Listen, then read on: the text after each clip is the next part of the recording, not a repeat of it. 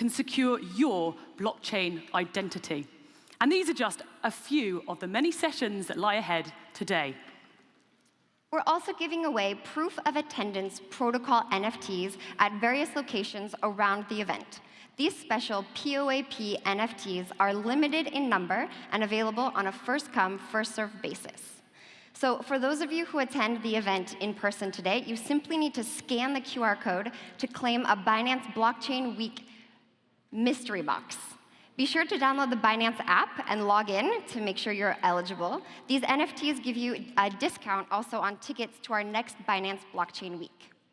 So for those of you who are following us at a distance, there are also POAP NFTs reserved for you as well. All you have to do is, of course, download the Binance app on your phone, log into your account, then click on the Claim NFT button on the event banner whilst you're watching, of course, our Blockchain Week live stream.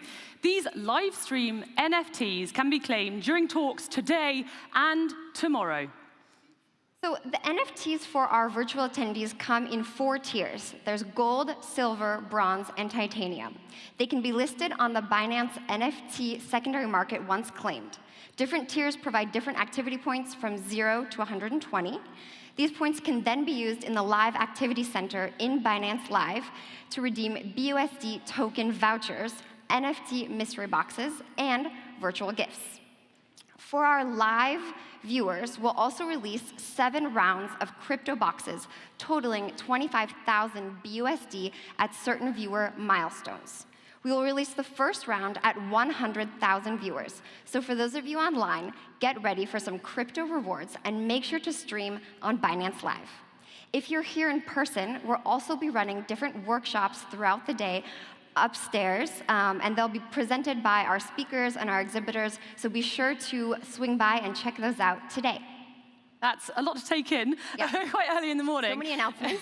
But if you are on social media, please don't hesitate, and of course, using the hashtag Binance Blockchain Week. We want to hear from you, what you're looking forward to, how you found the sessions, what you're taking away from today and tomorrow. And of course, for those of you who are watching live, you will be able to watch the replay sessions on, of course, Binance Live. Now, let's get this day started with our opening fireside chat with Binance's dedication to blockchain in the local area here in France. We're extremely honored to have the French Minister for Digital Transition and Telecommunications, Jean-Noël Barrot, join us today for an intimate fireside chat session with Binance's CEO, very own CZ. Now, to moderate this session, of course, will also be my co-host, Kayla Rourke. Now, would you please join me in giving a warm welcome to Jean-Noël, CZ, and of course, Kayla.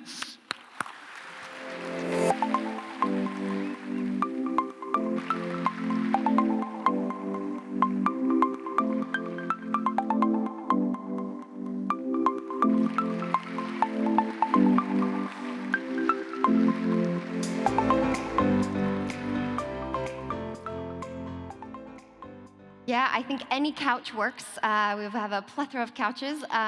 Thank you so much for being here today. I'd like to kick off with you, CZ. Look at this turnout. This is the largest event you have organized for Binance in the world. Why is France a strategic hub for the blockchain community? Yeah, so I think France is very important, very strategic for many, many reasons. I think one of the first reasons is for us, there's a very large talent pool here. France has a very strong engineering culture, and France has been historically very strong in mathematics, so that culture still filters down through the generations, and that has very deep roots. So talent pool is one of the biggest reasons that we're here for. But there's many, many other reasons. I can elaborate. I don't know how much I should go into.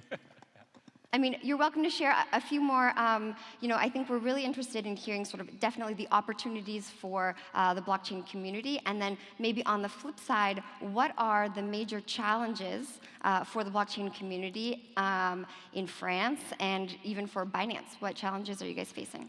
Sure. So on the talent pool part, we established a large team already. We have 150 people here now. We hired 150 people in France, in Paris already. We have to change our office a couple of times to accommodate the growth. We are planning to hire a couple hundred more before the end of the year. So we're growing very fast, and the talent pool allowed us to grow very fast. The challenges we face very often are, regulatory challenge, the lack of clarity in regulatory in other places. Where France, this is much less of a problem. The French regulators are very clear, very upfront, very precise. They're very demanding, very strict, but they're very quick in response. They're very responsive, so they're very quick. They want to push this industry forward. They welcome this industry.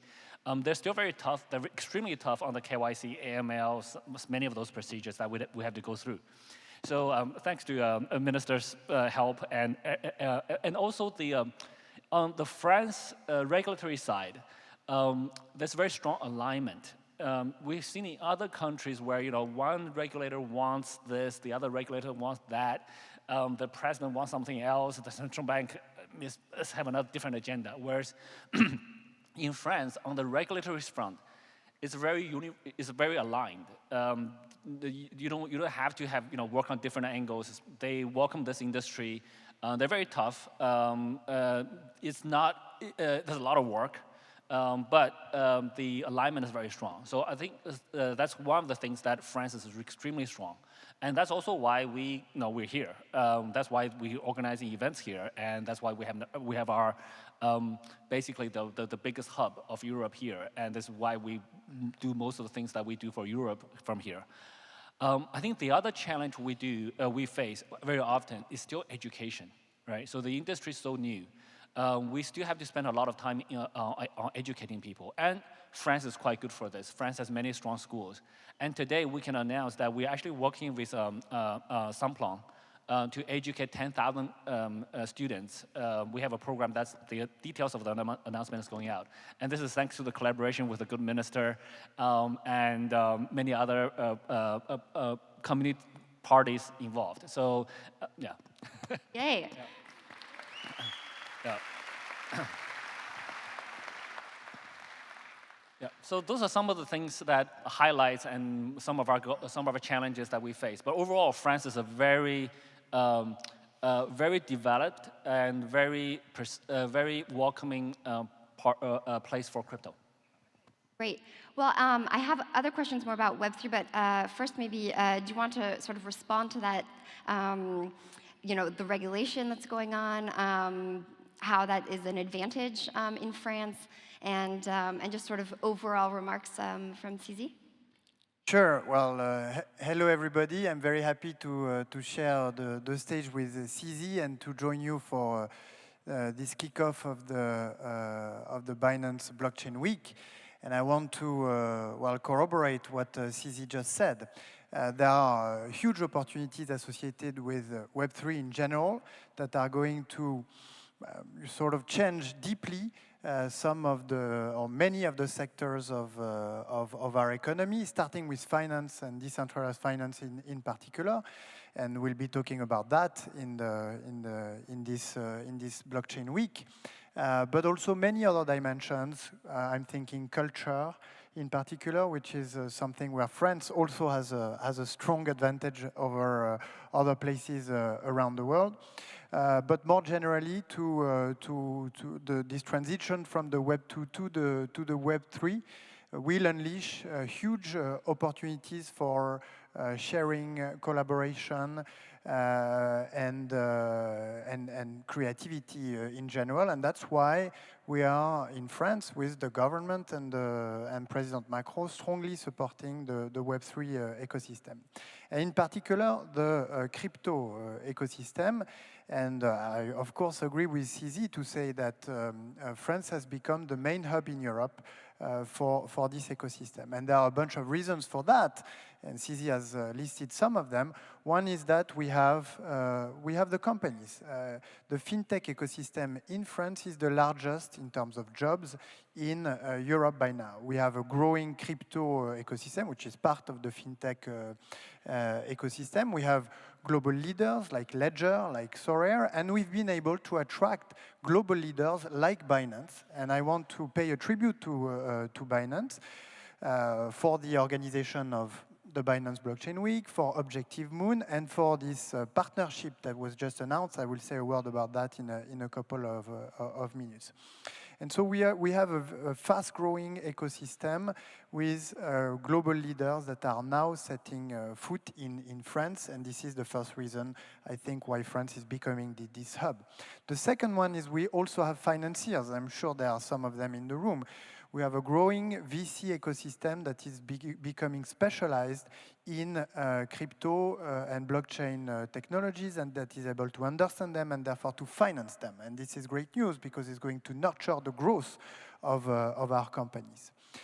The third point is that we have indeed regulators that have acquired over the years a deep understanding of what blockchain-based finance is about.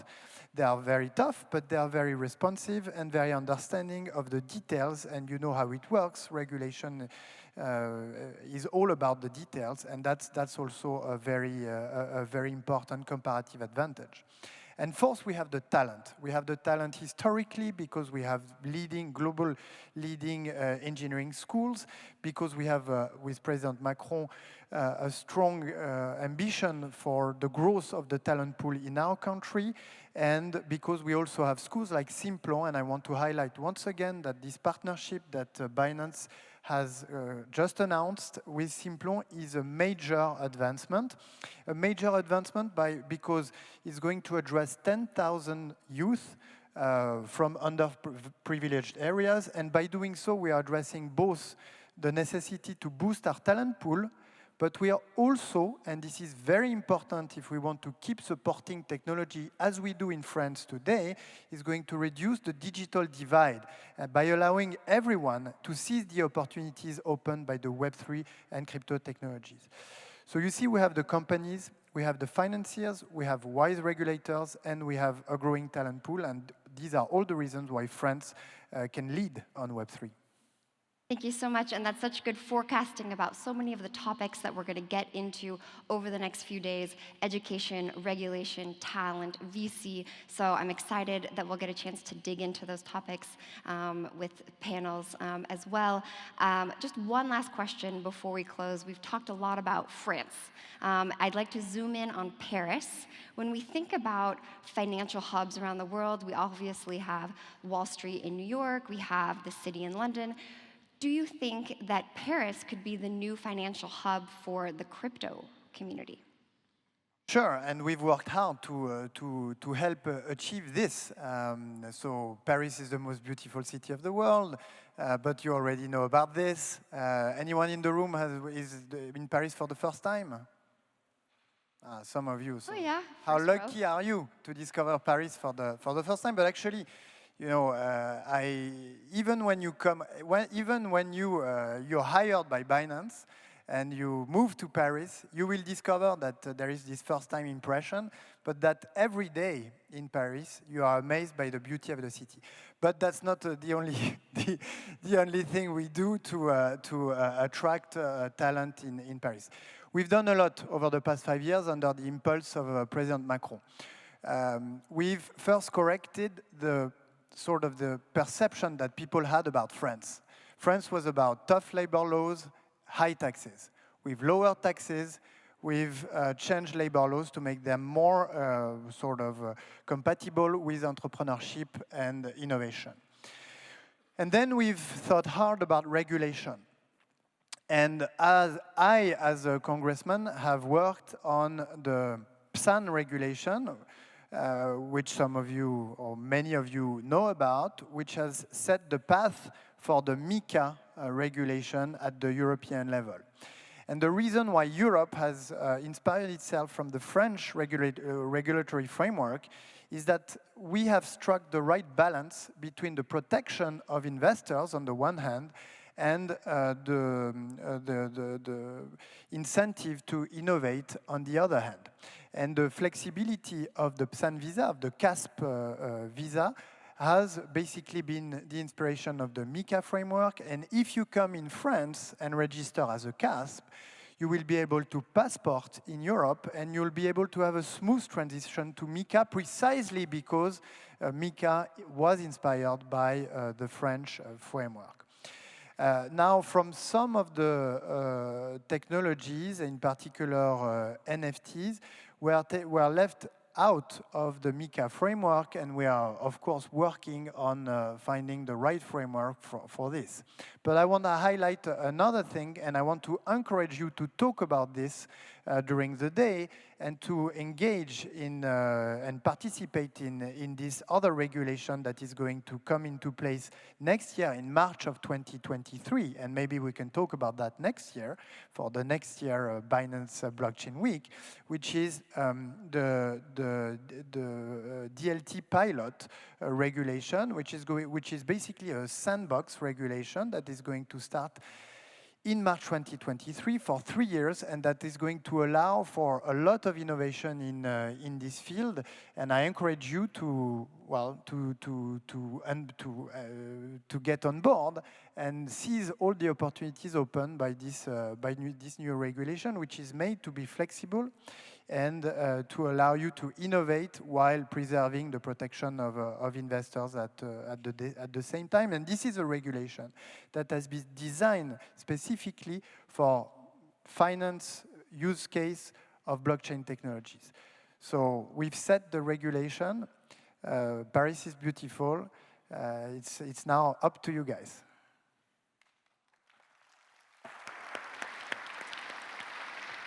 Thank you so much. Yeah, Cizi, do you want to leave us with any final comments?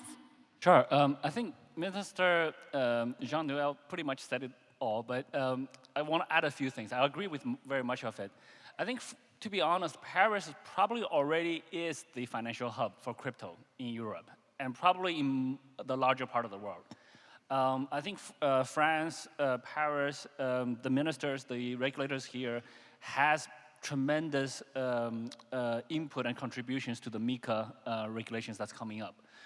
We are aware of some of those efforts that went on, and those are not easy. And well, that will make the job for the crypto entrepreneurs much, much easier, or the crypto businesses much easier. Instead of applying for 27 licenses, you just have to apply for one, and it's now you will be passportable. And there are some very tricky issues in the MiCA regulations. Well, not tricky, like fine-tuned balance issues. I think MiCA will be viewed as a global standard to copy from for many other jurisdictions. So it's very important to get that right. To be honest, I'll get into the details a little bit. Most part of MiCA is very good, to be honest. It is a little bit strict on the stable coins. It's a little bit limiting on the stable coins by not, today the drafts are not adopting the US dollar-based stable coins, which have the 75% liquidity in the market. And this is some difficult issues that regulators work behind the scenes to try to overcome, etc. But overall, MiCA is fantastic. And we're also looking at obtaining potentially some traditional license, like MiFID licenses, to be able to offer derivatives in a compliant way. So many of those efforts are ongoing. And I think this all ties back, if we backtrack a little bit. 5 years ago, President Macron said, he wants to make France a startup nation. This for France, for many other countries is easy, but for France it's super difficult. So France has a long history, a lot of establishment, but I think so far till today, it largely has happened. And I think we're very confident for the next 5 years it will explode. So all those, and many of those things are happening, including lower taxes, much easier employment laws, etc. So all of those things are entrepreneur friendly, startup friendly. So, and now there's also Station F, which we're partners with, and so all of those things happened, and that's very, very promising. But I think today, the fact that we're here, we're based here, and in the last year or so, we have also seen a lot of other businesses, crypto businesses coming here. And there's many local ones here too. Ledger's here. Ledger's a very popular, the most popular hardware wallet. There's many other businesses here that are quite strong. So I think we're already kind of the hub, but it's the early days. We want to continue to build up on that. And we're very confident this is the right place. Wow, well, thank you so much. Great ambitions, and we look forward to seeing all that over the next few days. Let's give them a huge round of applause. Thank you. Thank you. Thank you so much.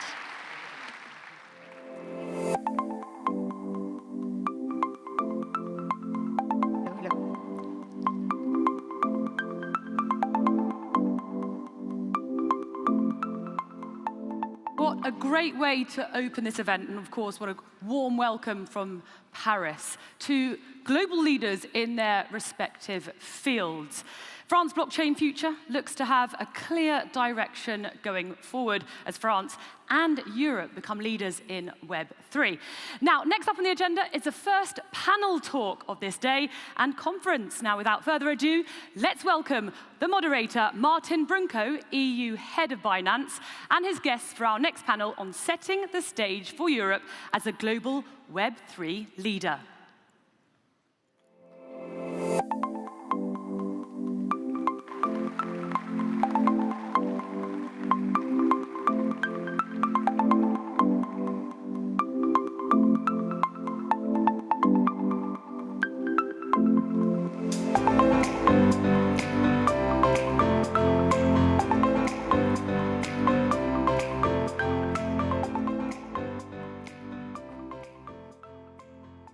Good morning, everyone. Thank you so much for coming. It's great to be here in the heart of beautiful Paris. And it's fantastic to be here today with Yves and Ian. We're going to discuss about Europe and its potential and role in driving the Web3 revolution. And I think we have two fantastic speakers here.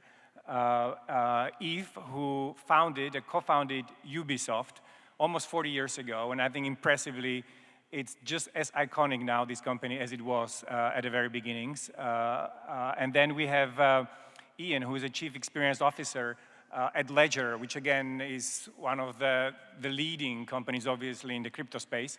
And I think Ian also has a very interesting background because previously he was doing a lot in arts, or in the art business, if I may say. He was the head of music at Apple, and he was also Chief Digital Officer at LVMH. So I look forward to a great discussion here. Well, thank you for having us. Yes, thanks so much. So let's set the stage. We all know, and I don't need to explain to you, that's why you're here, that really Web3 is the future. We have right now about 300+ million users globally of crypto.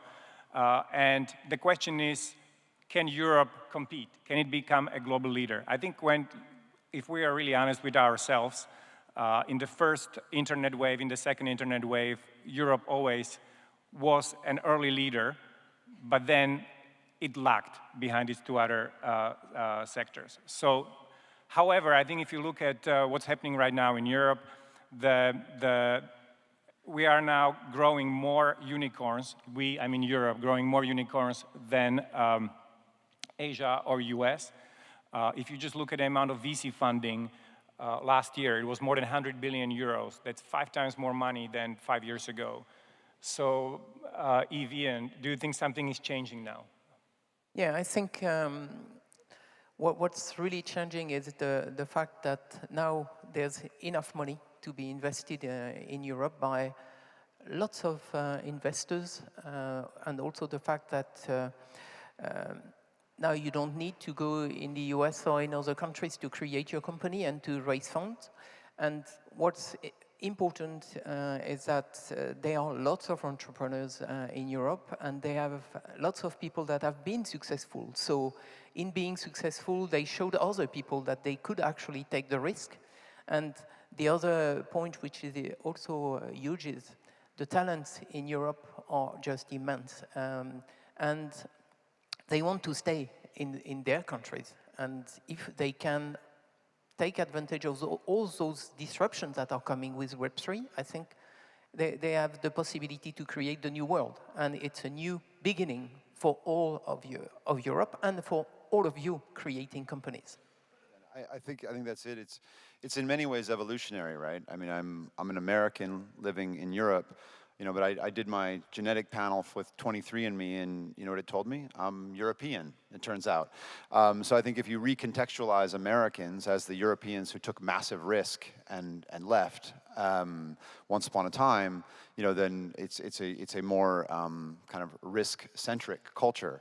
At the same time that the internet was this revolution of information that changed our lives. It changed humanity. We went from disconnection and very expensive telecom bills to call internationally to, to having 6.5 billion connected smartphones, and everybody is literally, one WhatsApp or WeChat phone call away from everyone else on the planet. So now we can actually do what we want from anywhere that we want, and the lifestyle here is pretty great.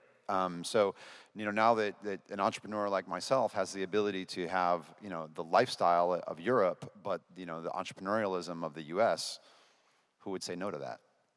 So I think this has been one of the accusations against Europe, that we're kind of slow, we just have too much of a good life here, we're not entrepreneurial enough. I think if you have been demonstrating in your company for 40 years the opposite. So, but what was kind of the secret of your success here? Right? Why have you managed to keep building this company in Europe, given that there's been quite a lot of, I think, iconic companies started by Europeans, but then they usually would move elsewhere. And I think even if you look at the crypto world, I think that's quite interesting, right? Because I think there was a whole bunch of projects that were either started by Europeans, but abroad, or started by others in Europe. I mean, from Ethereum to many other companies, Tether, bunch of ex-Europeans as well. So why have you stayed, and how?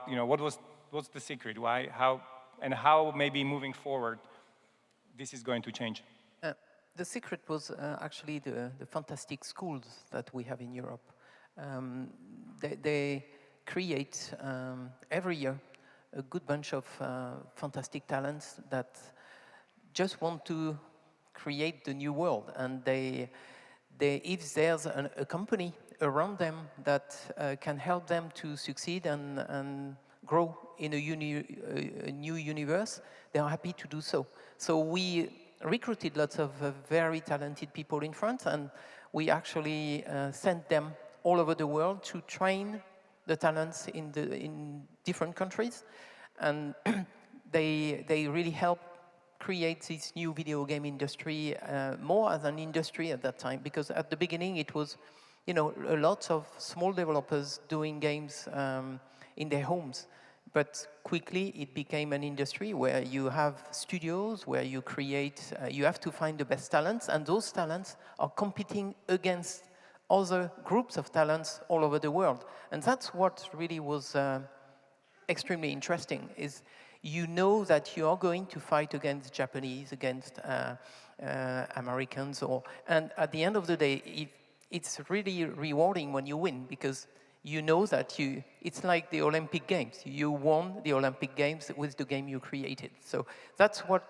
made our teams very excited about staying where they wanted to be. And we opened offices in Annecy, in Montpellier, in many places in Europe also, where people wanted to stay.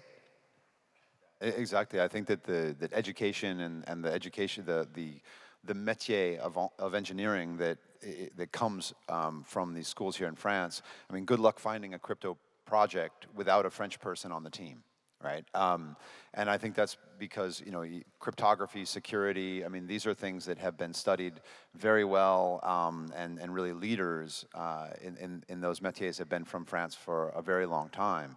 And the same for us. This is why Ledger has an outpost in Grenoble. There's an incredible school and program there for cryptography and security, and it's a great place to live. And to your point, if people can practice what it is they've learned around other incredibly intelligent people in a place that is beautiful and great to live, and full of hiking and mountain biking and all of these other things that are great for lifestyle, then again, why wouldn't you?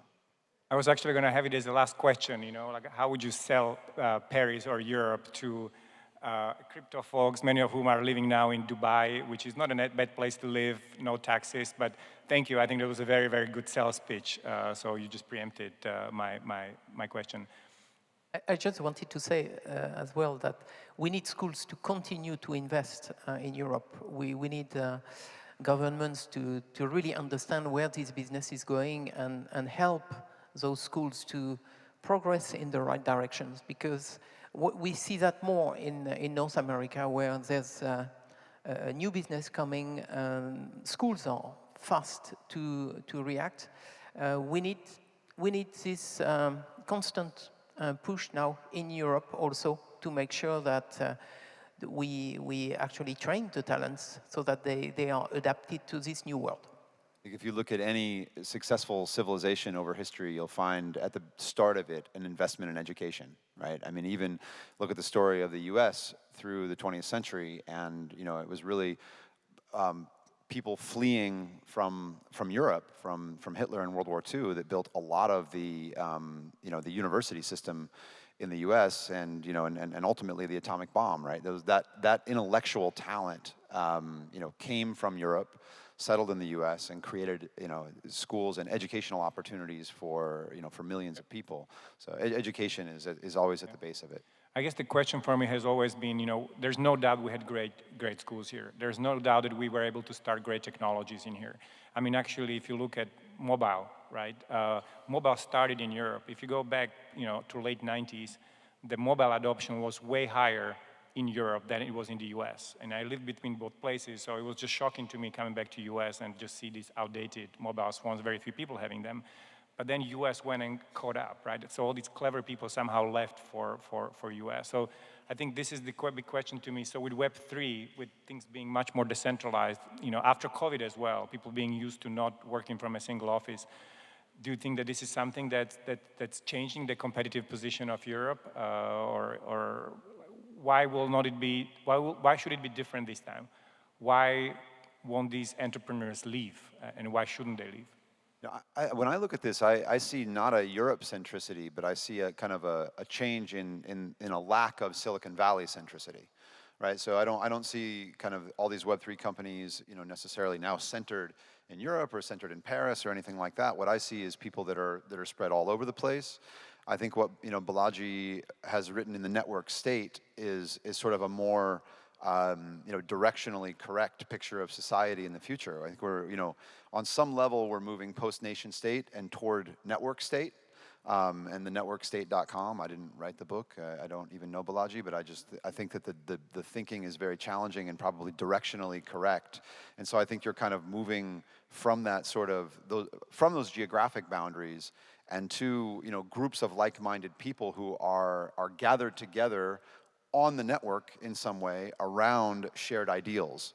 That's really what we're doing, and then that leaves us a choice as humans to live where we would like to, for whatever reason we would like to. Which brings up an interesting question of government. The first panel here with CZ, nobody less than CZ himself, was basically with the minister speaking about a government. And governments in this part of the world have often tried to wish industries into existence. And sometimes they were successful, to be fair, right? Like if you look at France and the aerospace industry and Airbus, the government was behind it. So, what's the role of government? With Web3, are we reaching a point where governments become irrelevant, or are we actually still in a situations where governments, where ministers, digital ministers, can actually do something about building these hubs, whether in Europe or elsewhere? Yeah, just before answering that question, I would say it's important to look at the steps the world is taking. And when you look at what happened with Apple and Google, where anybody in any country could create games and send them automatically to Apple to be published. So that changed the world in a big way, because from anywhere you could create games. And we see games coming from all over the planet. And Netflix is doing a little bit the same thing, where there are now creations that are done all over the world. You don't need to go in Hollywood to create a very interesting IP and experience. And I think what this new Web3 world is the continuation to that. So everybody knows now that they can create something, and if they are smart, it will automatically emerge and create value and revenue and a fantastic experience for the people that are going to use it. So this is really changing the mentality, and what we need from government, that then we come to that, is them to actually understand what's going on and train their teams so that they can really see where they can help to push that even further in their country. So they need to be specialists of those new technologies, and quickly, actually, after it starts, because lots of things are happening at the beginning, and we are still at the beginning, but it won't last like this. In 5 years, many spaces will be taken, and it will be difficult to emerge as a big country or as a big force in this industry. And I completely agree. We need governments to understand the technology deeply, which is, traditionally not their forte. And look, even as they always say, the future is already here. It's just not evenly distributed. And it's certainly true in this case, where this has a lot of reminders of 1999, 2000, when the thing to remember that I remember very clearly is that I knew the internet was the future. I had many people telling me I was wrong. And I had a mobile phone in my pocket, and it did absolutely nothing with respect to the internet yet. And that was 8 years away from kind of being, the mobile phone was 8 years away from being, even the beginning of an internet platform. So you have to be able to not only understand what's going on, but predict the future in a little bit. And if we were doing a news broadcast on television right now, the news anchors have a much easier job than the weather forecaster, right? Telling what already happened is much easier than telling what's going to happen tomorrow. And so governments are in this position with a technology which is truly revolutionary, right? I mean, I think that we knew the internet was going to change humanity, or some of us did back in 2000. But also, I think very few of us would have predicted, Brexit or Donald Trump as president, right? And so the internet did change humanity in really important ways. So if a revolution of information changes humanity like that, let's imagine what a revolution of value is going to do for humanity. So I think, very difficult and very difficult to kind of be in the position of government when, again, we're moving sort of, the role of nation state is changing. We are moving on, as human beings in the way that we live, we're moving somewhat from nation state to network state, because 8 hours a day is spent in a networked environment.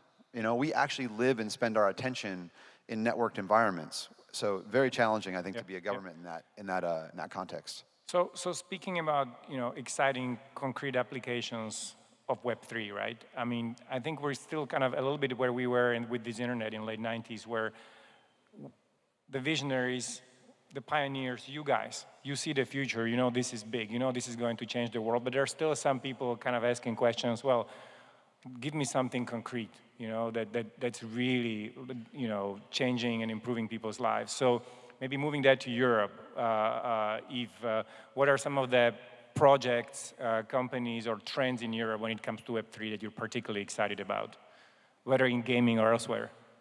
Yeah, there are plenty of good ideas in gaming.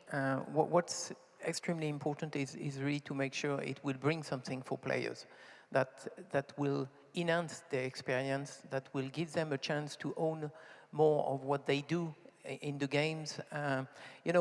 Players today are spending a lot of time and create lots of value in those games. And if we find a way for them to be more successful, more recognized, better recognized, I think we will be able to make them be part of that experience in the creation and in owning what's happening. So when you participate to a party and you created it, you like it a lot more than if you just come to it. And I think the new trend is to own what exists in that game environment. And if we can do that well, safely, it can be extremely successful. And there are quite a few companies doing that at the moment. Absolutely. This is a revolution of value and ownership.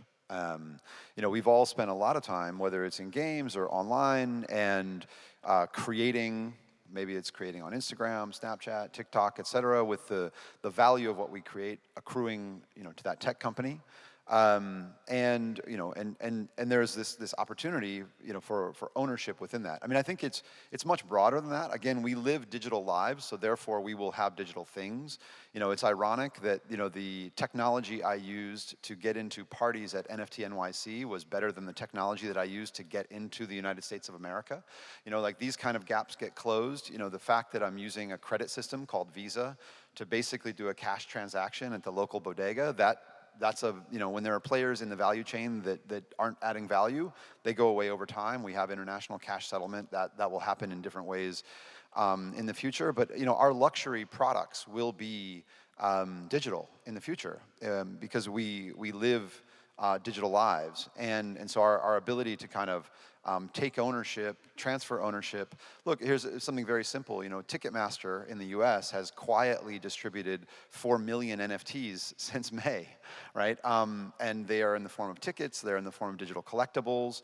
You know, Starbucks basically has a stable coin, right? Starbucks dollars, and they're adding, and they're bringing that onto the network. So a world where I can now take the value that's in my Starbucks wallet or my Carrefour wallet or whatever it is and send it, you know, straight out to my ledger is a very different world. And I don't, as Ledger, need a deal with Carrefour to do that. I'm using a public blockchain, which becomes you know, these rails for transfer, and that is just massive. To have that built on top of, you know, this internet and 6.5 billion connected smartphones is gigantic. And actually, speaking of you know, effectively fintech, right? I mean, fintech is actually one area where Europe has done really well. If you look at some of the leading global fintech companies, they came from Europe. You know, coming from Ledger, so where do you see some of the most promising projects, or maybe even you know, you've been also implementing some of these technologies into your games, and maybe then a follow-up question for you is, you know, what is the user experience? Because I think maybe, do they really see it as owning things, or is there pushback from some of them as just kind of seeing as the old centralized guard is just, you know, using the technology to take advantage of us? So, sorry, two different questions for the two of you. I think, you know, in terms of, you know, user experience, which you asked about, and we're really focused on security and ease of use. Those are our two things. And we do security without ever compromising, you know, we are trying to get to ease of use without ever compromising security or self-custody. And that's the trick. And we're in this early day, you know, back in 1995, I put the first URL on a movie poster. But you weren't saying go to my website in those days. In those days, you were saying get a personal computer, get a modem, get an ISP, get a web browser, okay, now come to my website, right? And we all know the experience of onboarding people into crypto right now, and it's quite similar, right? Get a wallet, get a hardware wallet, get, you know, some value from an exchange. You know, we know that there's a long path there, but you know that gets cleaned up over time. You know, in 2000, I did the first day and date release of a digital and physical album, right? And we sold 20 copies. Right? You know, now if you say, you know, hey Siri, play some Slayer. I know, hopefully your phones are all going to play Slayer right now. You know, but that's where we are and where we've come in a very short period of time. So user experience-wise, we're just early. We're all building. This stuff catches up.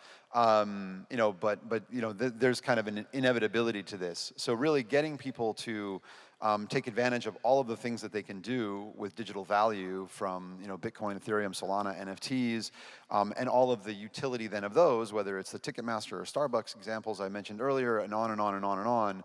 And doing that, you know, with security and self-custody is what we're focused on building.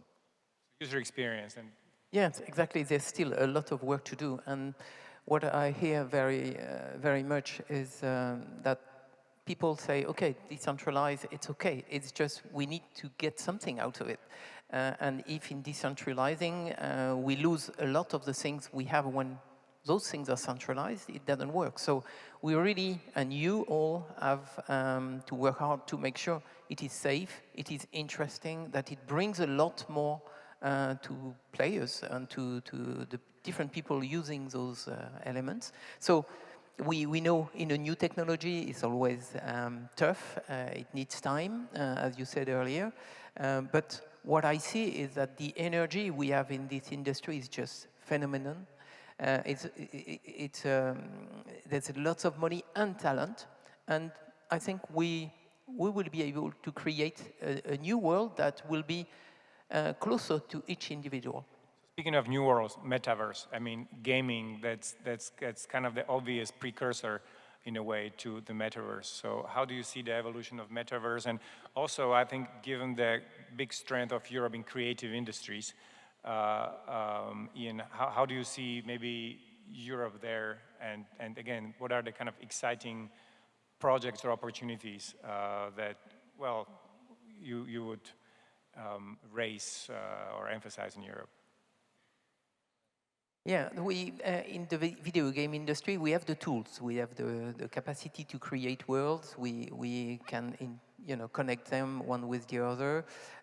Now we have to make sure we can make sure that everything we create can work for everyone. So we will have all together to put norms and things that will make sure that when we create something, it can work with all the other things that are all the other metaverses that are created, so that there's a good communication between all those worlds.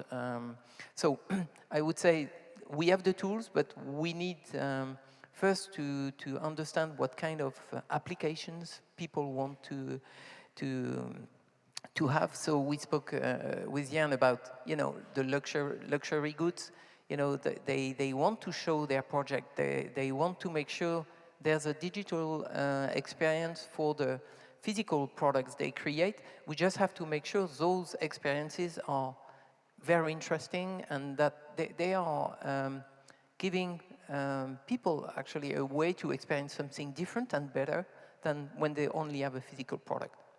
And I think that, I mean, the term metaverse is a bit of a red herring at this point. I think you've been building, metaverses or microverses for 40 years now, right? And we all live in a metaverse, right? The definition of metaverse by the company formerly known as Facebook, now called Meta, is people who are not in the same physical space collaborating.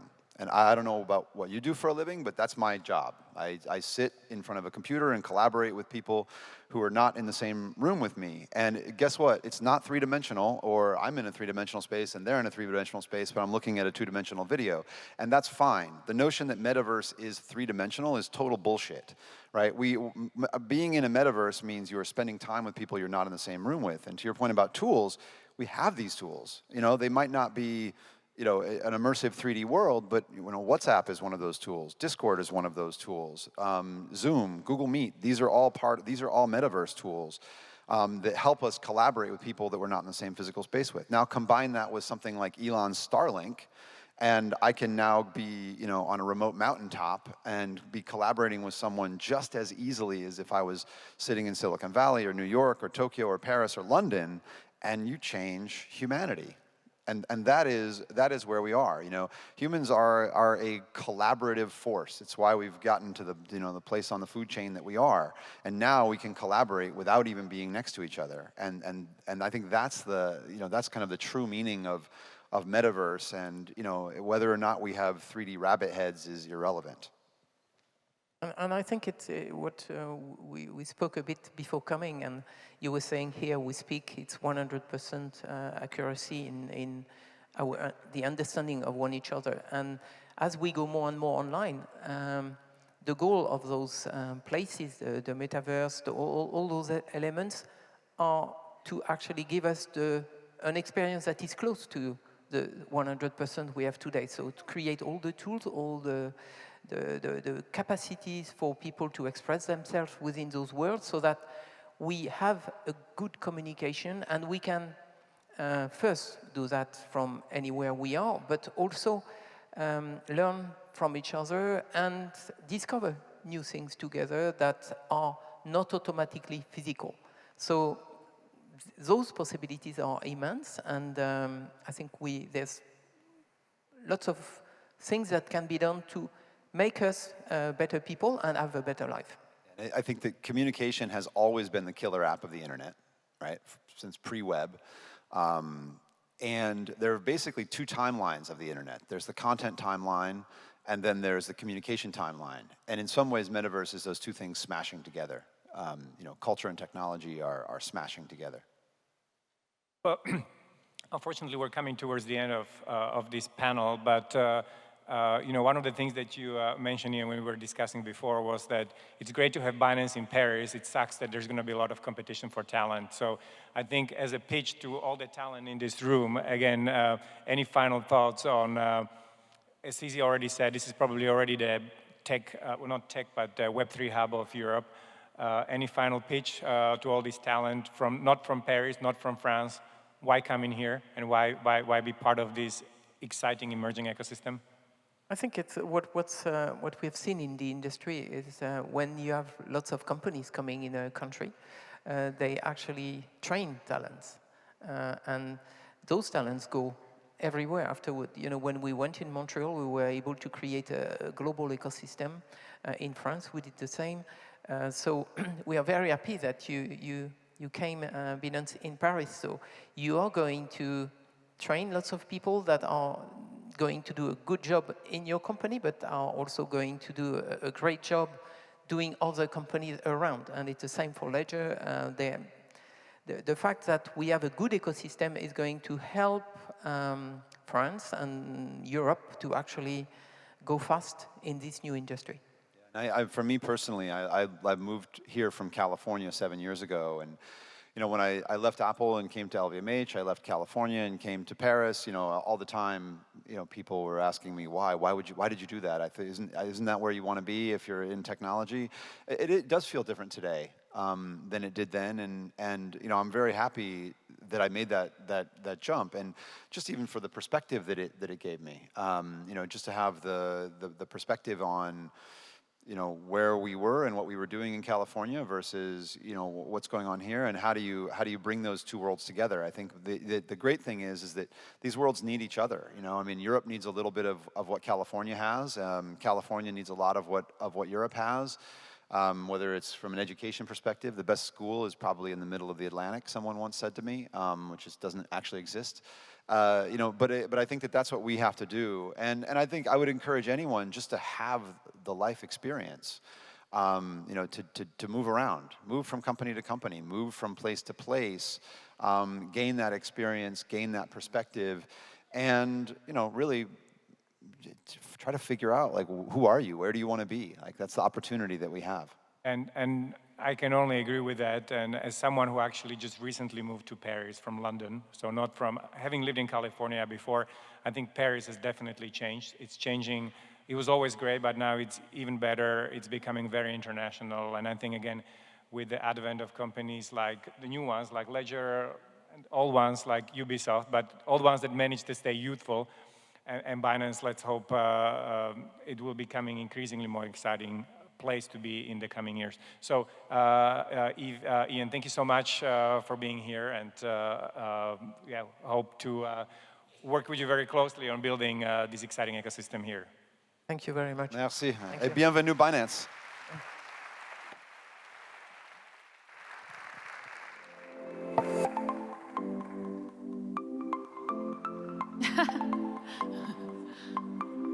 What a cracking first panel. I was trying to summarize, what they were discussing in those 30 minutes, but I mean, it was so hard to because they covered so many different points and each one was fascinating. And all I can really say is that the future of Web3 definitely looks very bright, and especially here in Europe. So, I mean, it's also kind of plain to see EU's unique position at the moment to act as a springboard for global Web3 adoption.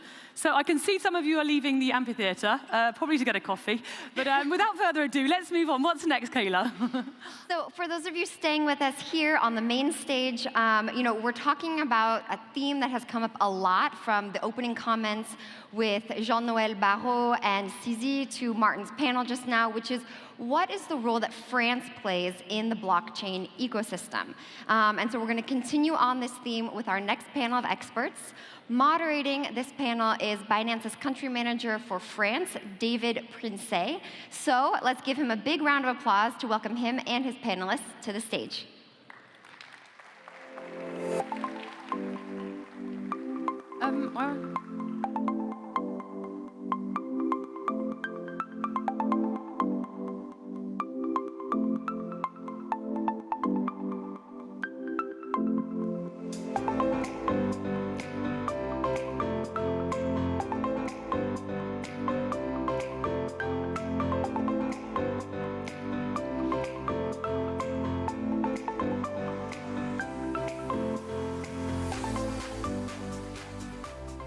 Hello, everyone. So first, I have an impossible challenge. We need to explain the French blockchain in English with people that I really know personally, and I have the pleasure to introduce. Pierre, Faustine, Alain, Stéphanie. I will let you introduce more. The aim and the objective of this session, I think, is to explain how we came to this situation now, and what is going to be following, and what's the next chapter. Pierre, do you want to begin to introduce? And first, I want to really emphasize on the fact that I'm really happy that we see the men and the women of blockchain with a 50-50 ratio that is totally equal. Yeah, thank you very much, David. Thank you for the invitation. I was MP during the 5 last year in France in the National Assembly, and I work a lot on this subject, on blockchain subject, about Web3 and crypto asset in general. I discovered blockchain in 2013, not at the start, but at the beginning, and it was just a Paleolithic, you know. Right now, maybe we are the Neolithic, and it is increasing. And when I discovered this subject, this technology, I knew that it would change the world, it change the finance, it would change a lot of things, use cases for the humanity. So I started to work with regulators about legislation to build the first framework in Europe about crypto assets. Right now, there is a lot of regulation all over the world, but we were the first. Bravo. Faustine, do you want to follow up? Yes, so we work a lot with Pierre when you were MP. We are currently working a lot because even if France will lead the blockchain system, there are many things to do. So we are a professional association, and our goal is to federate and to represent all the champions that will build the Web3 industry in France, in Europe, and on the international stage. So we are currently building regulation. We are currently raising all the deadlocks that newcomers raise facing the incumbents when they want to bring innovation. We are doing a lot of education, and such events is really important, really crucial for this effort. But we can say that already today, France is becoming the haven for crypto champions who want to expand to Europe because of all the work that France has already done regarding regulation, but also because we have authorities that are really experts about crypto assets and who know the industry, know the companies, and more are understanding that it's strategic that we build in France and in Europe the industry that will actually change our daily lives tomorrow. Alain, you are our collective intelligence about a subject that is much more broader, which is fintech. Can you please I'm scared to death to be your collective intelligence. Anyway, I'm Alain Clos. I'm chairing France FinTech, that happens to be the non-profit association gathering and representing fintechs in France. We're talking on their behalf to the government, the MPs, some time ago to the gentleman seated there, and some others, to the European Commission, and obviously putting people together so that we create champions, a very sustainable ecosystem in France and in Europe with a global perspective, which is to say to export our talents to the rest of the world. We've got 300 members, and maybe a few facts and figures at this stage about the global ecosystem. The fintech ecosystem in France happens to be the second largest in Europe in terms of almost every parameter. We've got 40,000 jobs, out of those over 12,000 created this very year. We have the second largest in terms of fundraising. We've raised since January 2 billion euro, which put ourselves in a second position next to the UK and by almost 30%. We've got 11 unicorns. We are by far the largest tech sector in France within the global picture of technology. And also, we've got already 10, 20-ish champions capable of obviously taking a leader position in Europe and sometimes elsewhere, including in crypto. The Ledger, the Sorare, etc. Are already visible at a global level. And maybe a few words on facts on crypto without that. As Faustine mentioned, crypto accounts for roughly 11% of the whole population, over 2,000 jobs, and moreover, 7 out of the 10 main fundraising transactions in Europe this year were performed by French players, which is to say we're already at the center of the European sector. Obviously, our vision covers the rest of the world, but it's a good beginning to say. And Stéphanie. Thank you, Alain. So I joined Binance a few months ago, and I'm in charge of boring stuff, legal, compliance, public affairs. But before that, I participated to draft the regulatory framework for France, and I worked a lot with Faustine and Pierre, because I was working at the French Financial Markets Authority. I was Deputy General Counsel there, and basically for the last 3 years, we all worked together with the French ecosystem to build a sound regulatory framework for crypto assets. And what is the specificity of France in that is that we have struck, I think, a good balance between investor protection and the competitiveness of a young sector, a not mature sector, which needs to be encouraged, nurtured, in order to grow and to expand. And I think in France we have struck the good balance, and I'm happy to say that Binance was first registered as a VASP, a virtual asset service provider in France. France was the first country in Europe when we got this registration, then followed by Italy and Spain, and I'm sure that we will get other registrations in Europe as well. Thank you. Alors, to really see what happens those following years and what happened on the blockchain ecosystem, we see the arrival of unicorn on blockchain and on the forefront we see a lot of French actors.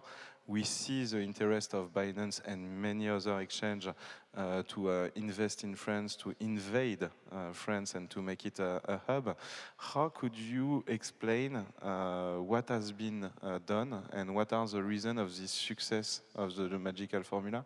I see a sense of the solution here when I see that basically we have the people who wrote the law, the people who work on the market, the people who are a young country, and the government in the same table today. I think the best approach is to speak about the technology and regulate the object or the use cases and not the technology. When blockchain started and company grew up and some startup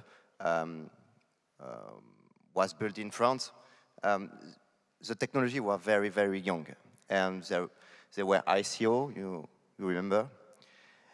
And we doesn't know at this stage what will be this technology and what will be the use cases in the future.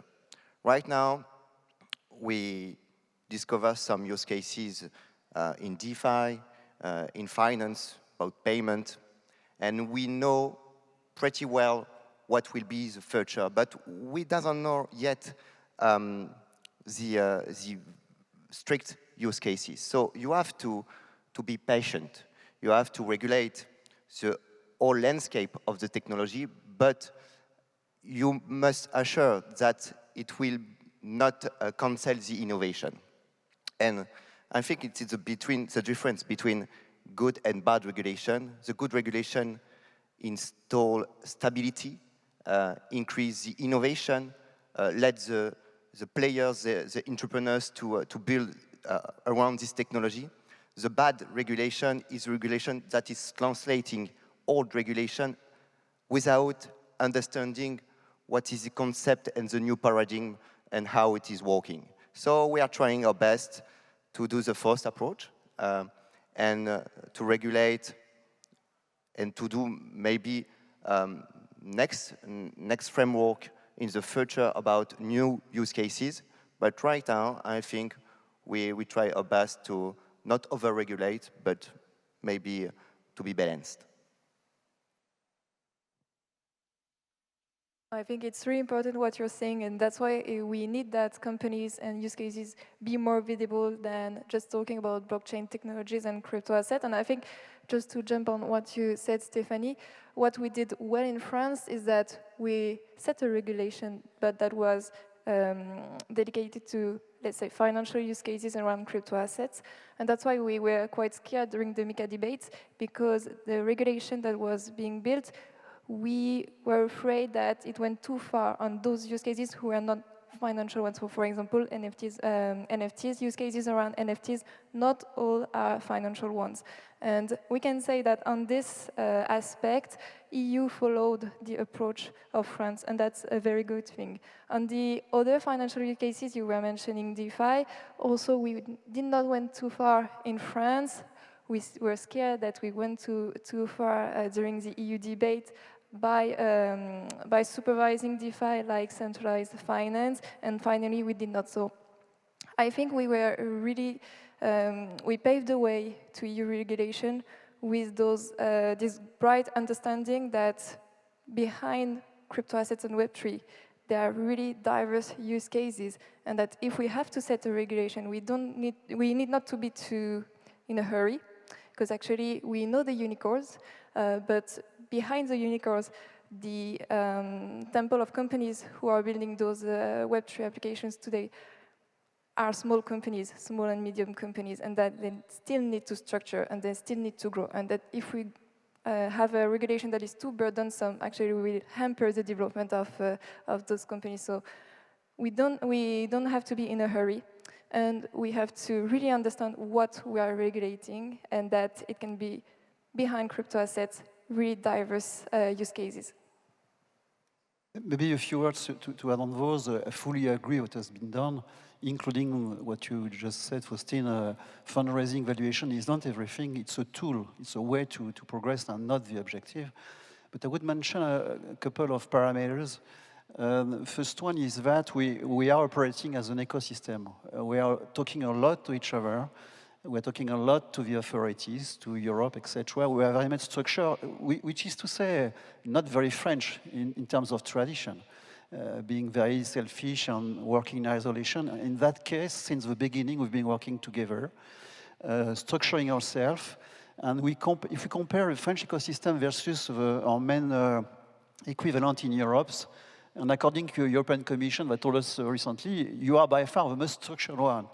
And sometimes it's not easy, because obviously we are talking to the government, sometimes we disagree, we're talking to the regulator and supervisor, and often we disagree, but we are working together throughout proper structure. The second parameter I'd like to add is that we are working a lot to support the demand. There is a demand in France. One piece of figure strikes me is the fact that 8% of French citizens, adults, are owning cryptos in France, which is to say significantly more than equities. And it says something, and 3.2% already bought NFTs. Maybe some of them need to be more educated so that they do understand really what they are obviously doing. And we're working a lot on the educational side, which is key. But clearly there is a substance, there is a market, and working a lot on that together. Yeah, I wanted to build up a little bit, elaborate on the notion of ecosystem, because to have a sound regulation, what is important is to have a bottom-up perspective. It's not possible to regulate blockchain from the top, because all the regulators, the public authorities, but don't know as well as the private actors how it works. And one of the strengths in France is that we were able to have this bottom-up approach by having public consultations, asking basically companies how they want to be regulated, drafting text, and then ask them to add their input. And this is how something sound was written. We have done that, I think, for crypto assets, of our normal crypto assets. Now we need to do it for NFTs and DeFi, because those two parts are excluded from MiCA regulation, so from the European regulation, as stated the French minister at the beginning. It's excluded, but we need to think collectively on a good way to regulate, maybe, if it's needed, those products and those use cases as well. And what Binance is trying to give is maybe to expand the scope of this ecosystem from a French ecosystem to a European ecosystem. It's something I would really want to do, is to say that the first discussions about crypto regulation started in France, but now we need to have these discussions with all European actors and bring this bottom-up knowledge to the regulators and to the public authorities. Yeah, and we had the chance to see it with Italy and Spain, where after following France, we were registered and I assisted to the discussion. I think we are never going to be able to avoid this subject, so let's make it fast, and then let's not speak about regulation anymore, if you all agree. Mika, what's your take on, what's your opinion? Alors maybe we can begin by Stephanie and then come back to Pierre. I know, Pierre, where you're going to lead. I'm going to lead you the conclusion note on this. Alors, the main difference of MiCA, between MiCA, so the European regulation, and the French regulation, is that MiCA is compulsory, is mandatory for every crypto asset service provider, whereas in France, some part is still optional. And it was thought like a label to encourage serious companies, serious projects to comply with regulations.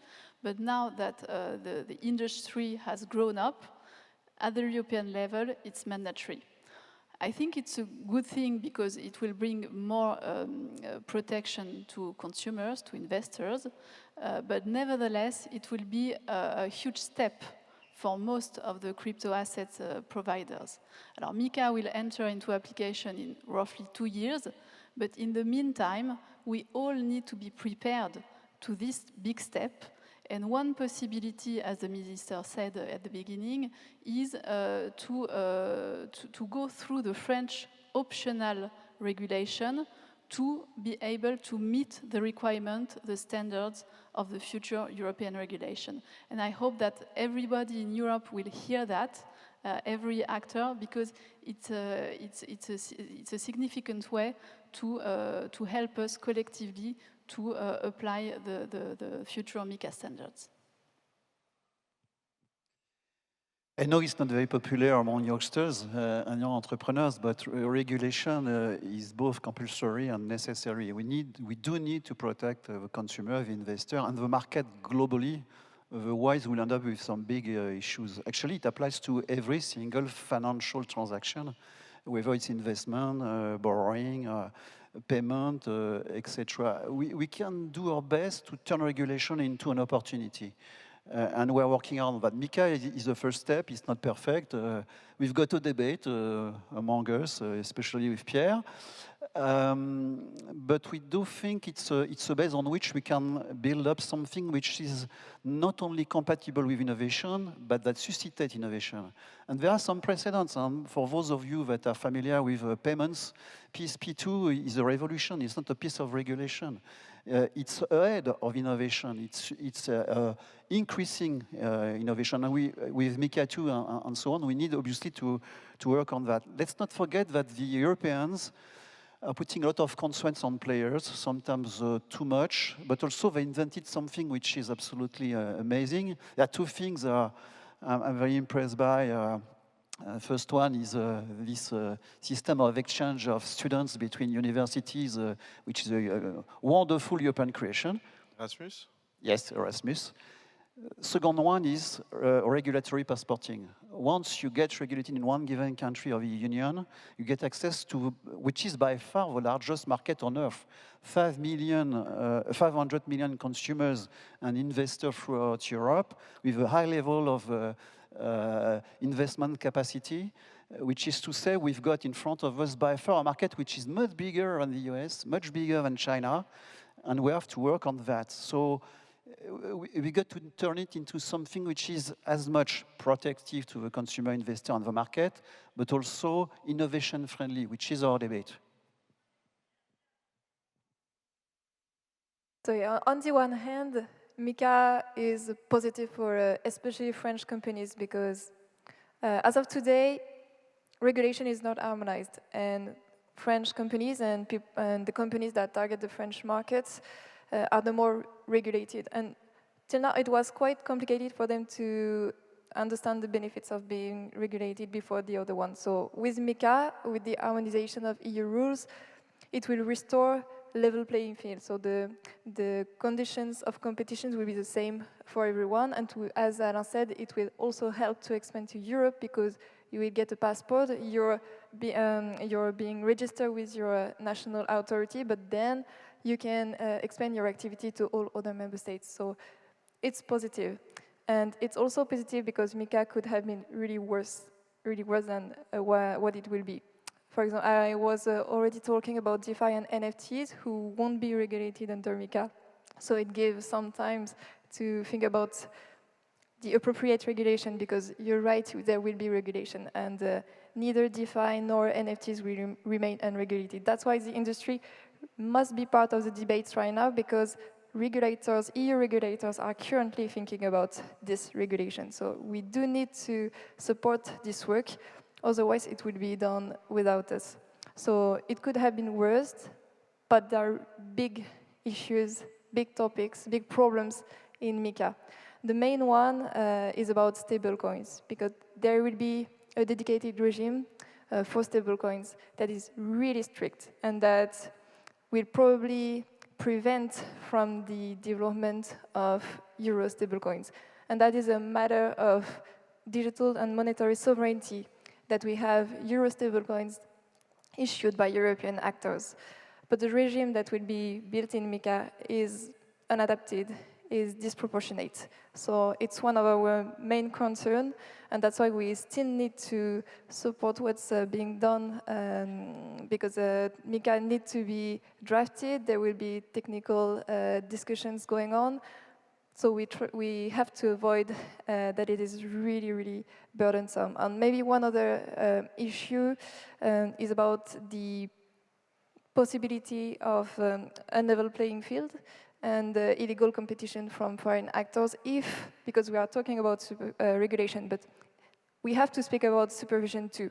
If we have rules, we need someone to ensure that those rules apply to everyone. And we are afraid that international leaders, international actors who don't comply with the EU regulation can anyway target the European market. So that would be really unfair, and actually it would be counterproductive with the objectives that regulation is aiming at, like investor protection, but we can also speak about anti-money laundering, about the fight against financial crime. So we do have to take care that EU standards become universal on the international stage, and that we have fair competition everywhere. I'm pretty agree with that. On the one hand,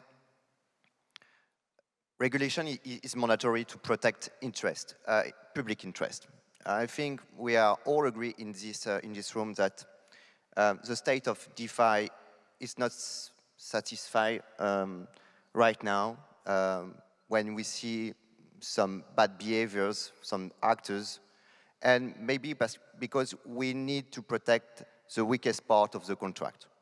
My grandmother don't know how to read a smart contract, and at the end of the day, DeFi is about it. And we need to protect people from bad actors.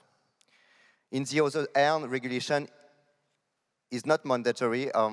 I think doesn't have to be created to protect monopoly and banking monopoly. And that it is the point about the regulation. I think we need a smart regulation to increase the innovation, not to protect monopoly. And when I read MiCA and I start to educate some policymakers in Europe, Commission, Parliament. Something, when I read this text, I see just a translation about the actual nowadays regulation about bank. And you can't regulate DeFi, Web3 with the same tool that bank. And this is my point. I think on many aspects, there is a good aspect in MiCA. I think on VSAP, it's okay. Stablecoin is very, very, very tough. Because when you speak about sovereignty, EU sovereignty, you need to have European issuer of stablecoin. And what we've seen, it's not a problem for American, but right now, the only one big issuer of stablecoin, European stablecoin, Euro stablecoin, it's quite American, and it is regulated by the American regulator. It's a point for me, because when you ask our company, when you ask our policymaker to fight for the sovereignty of Europe, you need to accord to be right with the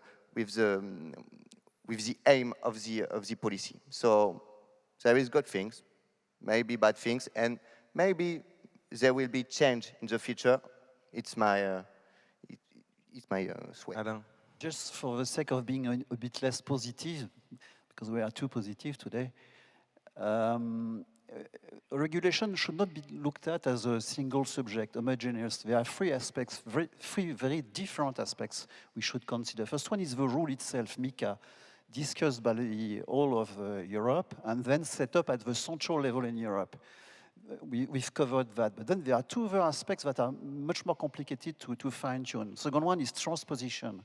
And there is a bad habit in this country, which is to over-transpose, which is to say to add rules on rules in the way we are understanding the central rule. And we've got, all of us, very concrete aspects in mind on payments, on banking license, etc. And then we are a bit scared that once again, we add constraint to the constraint. And the third one being the supervision. We are calling our local regulators. To an extent, they are more and more supervisors, since the regulator, up to 80–90%, is at the central European level. And then the way the supervisors are looking at the way you're meeting the rule is very different from one country to another, so that there is some arbitrage, regulatory arbitrage between countries. We've seen that on KYC, and anti-money laundering, etc. So let's not forget the two other aspects, because very often the evil is there. Not much the rule that should be set up, innovation-friendly and not opening unfair competition, but also transposition and supervision. We spoke about regulation. Let's clear the air on regulation now and never speak about it again, please. But so we have accomplished a lot of things in France, and we are just at the beginning of a new chapter and a new adventure. We saw a winds of change between Web 2 and Web 3 in terms of position, and where we are going to position ourselves, what is the opportunity. But what are the next big challenge for us to really make the tryout? I think it's democratize. It's invention. It's imagine the new use cases for people, for humanity. Binance is one of the actors, but we need more use cases. Not just about investment, about day-to-day use cases. And I think it's when you will see the blockchain disappear, that will have accomplished a part of this journey. So I think democratization is the best way to build this ecosystem right now. I think we still need to convince about the opportunities and the potential behind Web3 applications. And there are still many preconceived ideas that are circulating about crypto assets and that hamper newcomers on this market and mass adoption. And we are still attacked on lots of topics. And I think the main one that is raising more and more with the geopolitical context is about the environmental impact. And we know that France is looking right now and working on a report to be released to the parliament in November about the environmental impact of crypto assets. And we know that the European Commission will need to do so. And maybe to take provisions dedicated to our industry to limit the environmental impact. But this work is led by the bad understanding of the crypto asset functioning, the differences between protocols that are not really known, the interests of such protocols in terms of security. And that's why you were talking about education. This is really important.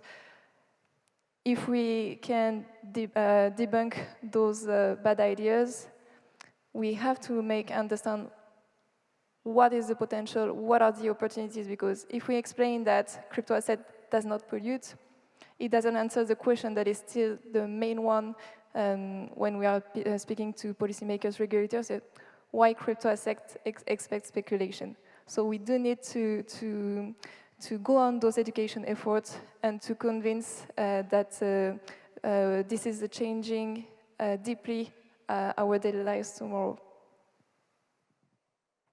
Very quickly, two additional points. First one is education. Education is everything. And keeping in mind, in this country, people have got a special relationship with finance.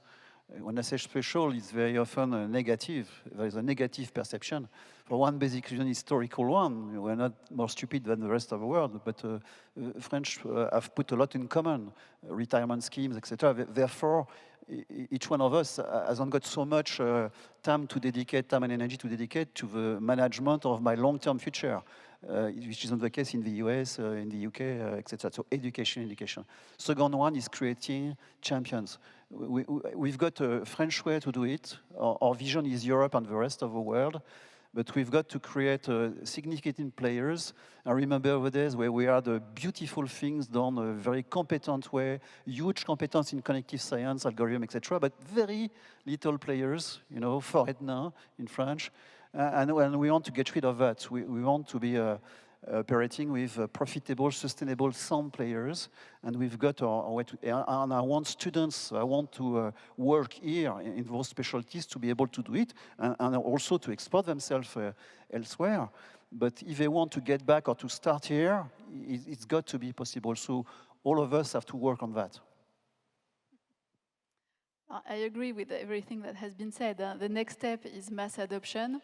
And for me, there are two things for that. Prerequisites, first education, and second, sorry David, regulation. First education, because we need to educate the mass of the population about a lot of things, about AML, about environmental impact, about how blockchain works. On AML, most of the people don't know that now crypto asset service providers need to apply the same regulation that BEX. A lot of people don't know that, so it's by explaining that we will encourage mass adoption.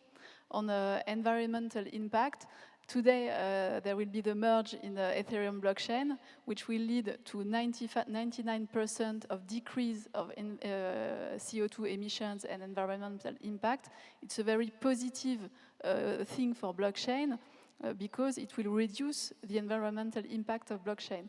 And I think that a lot of people don't know about that. So that's why Binance has a lot of actions in education.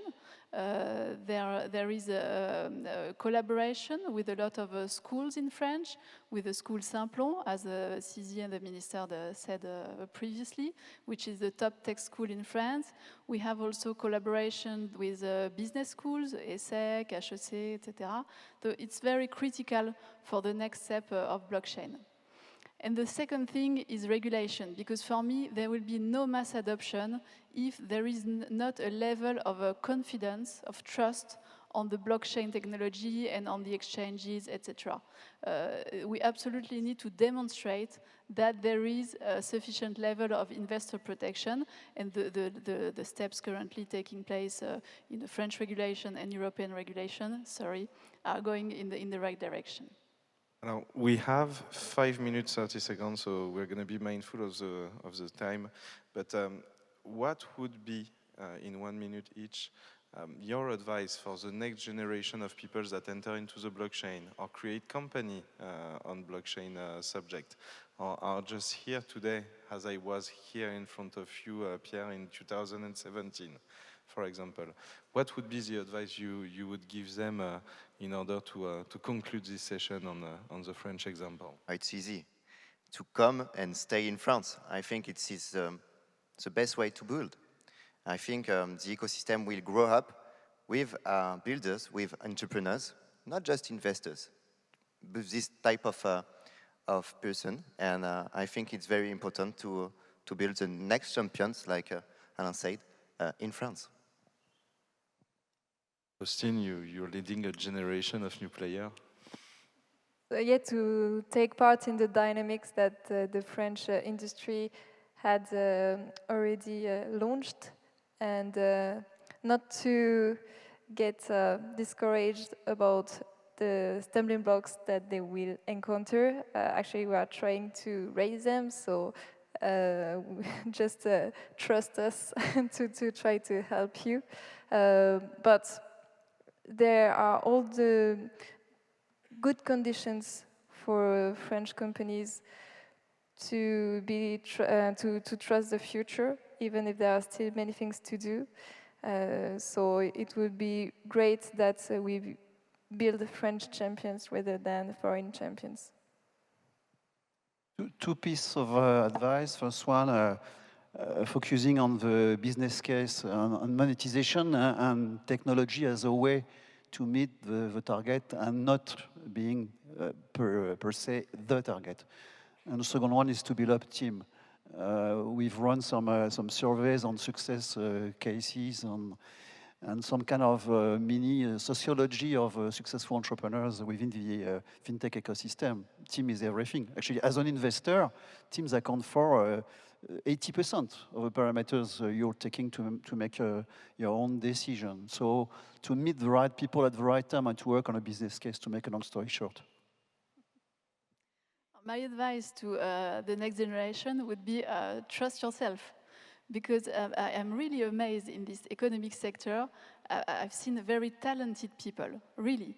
I was amazed when I was at the IMF because a lot of people were coming to the regulator to present their project and asking for what is the regulatory framework they need to apply. And I was really amazed to see all these talents. I would say in France, but in blockchain in general, the next generation is very skilled from a technical point of view and is also very creative. And it's something that we need in this new frontier of the technology. So really keep on, continue, trust yourself, and I'm sure that it will work. Thank you, everyone. And a few interf advice from my part as well. The first one is be smart, not clever. Go fast, don't go perfect, but go fast. There is a first-time mover advantage in blockchain right now. It's not the people that create the perfect protocol in one shot. It's the people that create the first iteration that gets the lion's share. And moreover, you don't know where you're gonna be in 1 year. Things in blockchain move really fast. So you need to deliver fast the product you're working on. Why? Because in 2 months, maybe the context is totally different. Maybe the trend is on another subject or on this. The last advice, and I want to thank all the Binance angels that are here with us, is community-driven. If you are community-driven, you're going to succeed in everything you do in blockchain, because at the end of the day, blockchain is right now more a community than for now a very economical sector in a way. And that's by communities that you begin with. So here my last word. Does anyone want to add any last word? Maybe you were to thank Binance. You guys have been quite committed to our market. It took us some time and energy together to convince CZ to pick up Paris as opposed to Frankfurt or London. I understand you've already recruited 200 staff in 1 year, investing significant money. So it's exactly what we want, the game to be played here, to create jobs, to commit to the environment together. So thank you. Thank you, everyone. And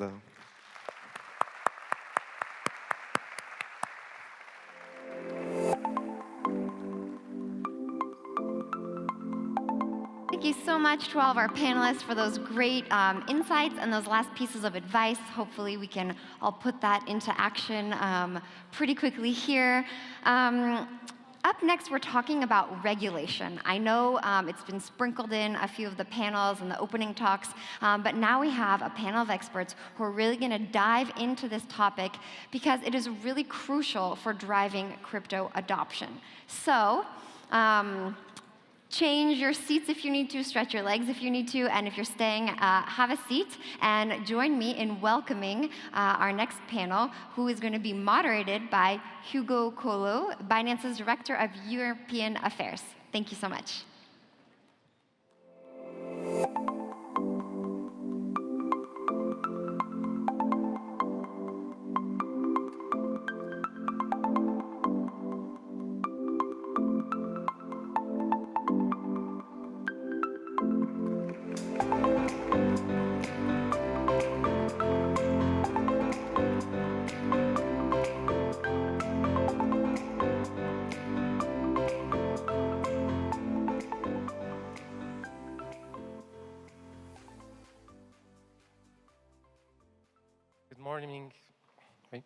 Good morning, everyone. We've been talking a bit about regulation. I think we'll continue on that topic and take a bit of a deep dive now. Let me start by thanking Peter, Teodoro, and Armel for joining the discussion. It's a pleasure to moderate this panel. So crypto is under the spotlight of regulators. This is not new exactly, but it's sort of intensified over the past few months, I would say.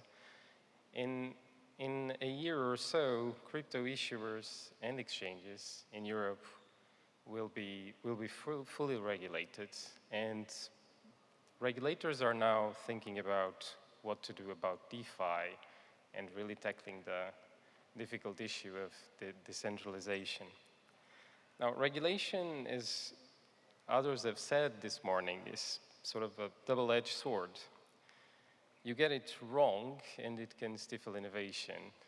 If you get it right, then it can instill confidence and support the growth of the industry.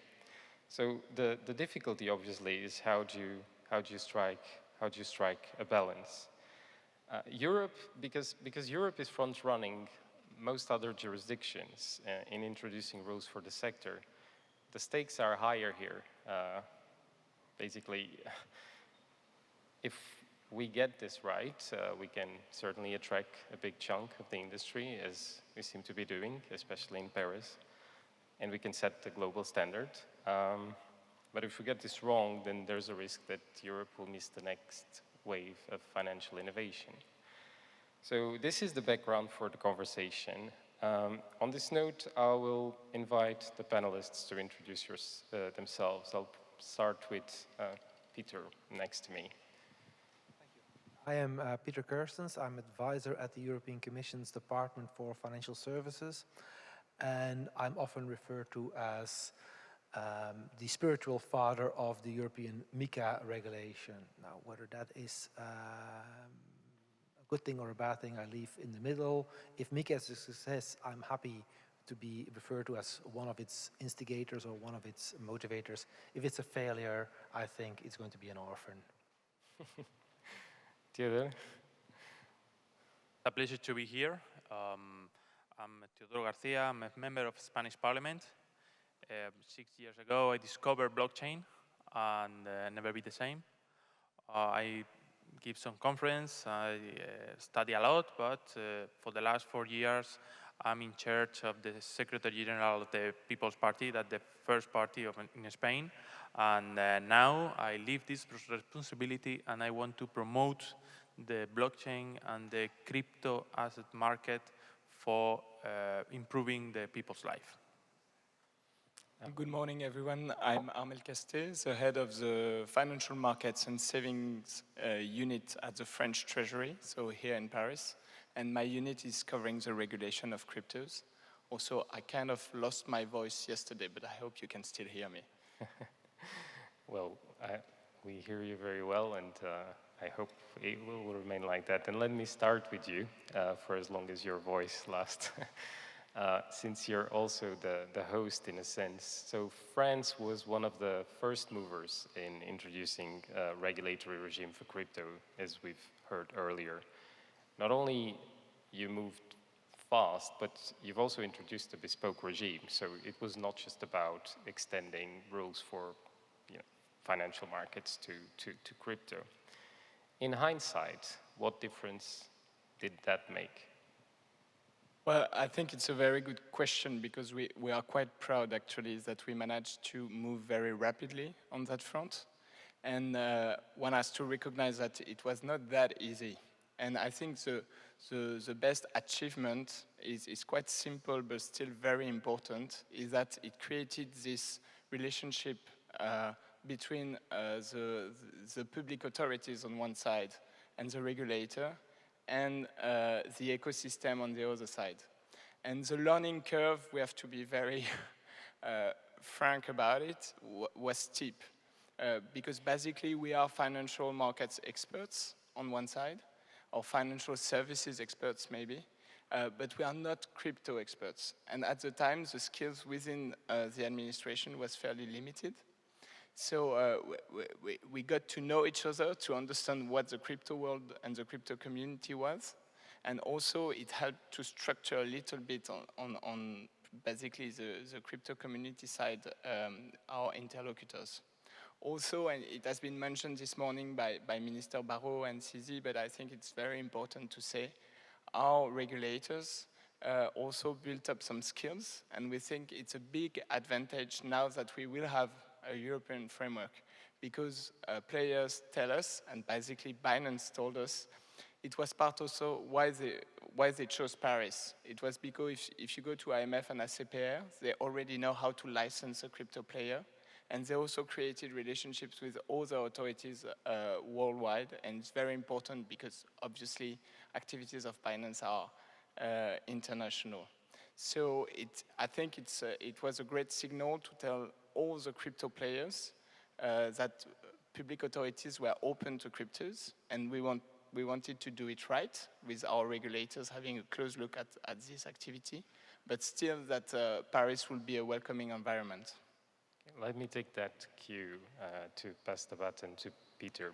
So you said you're known as the intellectual father of Mika. In the previous panel, people talked a lot about the details, so I'll ask a forward-looking question. How much will Mika change the industry in 2 years when it comes into force? How will crypto have changed? Whether the regulation will change the crypto sector, I don't really know. I tend to be of the view that we shouldn't overestimate the impact of regulation on society or on the economy. I think that there's so much dynamism and so much drive in this sector that it will determine its own future. But in coming forward with this regulation, with this proposal for this regulation, we really wanted to onboard crypto activity in the European Union and to organize and to determine a mind shift among policymakers and regulators that blockchains and crypto have enormous potential and that we in Europe should seize this potential. Of course, this requires legal certainty, this requires rules of the game, and we set these rules. But these rules are just a bit like traffic rules.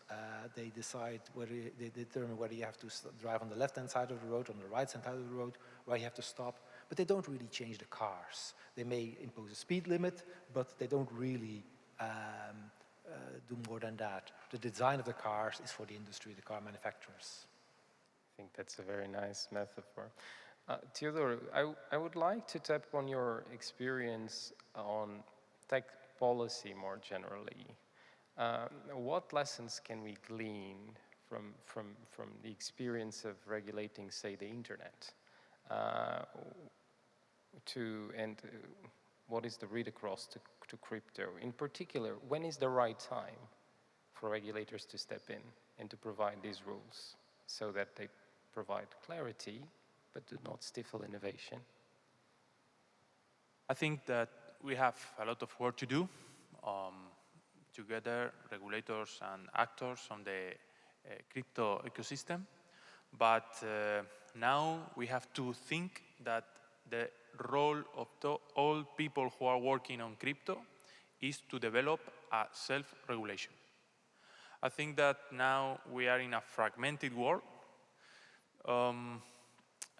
Actually, we don't have a regulation, an homogeneous regulation for internet, and we are 30 years, 20 years on internet. And now we are talking about money, we are talking about investment, and that is very important for the growth of the countries, and that is why we are now here talking about regulation, because we are talking about money. So the first thing that we have to do, and that is why I think that this is a good idea from Binance to organize this event, is to self-regulate ourselves from the point of view of get safer for the investors and also for promoting the innovation. We have to think about technological regulation, not only financial regulation. And if we think about internet makes possible to send, for example, 20,000 mails in 1 minute, and that was not possible 20 years ago. Now we are open new business through crypto. Imagine a subscription of 0.05 per each. The lower cost of transaction allow us to increase the economical growth of countries and of regions. So reducing 0.1 the cost of transaction will increase by 4 times the wealth of a nation, of a region. We have to take it into account. We have to self-regulate. We have to protect investors, and also we have to promote the innovation, because we are in a global world, and if any country make a bad regulation, then will be against their citizens, because the innovation look for other countries. So let me pick up on that to sort of take a leap forward. When we talk about MiCA, we're talking about regulating issuers and centralized service providers, centralized exchanges. But crypto, or at least a fundamental concept in crypto, is decentralization, which is totally out of scope, or hopefully totally out of scope of MiCA. I suspect most people in this room would argue that decentralization is really a condition to achieve the true potential of the blockchain technology. There's probably little point in blockchain if we don't go down the road of decentralization. But at the same time, policymakers have been struggling a lot with this concept. And in Europe, even though there's been a lot of agreement to move forward with MiCA, whenever the idea of decentralization comes on the table, there's a lot of pushback. And we've seen that with the discussions on hosted wallets and similar ones. So is it that regulators do not recognize the benefits of decentralization at all? Or is it the case that in weighing the benefits and risks, they just see more risks than benefits? I will want your views. Well, we can start with Peter. It's a tricky one.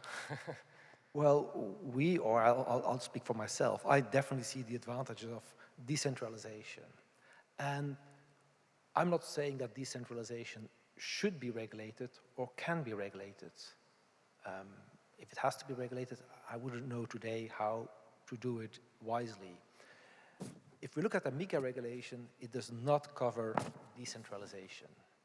So take, for example, the Bitcoin blockchain, which is a clear example of decentralization. The Bitcoin blockchain as such is not regulated. But MiCA does cover what I call DINOs, decentralization in name only. So if you're a DINO, then you may actually, or you very likely are going to be covered by MiCA.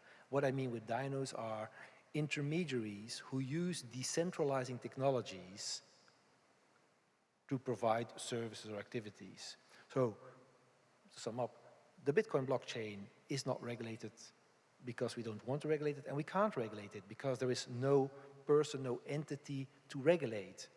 But people who provide services towards Bitcoin, who provide wallet services, people who provide, so intermediaries who provide wallet services, people who provide intermediary services as a broker or as an exchange, those are entities that are centralized entities that you can regulate. If you have a exchange which is purely a protocol, it's only a protocol which operates within a DAO, it is extremely difficult to regulate and up until now impossible because regulation is always administered through persons, to entities. It are the persons and the entities that are the subject of the regulation, not the protocol or the technology. And we feel very strongly that we shouldn't regulate the technology as such. I want to hear the opinion of the other panelists on this, but let me just ask you a practical question. Process-wise, how does a regulator think about this? What are the steps? Because again, this is going to be presumably a big thing. And the Commission, there's many people in Brussels that have been encouraging the Commission to think about what to do about DeFi. So how do you, recognizing the limits and the problem of accountability and identifying the entities, what's the process? How do you do that? Well, indeed, and the MiCA regulation also asks the Commission to come forward with a report on this to see if the decentralized part should be regulated and how. But before you decide to regulate something, you have to establish that there is a problem, and that can be all kinds of problems, societal problem, a financial stability problem, a market integrity problem. But first of all, you have to establish, is there a problem? And secondly, you have to demonstrate that regulation is a solution to that problem. And that's the way we think about it. So far, we do not see a financial stability problem in decentralized finance. There are some market integrity questions about decentralized finance, but purely decentralized finance is actually quite niche, it's very small. Most of it is really in the DINO space. But if this problem is material and significant and should be addressed, then we'll have to think about how can we regulate this decentralized environment that's creating this problem. And for that, you will need to find a hook into that decentralized space, because you can't regulate the code. We are a society based on the rule of law, so it's not that we're into banning activities. We can't say to all Europeans, you are not allowed to engage with decentralized protocols. That's just simply not possible. So we would have to find what I would call on-ramps and off-ramps into these decentralized protocols that could be the entry points, or that could be the targets of regulation. I'm speculating here now because we haven't reached a conclusion at all that this is necessary. No. That will be something we will be looking at. But it's reassuring to hear about the process and the steps taken. I want to hear your opinion on this, and including on the new acronym, the DINOs, if you have any views on that. So perhaps Teodoro, or... Okay. Three things. First of all, we have to explain better. Explain better, because less than 1% of people who are now sitting on parliaments, trust me, I'm with them, less than 1% knows about decentralized finance, about all crypto ecosystem. So we have to explain it better, because for regulation, it's important to point out that the crypto assets are censorship resistant and borderless. If you don't know that the crypto assets are censorship resistant, you make mistakes regulating those type of assets. For example, we have the SWIFT system banned to Russia, and now some people are using decentralized crypto to make some transactions. So we have to take into account the characteristic of decentralized finance to do that. Now regulations are focused on centralized system, but AVE are lending more than 7,000 euro per day. This is an incredible amount of money, not euro, dollars. Because now I think that we have to make an extra effort from Europe in order to win against the dollar, or to fight, not to fight, but to get a better position with the dollar. Because if we cannot build up new stable coins, if we cannot do something like DAI or something like the private stable coins, we are losing a position like Europe, like region, like countries that want to take part of the crypto ecosystem. So that is my point of view. The top of the iceberg is that we are doing now, but we have to think about MiCA 2, the ramp, in order to create a good ecosystem for the growth of Europe. So 3 things. 1, explain better what are we doing.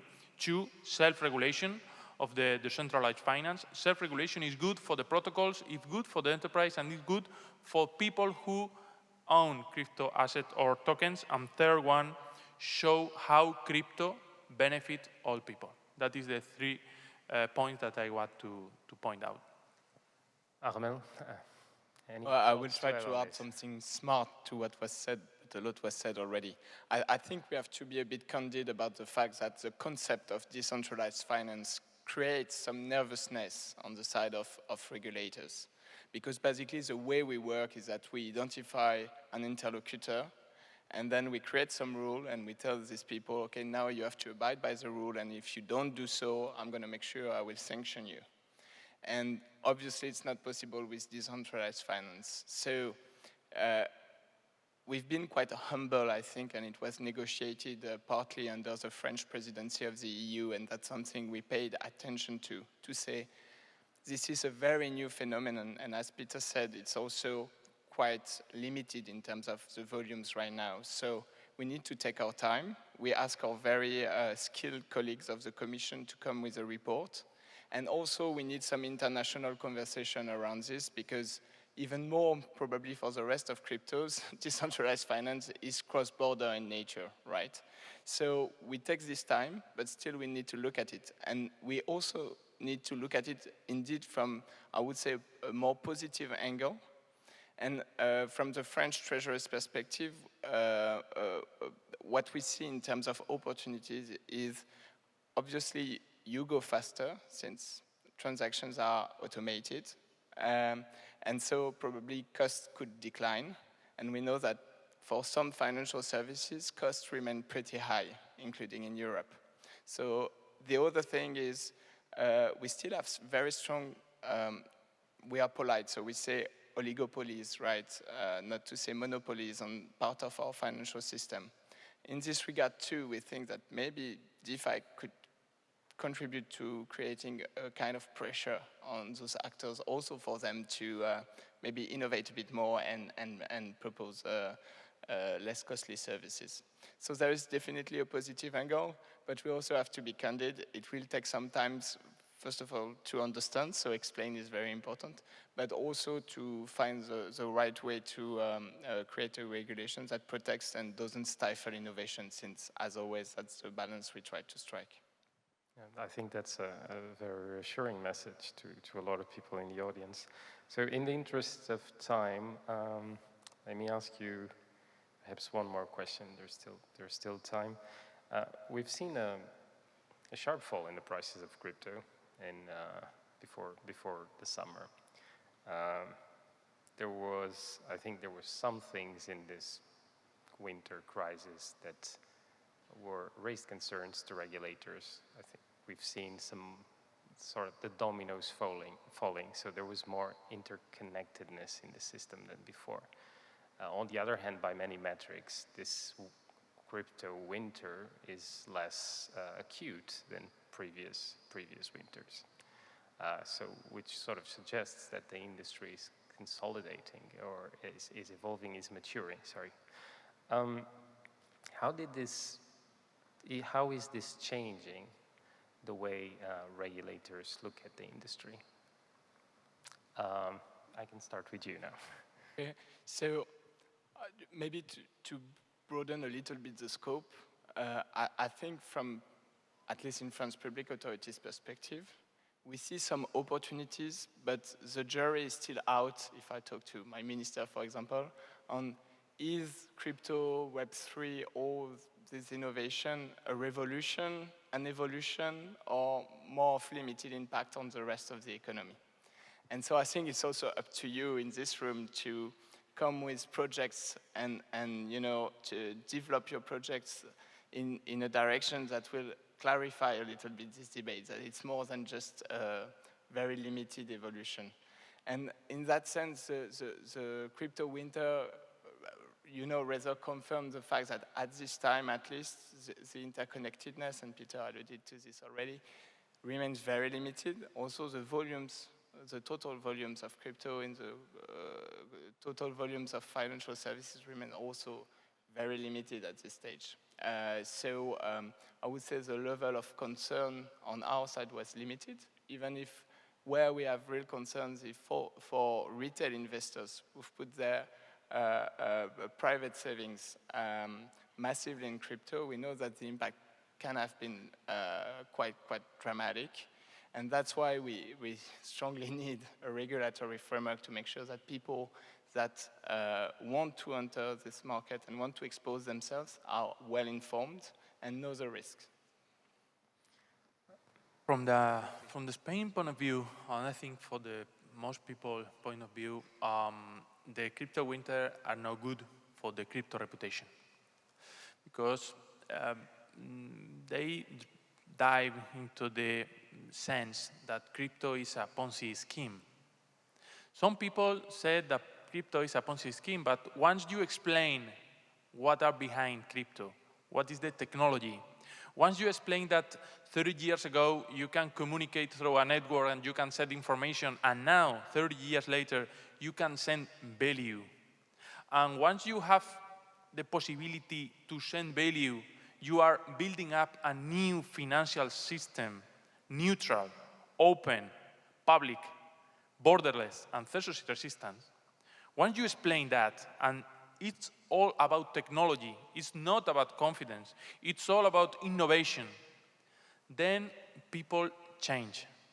But if you are talking every day about how you sell your bitcoins tomorrow, expensive or cheaper, you are introducing a variable that is not good for the crypto ecosystem and is not good for technology, no? So I think that we have to explain and we have to change their opinion, focus on technology, focus on the possibilities that people can develop, no? For finishing this part, I would like to say that thanks to blockchain, thanks to crypto, nowadays we can invest in enterprise like Apple from the garage, from the early stage. So internet changed the stock market. At the beginning, all people went to stock market. Now anybody are in the stock market, all are operating by mobile phones. In the future, people launch tokens, now go to the stock markets. It's my opinion. Peter, in 30 seconds, did it change your views? It didn't change my views, but there are many regulators who are crypto skeptics, and they see in crypto winter the evidence, the proof that this is going to end in tears, that you see this was just going to be, was a bubble. But we've had crypto winters before and it's covered. And normally, if I get my seasons right, crypto winter is followed by crypto spring and then crypto summer, and then there'll be crypto autumn and crypto winter again. It's not crypto ice age. And I think that, but it has a very positive effect because it demonstrates also to users who can lose a lot of money if they've been uncareful, that crypto is not your free ticket to your Lamborghini or to retire early. It is an asset, it's a volatile, or they're volatile assets, present enormous opportunities, but also because of their volatility, risks.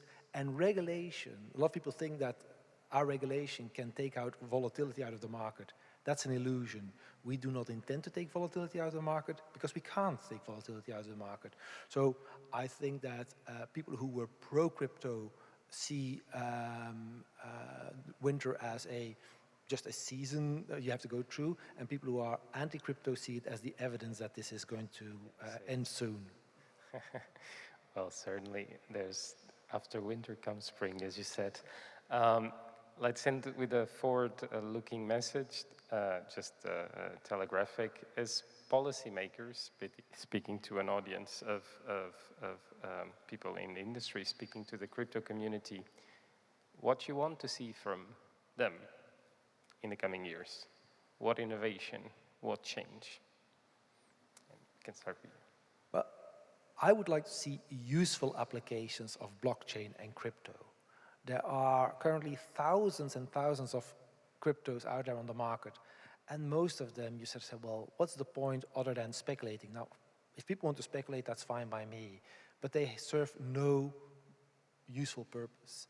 Blockchain technology and crypto assets have enormous potential for useful applications. And I'm looking forward to seeing these useful applications coming to the market, be it in utilities, gaming, whatever. Titaro? I think that blockchain is a new technology and Bitcoin is just only an application. Value is just only an application. I keep in touch with some projects like Ethic Hub that use cryptocurrency to lend for agriculture who doesn't have access to bank accounts. So those type of projects that improve people's life is the type of project that I want to see. I want to see how crypto help biodiversity, help CO2 sequestration, help daily life. I think that it is possible, and I think that all the community have to work together in order to achieve. Yeah, and finally, maybe we do hope that crypto players will have a look at the pilot regime. It has been mentioned this morning already. It's this big sandbox, basically, we hope will contribute to modernize the financial instruments chain, from settlement to custody, issuance, and blockchain could contribute probably to greatly to a modernization of how our financial markets are functioning. But there too, the jury is still out on what will come from private market players, and we do hope that it will create a lot of opportunities and yeah, new projects. Okay. Thank you very much. I hope the journey from dinos to the ice age that is going to end soon was interesting, and again, thank you very much to the three of you.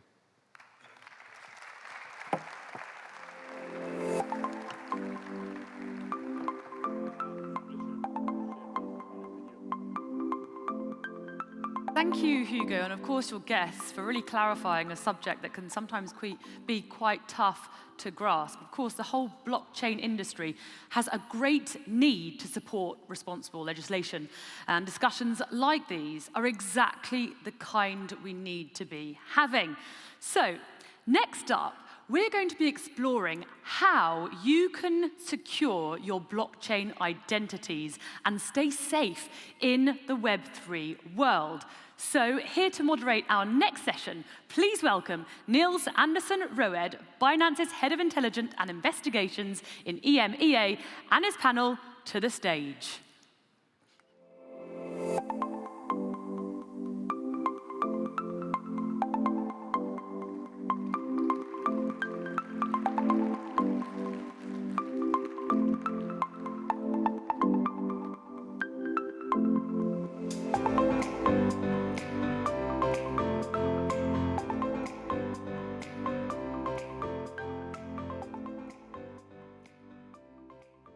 So thank you very much for the warm welcome.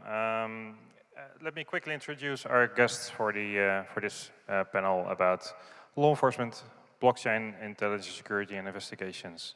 To the left of me, we have Aruna Costa. She's the VP of Government Solutions at Elliptic, and she leverages her deep experience as a practitioner in financial crime and fraud to advise Elliptic's public sector customers on the evolving risk of crypto assets, supporting government agencies to successfully leverage blockchain analytics to detect and investigate financial crime.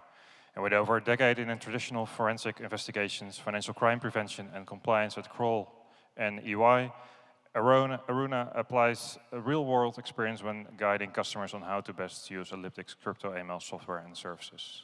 Thank you very much for being here. And then next to her, we have Philip Aman. He's the Head of Strategy at European Cybercrime Center, EC3. And EC3 strategy is responsible for assessing and acting on relevant trends and threats related to cybercrime and cybersecurity. And other key areas of responsibility include providing strategic support to investigations, prevention and awareness, capacity building, and engaging with EC3's industry advisory groups. And Philip has worked in various fields, including the financial sector, global disarmament, international investigations, and on issues related to safety and security in cyberspace. Thank you. So we have Guy Gino. He's the special agent with Homeland Security Investigations based in Portland, Oregon, and he's worked in federal law enforcement for over 27 years, where he has primarily worked on money laundering investigations involving narcotics trafficking. And in 2013, Guy initiated an investigation into the sheep marketplace with a theft of 5,400 Bitcoin, where he used the blockchain to manually trace and document the theft. And his effort led to the successful prosecution of the offenders and subsequent seizure of stolen Bitcoin. And it was HSI's first independent investigation related to the illicit use and money laundering of cryptocurrencies, and since that case, Guy has served as the lead investigator on dozens of investigations targeting darknet narcotic vendors. And he also shared his knowledge and experience by providing training to hundreds of state and federal law enforcement officers and regulators globally. And then we have Jarno Latikainen on the stage as well, and he's the head of crypto incident response team at Chainalysis. And with over 14 years of law enforcement experience at both Finnish law enforcement and Europol, and 8 years of cryptocurrency-related investigation experience, he joined his current team. And he has been working on ransomware, dark web, hack incidents, scam, money laundering cases, and all around the world. So we have a lot of knowledge in this panel. And we're going to discuss a little bit more about the blockchain security and also the cryptocurrency investigations. So to start off this panel, I would like to ask you, Aruna, what do you consider to be the main threats the cryptocurrency world is currently facing? I think from my side, on the industry perspective, I think the main thing would probably be cross-chain crime. I mean, for thinking of it contextually, right, we're a long way away from where we were back in 2009 with the launch of Bitcoin, and we now have hundreds of different chains and assets, and it's a much more diverse economy than we had before, but until recently, they were very separated, they were very isolated.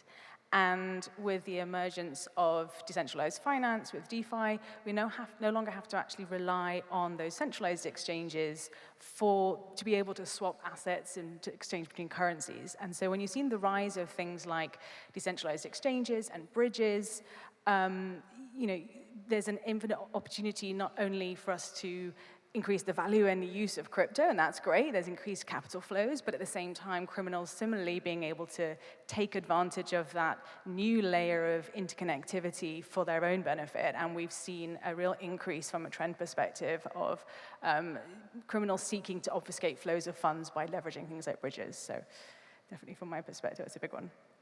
Thank you very much. Philip, do you have anything to add to Aruna's views? Basically what she said, I think it's definitely the criminal abuse of the cryptocurrency ecosystem. And I think it's, first of all, obviously all the, criminals modus operandi that we see, and certain types of, criminal activities take ransomware. Obviously, as one of the main threats, where I heard the expression, cryptocurrencies are the oil that keep the, ransomware fire going. And I think there's some truth to that. But I think in addition to that, and you alluded to that, Aruna, is I think as we move into the decentralized finance space, I think it's also complexity. So I think one of the threats, inherent threats, and not just for law enforcement, but also all the other actors in the cryptocurrency ecosystem, is the inherent complexity that comes with it, which makes it, even if you use it in a very legal type of way, take liquidity mining, for instance, it's complex, it's hard to understand, and I think that in itself, complexity creates risks as well. Okay, thank you very much. And then I want to switch over to Guy and Jarno, from a law enforcement perspective and also an industry perspective from Chainalysis. To start with law enforcement, how is law enforcement be able to address these challenges, if you're also seeing these challenges, obviously? Well, it wasn't easy. It still isn't easy. The challenges exist. But like anything else, it's education. It's understanding how it works. In our role, it's a little bit different because we're reacting. These instances are being exploited. Crimes are taking place. Victims are there. And we have the difficult task of trying to figure out not only what has occurred, but how to present it in an evidentiary, in a way that evidence that would support our criminal cases. And us being educated on just to decipher what we're seeing, and then having to educate our prosecutors on what we're seeing and how it applies to the crime, to build a successful criminal investigation. How we've been addressing it is really just trying to understand it, educating ourselves, educating the others, and then, like anything else, coming up with a good strategy for each case. It's case by case. It's not, there's no cookie cutter mold on these investigations. It is, they each have unique attributes which we have to address. So, figuring it out. Figuring it out. Yeah, Jarno, what's your view on this? Yeah, I think, as always, it's about cooperation between private sector and law enforcement. Quite often time, the law enforcement can do things alone. The same goes with private sector. So there has to be a really good cooperation between these entities. I mean, law enforcement has been there from the beginning when it started with dark web markets. We have seen lots of seizures, and all of those cases had to have some kind of cooperation with law enforcement and also private sector. Then we are seeing ransomware attacks, we are seeing hacking attacks. Every and each of those ones needs cooperation between private sector and law enforcement. Law enforcement have the coercive powers to subpoena industry players. Industry have all the anti-money laundering information, the know your customer information that is needed for successful investigation. So in a nutshell, cooperation is the key. So a lot of cooperation, a lot of trainings probably as well. And if you look at the individuals and the institutions that are currently facing these new threats, to start off with Aruna in this case, what can they do to help themselves to sort of better protect them against these new challenges? I mean, I think in the most simplest sense, I'd say make sure that you are leveraging the intel and the technology that is available, from an investor standpoint, from a compliance standpoint, to make sure that particularly for institutions that you are essentially stopping criminals and scammers from leveraging your platform for illicit activity, but specifically making sure that you're getting the full breadth of the picture, that you're looking at it holistically, you're understanding, exactly what that breadth of activity is effectively, and doing it programmatically and doing it at scale, because you need to be able to keep up with the pace of criminal activity that you see in the sector. And I would also say, leaning into what some of the others have said around education, staying up to date with trends and the typologies and understanding, what's happening in the industry and exactly how to mitigate it. So I think absolutely education is critical. Yeah. And Guy, you're probably seeing a lot of victims as well. Victims, yeah, maybe lost money or are other way targeted by these kind of threats. Do you have any advice for them? It's roughly the same thing. It's educating yourself on, well, I have different victims on different types of crimes, but education, having an idea, being aware that if it's too good to be true, it is most likely a scam. Securing your credentials, securing, taking the appropriate measures of not trusting people with the different, your seeds or your passphrases for your equipment, your devices. But educating yourself that, like for instance, if there's an investment opportunity and doing the research on it and taking a look, does the website does it seem legit? Is there the mode of communication, they're communicating with you back and forth with secure email? There's a reason for that as opposed to mainstream methods. And take a deep breath. Don't just dive into something. I see a lot of victims that just jump at what they fear of missing out, and in doing that, they expose themselves and they're exploited. So education, taking the proper steps to secure where your assets are, kind of common sense type stuff, and don't rush into anything. Research it. The fear of missing out, in the end, it may result in you losing a lot. You have anything to add? Yeah, really echoing what Guy is saying. Basically, like standard cybersecurity rules should apply both to individuals and also institutions. With individuals, that would mean keep your passphrases safe, your private keys safe. With your emails, don't click every link you're getting. Basic stuff, really. And when it comes to institutions, I think you need to have proactive measures and also reactive measures. So you need to make sure that your code base is intact, it's solid. Also that your culture in your organization when it comes to cybersecurity is safe concerning emails, external comms, and so on. And then if something happens, you also need to be prepared to know what to do if the worst happens. So basically, how do we secure operations? How do we make sure that our customers are not suffering too much? How can we recover funds? Also, how possibly we can identify the suspects who were doing this. So yeah, it's a variety of things that needs to be taken into consideration. Thank you very much. Then the next slightly more technological view on it.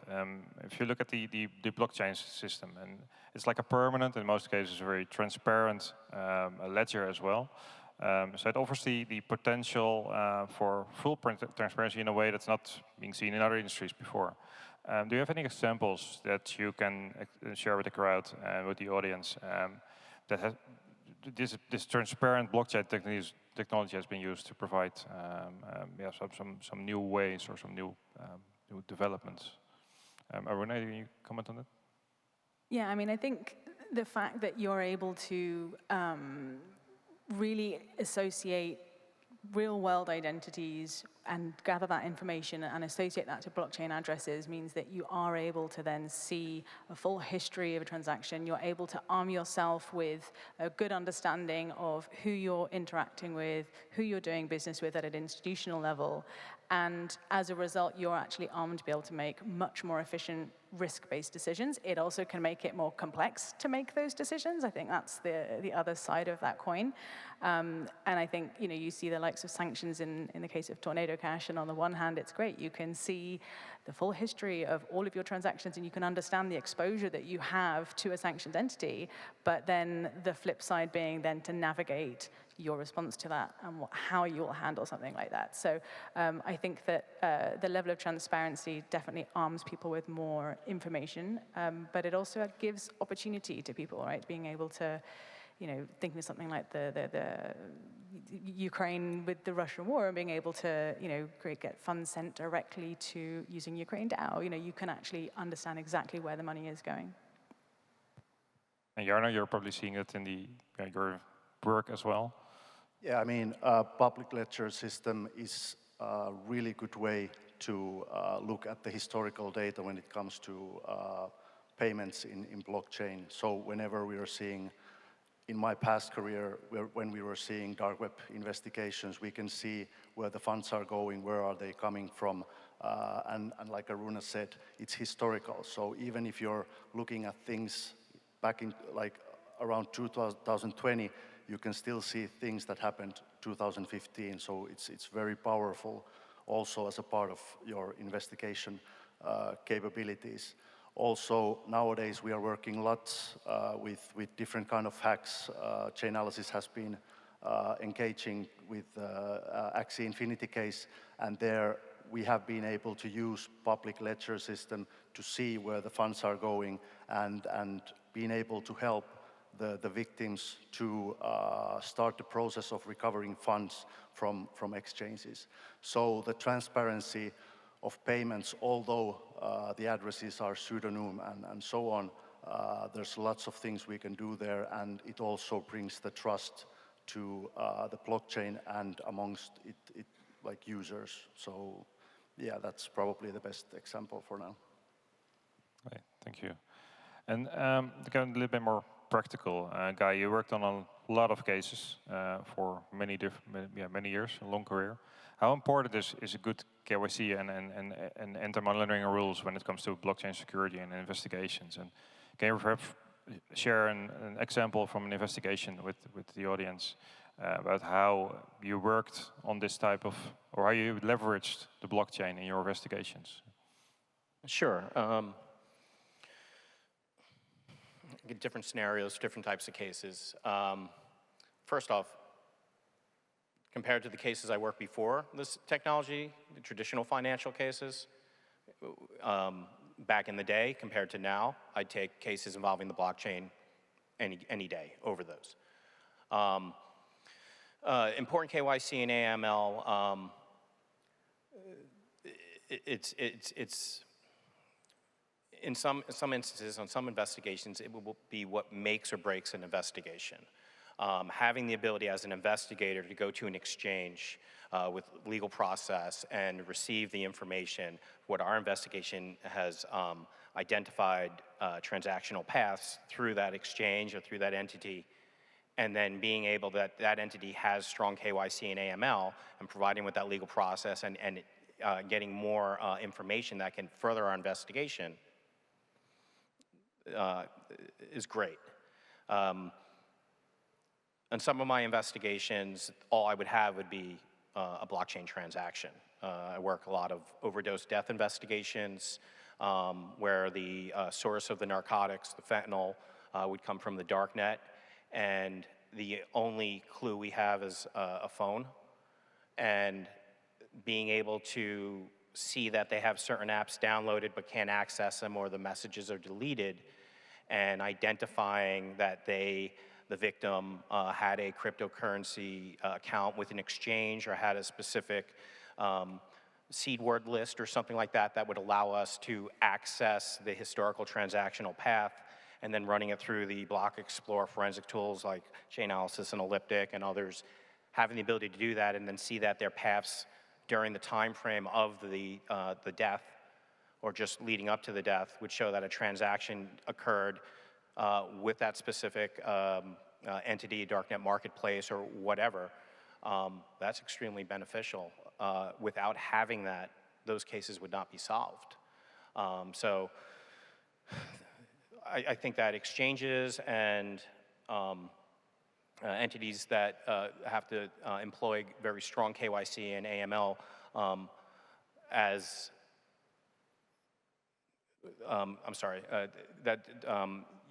have strong KYC and strong AML compliance programs, not only are doing a service to their customer base and for law enforcement, but it's absolutely needed to keep the financial infrastructure secure. And the full transparent nature of the blockchain is what makes that happen. So,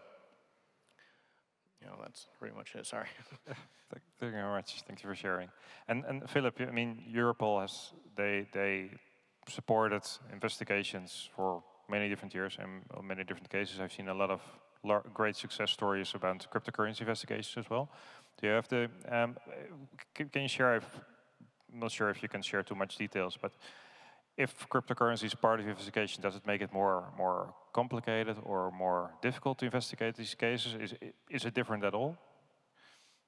Well, first of all, I couldn't agree more with Guy. I think having good KYC measures and protocols in place and email protocols and procedures and processes in place is absolutely key.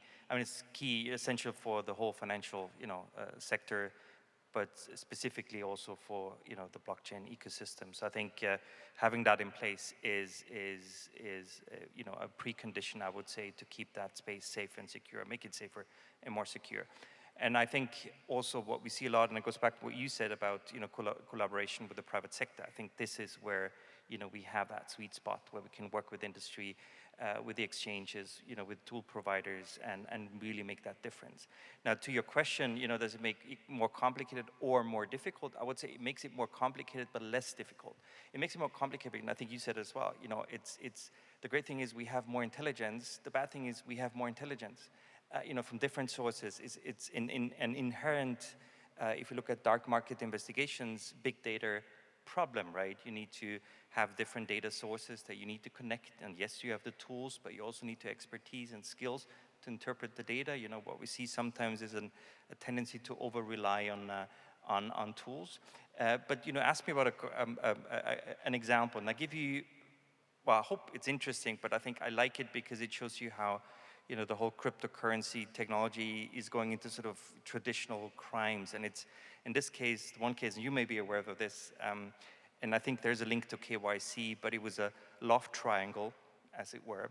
It was a couple, and it was a lover, and somebody hired a killer on the dark web to kill the man, and then the wife, she had an accident, and she unfortunately passed away. So we were left with the question: who hired, or allegedly hired that killer for hire. And we did the analysis, and we said, well, it's very hard to really say where that, it wasn't an exchange, I think, the wallet, but it turns out, and it was one of our common colleagues, looked at that, Binance colleague now, and said, well, probably that's an ATM, in that member state. So what we did is we reached out to all the ATM providers in that country, and lo and behold, they were able to give us a picture of the person at the time when they were doing the transactions. Who was it? It was the woman who passed away. So I'm telling this, I mean, it's a sad story still, but it shows you, the overlap between technology and traditional, in this case, a crime of passion, I would say. But it really, really solved the case, having KYC, in this case, in place, meaning, you take a picture of the person doing a transaction. Yeah, that's an excellent example, how you sort of combine your new information that you get from the crypto space with your traditional investigative methods. Yeah, very good. I mean, that's when everything works, of course. I mean, Guy, you work with a lot with cryptocurrency exchanges, probably also with Binance. How can exchanges like Binance better assist law enforcement in their investigations, or is everything perfect right now? Oh, I mean, it's always perfect until it's not. No.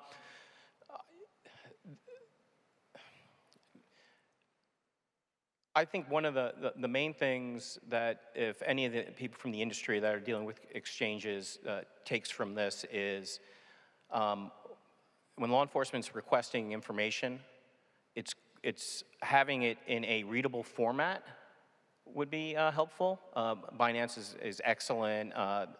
Some of the major exchanges are excellent in how they present the information. There are others that just give you a data dump, and it slows down our ability to process and analyze the data.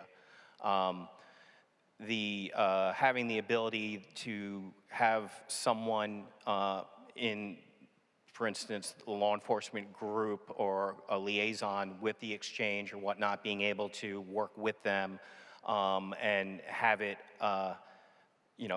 I will have to share a little bit about my investigation in the hopes that I can get the assistance needed and maybe at sometimes even a second set of eyes on it to be like, this is what it's looking like to me.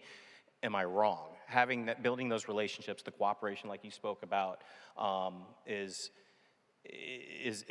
and promoting that, internally for these exchanges to say this is a good thing, reach out and provide education on what information, if they ask for it, they can get, and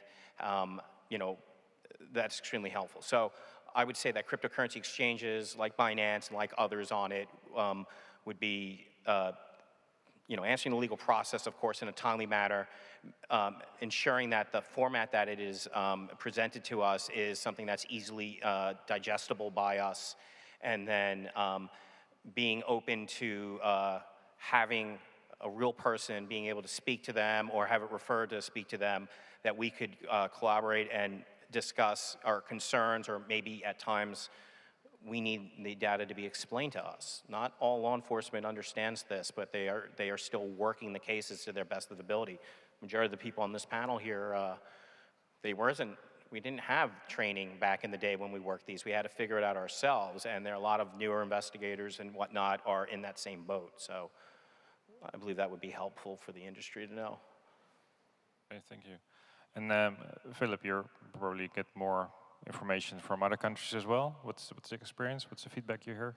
Well, first of all, I think we've come a long way. I think what we see is a large majority of cryptocurrency exchanges really sort of proactively seeing the interaction with law enforcement, because guess what? They want to have a clean and legal business, and they want to minimize and mitigate any sort of criminal abuse of their platforms. And I think that's a huge step forward. And I think what we can do to make that even better, and I think you've covered all the points, creating those points of context, creating those information flows, which sometimes the downside of that is that it's based on individuals, and if those individuals move on, the communication can break down. So we also need to see how we can make that a little bit more sustainable and less reliant on people and still maintain the trust. What I would add though is and you said that, often we're still very much reactive, and I think switching to a proactive approach, which is something we're trying to do, is I think that's where I think, again, I think there's a lot of potential working with, exchanges and other providers to see, what is in the pipeline? What are you going to do? Look at decentralized finance. What are the new sort of financial mechanisms that you want to develop? And, can we be part of this ideally to do, make sure it's, security and privacy by design is all part of it, and we know actually what's coming, and we're prepared to deal with that. So I think that's certainly an area where I think there's still a lot of potential to further improve the collaboration, and also work together to, identify the bad eggs and the bad actors in that space, and work together. And maybe as a last example, and this goes, because we have two companies present here, when it comes to training education, one of the things we did, and I think you were still with us when we developed that, we developed a tool using gamification for law enforcement called CryptoPol, and really teaches you from, what is a cryptocurrency up to how do you use tools like Chainalysis, Elliptic, to follow transactions. And I think, and those companies kindly enough give us the licenses, for free for people to train. And I think that's another area where, we can hugely benefit from industry and other experts and have that collaboration. Thank you. And then, well, you already touched on it, Philip, but looking at the future, and I think this whole Binance Blockchain Week is all about it. Decentralized networks, virtual identities in the metaverse, decentralized autonomous organizations, all those new developments. How do we stay safe in such a crypto ecosystem where people are, and the projects we interact with can be completely anonymous? Aruna, do you have any thoughts about how users can be safe, how we can be safe? Yeah, I mean, I think, look, first and foremost, I think that in terms of being able to stay completely anonymous, I think we've talked a little bit about things like KYC and the breadth of intel that's out there and the ability to make those associations between those real-world identities and activities. So, you know, most of the time, whatever you do, whether you are, you know, trading assets or whether you are, you know, acquiring and you're owning things, it all relates to one or a number of crypto addresses. So we are able to have that connectivity and map out a lot of that identity. But I think that in terms of how we stay safe, I think that, you know, whether it's technology providers and analytics providers like myself or anybody across the ecosystem, we've talked a bit about education. I think that's really, really critical, and it's something that we all have a responsibility to share that information that we find, to be able to share emerging trends that we identify as we identify them, because we all have to benefit from it. And if we're going to work together effectively to be able to stay safe and keep each other safe and keep the infrastructure safe, we have to make sure that we're working collaboratively and in partnership, for sure. Bernard, do you have anything to add on that from your point of view? Yeah, I mean, I think whenever it comes to new technology, inevitably there are wrongdoers that will try to benefit from that, and that's also part with the decentralized network. We have been seeing that already.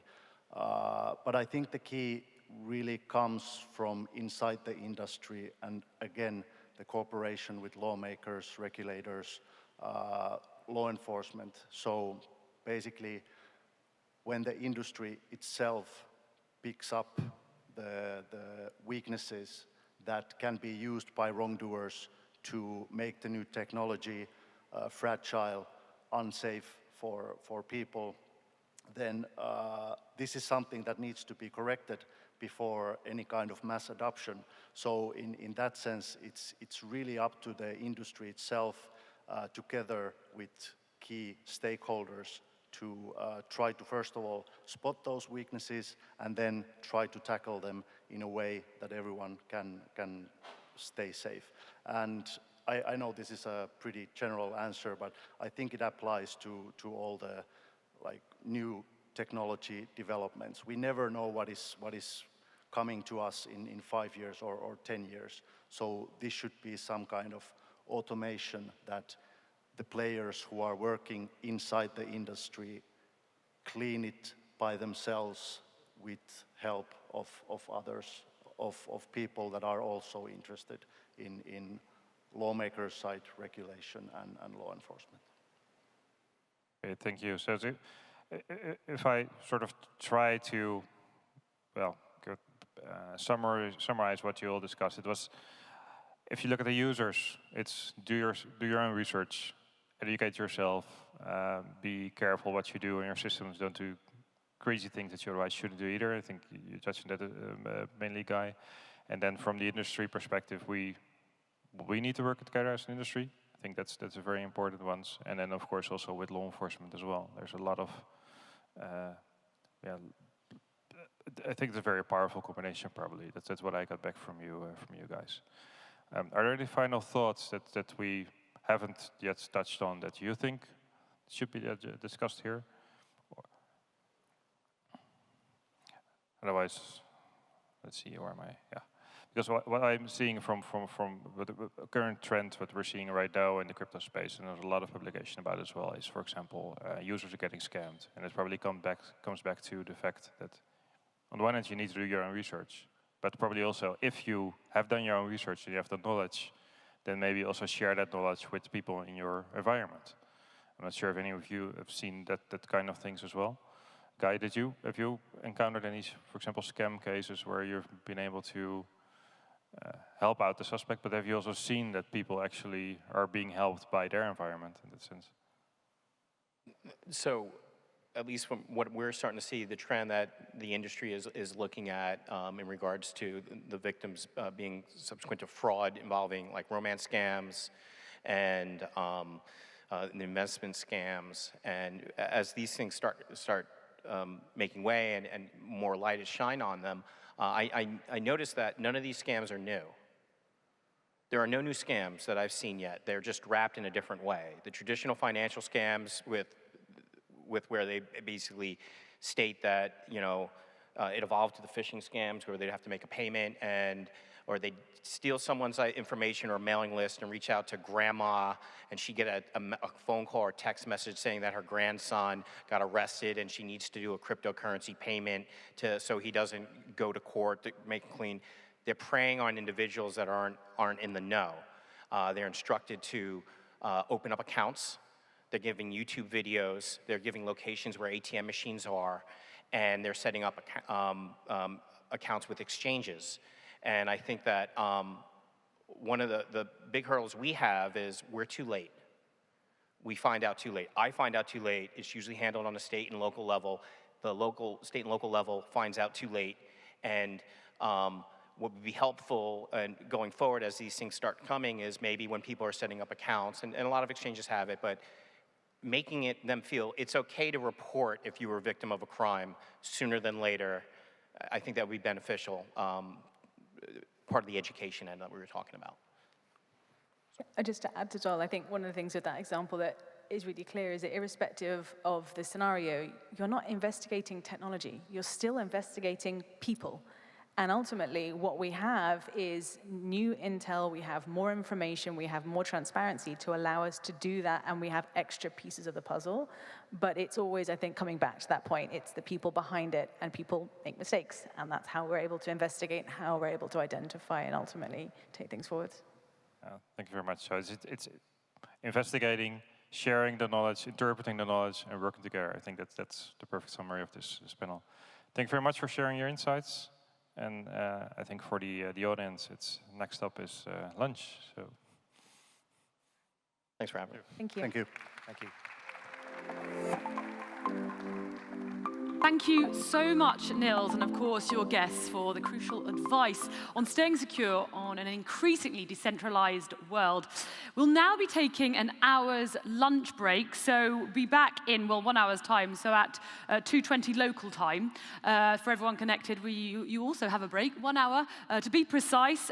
So yeah, we'll see you back after lunch. Kayla, what are we going to be having and watching this afternoon? Yeah, so after lunch break here on the main stage, we'll be exploring exactly what a next generation VC looks like. After that, we dive into Web3 unicorns, blockchain education, and more as we learn how to build bold when it comes to blockchain. So I hope you enjoy your lunch, get a chance to connect with each other, network. Definitely check out the workshops and our exhibitors, and we'll see you here in 1 hour. Thanks. Bon appétit.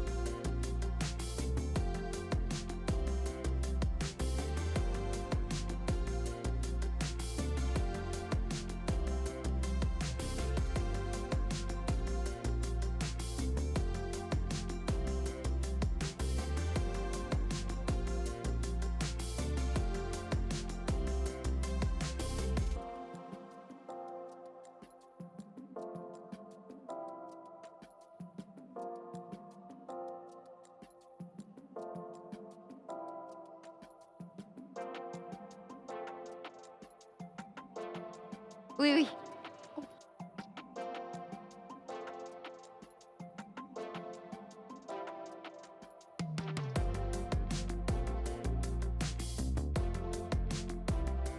We'll be starting in minutes. Ladies and gentlemen, can you please take your seats? The next session on the Next Gen VC will be taking place in 3 minutes' time.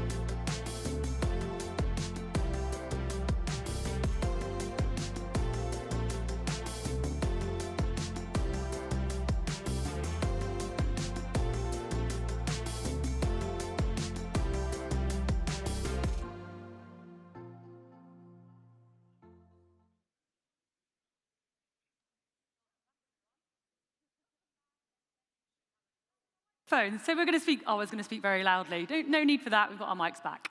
Well, welcome back everyone. I hope you're all well seated after an hour-long lunch break. Yeah, and I hope you guys got a chance to connect with each other and take a look at all the cool exhibits that are going around. I know Haley and I got a quick chance to pass through, and there's really a lot of cool things going on. So yeah, Haley, what are we talking about this afternoon? Oh, we have a very full agenda for you here at the Binance Blockchain Week. Well, without a doubt, the VC experience in the Web3 world is going to be a great deal, completely different from what we've been used to with, of course, Web 2. Now, to discuss this further in the next panel, we've invited Alex Odeggio from Binance Labs to moderate our next session on exactly what next-gen VC will look like. Let's please give them a warm welcome.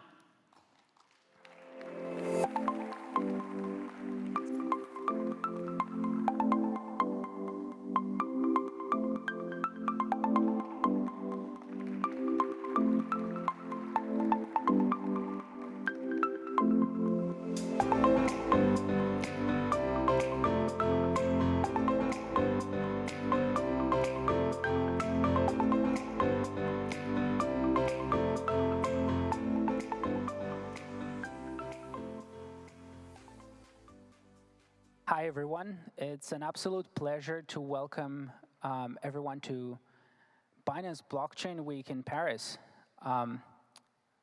We hope we'll have a very interesting and productive panel for you today. We have Anand from Lightspeed, Richard from Fabric, Patrick from Preside, and Neil from SoftBank.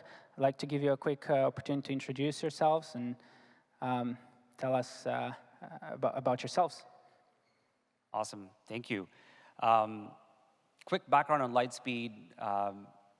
The fund's actually quite old. They've been around for about 20, 25 years now, rooted primarily in sort of core infrastructure, backed a bunch of companies like the Web2 space, like MuleSoft, AppDynamics, companies like that you might have heard of that have sort of become key cornerstone or pillars of Web2 infrastructure.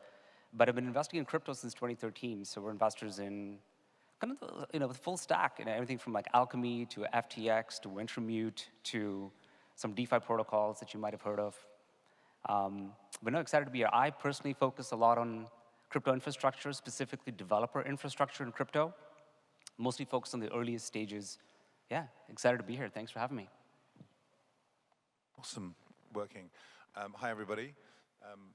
Luckily, I could see there were some people there because it's pretty bright out here. But excited to be here in Paris. Just come up actually from Lisbon where NearCon was going on, so I can report that there's many great Web3 crypto-related events happening all in parallel, so it's a great sign for the European ecosystem. Yeah, as said, my name is Richard Muirhead. I'm a managing partner at Fabric Ventures. In a nutshell, we are folks who have built actually companies in Web 1, Web 2, and Web 3. And we've been partially in the Web 3 or crypto space actually also since 2013, intersected with Jeremy back then. And then we helped back companies like Bitstamp and Circle and so forth at that point in time. But more recently, we're supporters of Polkadot and Ramp and Sorare, and there's a whole new crop coming through. We're about 25 people, and we've got about 250 million in commitments that we're deploying. So reach out. Yeah, hi everyone. My name is Patrick. I'm advising Preside Capital, a big US-based VC fund, several hundred million, with not that many crypto companies in its portfolio yet, but looking forward to adding more in the future. Yeah, I've been in crypto for a while, mainly discussing regulatory and policy topics at Bitkom, where I started my career 5 years ago, approximately, the largest tech association in Germany. Have been working for a couple of startups in the crypto space. One of them, Unstoppable Finance, also backed by a couple of VCs sitting here. And yeah, excited to be here. Hi, everyone. My name is Neil. I'm with the SoftBank Vision Fund. I'm an investor there. I've been there for about 5 years. The fund's about 5 years old. We're a very different fund compared to many you've probably come across and many of those on the stage here. We're a very late stage fund. We've got over 250 growth stage companies in our portfolio, fastly approaching about 500 portfolio companies in total. Most of our fund is invested in Web 2. We're relatively new investors in the space. We've got 15 to 20 investments in the space. We've actually deployed about $1.5 to $2 billion into the space. Very much in later stage investments, mostly focused on infrastructure. And being a largely Web 2 fund, I do spend most of my time look at crypto Web 3 investments. Do spend a lot of time in other sectors as well. Thank you very much, Alex and Binance team, for having me. Amazing, thank you very much. As you can see, we have an absolutely fabulous panel today. And as a start, I would like to invite each panelist to share their big picture view of how they see Web3 space today. Maybe you could share some thoughts around what's the current state of the ethos of the space, the level of decentralization, potentially the scale, UI, UX, and anything else that you have on your mind. Nan? I'm happy to do the first step here, jump in. So when I think about mass adoption of crypto or Web3, I mainly always have 3 things in mind. And you touched a couple of them. It's scalability, usability, and then the third one being regulation. And I think if we look at the last bear market a couple of years back, we have just made tremendous progress on all those fronts.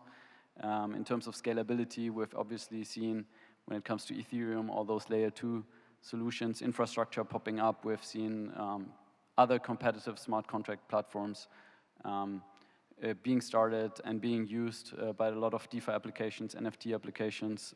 With regards to the usability, I think we're not there yet. I don't think that my mom, my dad would be comfortable just using MetaMask, for example, and getting into the weeds of transaction confirmation, gas costs, and everything connected to using Web3 today. So I think there's a lot of work left on that front, and there are some exciting startups trying to disrupt that space and building the access layer to DeFi, to NFTs. And yeah, with regards to the regulation, to the third part, I think we're slowly getting there. Obviously, we talked a lot about the EU regulation today that is being finalized and being rolled out in the next 12 to 24 months. So I think as soon as that is done, I wouldn't be surprised to have the space fully regulated in the next 3 or 4 years, also on the global space. And yeah, so generally speaking, tremendous progress. And with regards to the ethos or decentralization, and that's certainly an interesting discussion also to have here, I think it was just amazing to see the reactions and the discussions post Tornado Cash decision by OFAC to sanction the smart contract, which in my opinion is an insanely powerful symbol of how well connected the entire community industry still is to the initial ethos of decentralization. And yeah, so I think although we moved forward quite a lot, the initial ethos of decentralization, open, permissionless community is still stronger than ever. So I'm being quite optimistic. Oh, yeah. Let me pile in. Sorry, first of all, to say Patrick wrote some great stuff on the regulatory side of things, so worth following him, and is super knowledgeable. So I take a slightly different, taxonomy for it, but I think we have broadly similar views, but we'll see if we can generate some arguments on the different topics shortly. But so I look at it from the perspective of developer experience, the user experience, and then how actually compelling the value propositions are. Like, is it 10x better than Web 2? Is it actually something that cannot be done in Web 2? And so I still think that on the developer experience, it's only just now getting better in terms of being able to choose, work with your language of choice or not have to learn, new languages, being able to deal with the complexities of storage in this decentralized environment, where I think there's still fundamental inventions obviously happening on to happen, to make, the whole kind of architecture of these applications less brittle. And that's before you even get into composability, kind of what is an increasingly multi-chain and cross-chain kind of world. And so all of the areas I described are kind of hotbeds of possible innovation that we're trying to find great companies around. So that's developer experience happening. User experience, somebody's left their private key here. I think there was a piece of paper here on the, I hope anyway. But the private key question of how to make that sort of super simple, make it pass the grandmother test, that's clearly still a challenge. And sort of linking it to this question of compelling use cases, there's a team out of Tinder and Bumble building an app called Niche. I think anybody here not know what Tinder and Bumble are? But Niche is in that same vein, but building it on a kind of Web3 principles and doing it in a kind of progressively decentralized way. And the first thing about them is that they're actually building on Near, but the to note about them is that they're used to extremely slick onboarding. And for them, it was quite a shock and quite a kind of like they felt they went back 10 years in terms of trying to get that type of onboarding working and user experience. And so I think that gives us a measure of where we are not yet, there. And then the question is, to link those two is, so what does 10x or previously impossible dating look like? What's that experience for the user? What is the kind of, that makes someone go, well, I'm really not getting what I want out of Tinder, I need to go to another, is it because I get to take my data and move it to another dating app? Or is it because I can now believe what someone tells me because it's kind of like verified and provable, through the blockchain that you attended this event or something? What is it? And I think that's for the voyage of discovery they're on. But I'm just encourage the founders out there to spend a lot of time. These other things, UX and DX, will come along. But at the end of the day, if you don't build something that people really need, then we're not going to have killer apps. I'd actually completely agree. I think there are a lot of Me Too's and how do you move Web 2 into Web 3 and just copy and paste and just apply it differently to the blockchain. I think we've seen a lot of very interesting things, but I think more broadly to your original question, Alex, I think we have Web 3 awareness now. We've achieved that quite firmly. We're all here. I mean, it's in the headlines every day. We don't have Web 3 usage yet, right? We have a lot of great experiments. We don't see nearly as many experiments as my fellow panelists here, but I think what we do also have a lot of is building blocks. And I think the building blocks are also being constantly updated, upgraded, right down to the hardware, being customized for purpose, fit for purpose for this industry.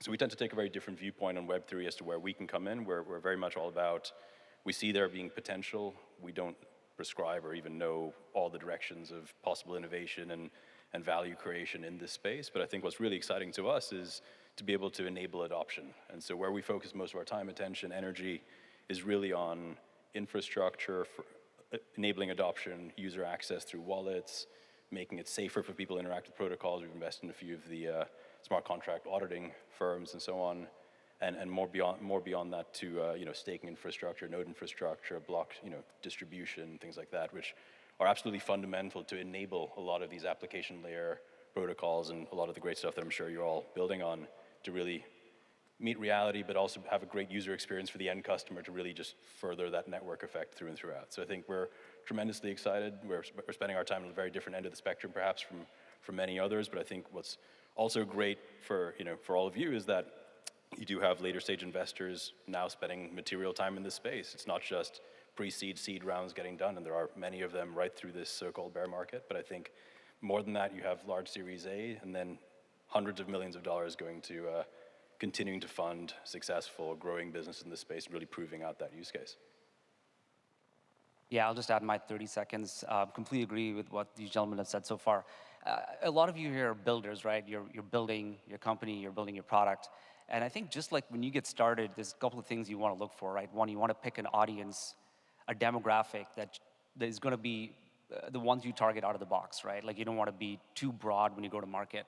And the second thing is you want to try to get to product market fit as soon as possible.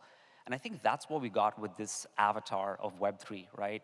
For those of you who've used, I remember looking at Curve Finance for the very first time and getting inundated. And it reminded me of like, I may be dating myself when I say this, but it reminded me of like GeoCities back in 1996. But you know, it was a site built by degens for degens, right? So it wasn't meant to cross the chasm and be used by the masses, so to speak. But we've hit product market fit. I feel like we've proven, just like these folks have said, that this works, right? DeFi works. And I think now is the time for us to sort of cross the chasm and make this sort of truly available with the Lego blocks, with the building blocks that are getting set up by you folks, and to make it widely adoptable. So very glass half full outlook on what's to come in the future. And well, okay, shall I continue? So I was just going to say, we're going through, I mean, I don't even want to call it a crypto winter. Let's call it a crypto lull, a kind of pause, hiatus. And, in many respects, that's fantastic because whether it's different types of scaling solutions, sharding or those based on ZK's type approaches or whatever it is, they're really kicking in now, but it's great to have an opportunity for them to kind of mature right now when there's not quite so much heat in the system. But we were talking backstage as well about things like play to earn. There's been tremendous success with play to earn and now X to earn, approaches. But I think we can all sort of point to those digital economies that got built and see how, their success became the kind of the root of their kind of failure. But, the story is not over. There's a possibility for that to be refined as well, and we see a lot of that happening out there in the marketplace and all the people in that space building more resilient ecosystems.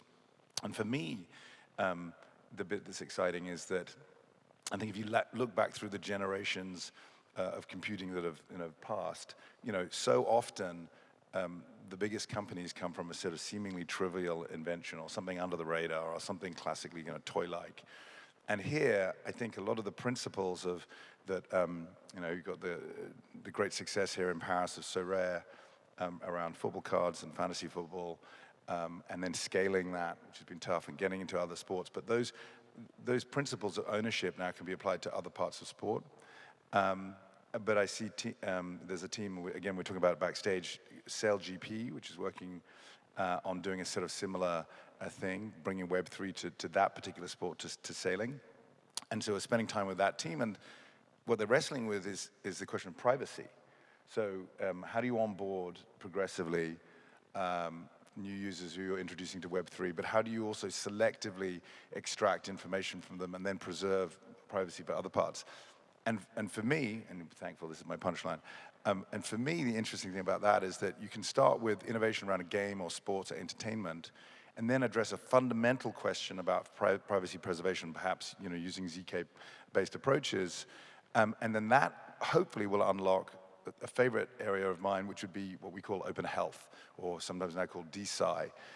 So because if we can get individuals comfortable and regulators and governments comfortable with the way we can share our personal, biomedical data, that's a treasure trove of opportunity, I think, for Web3. That's great insights. I subscribe to and agree with everything you said.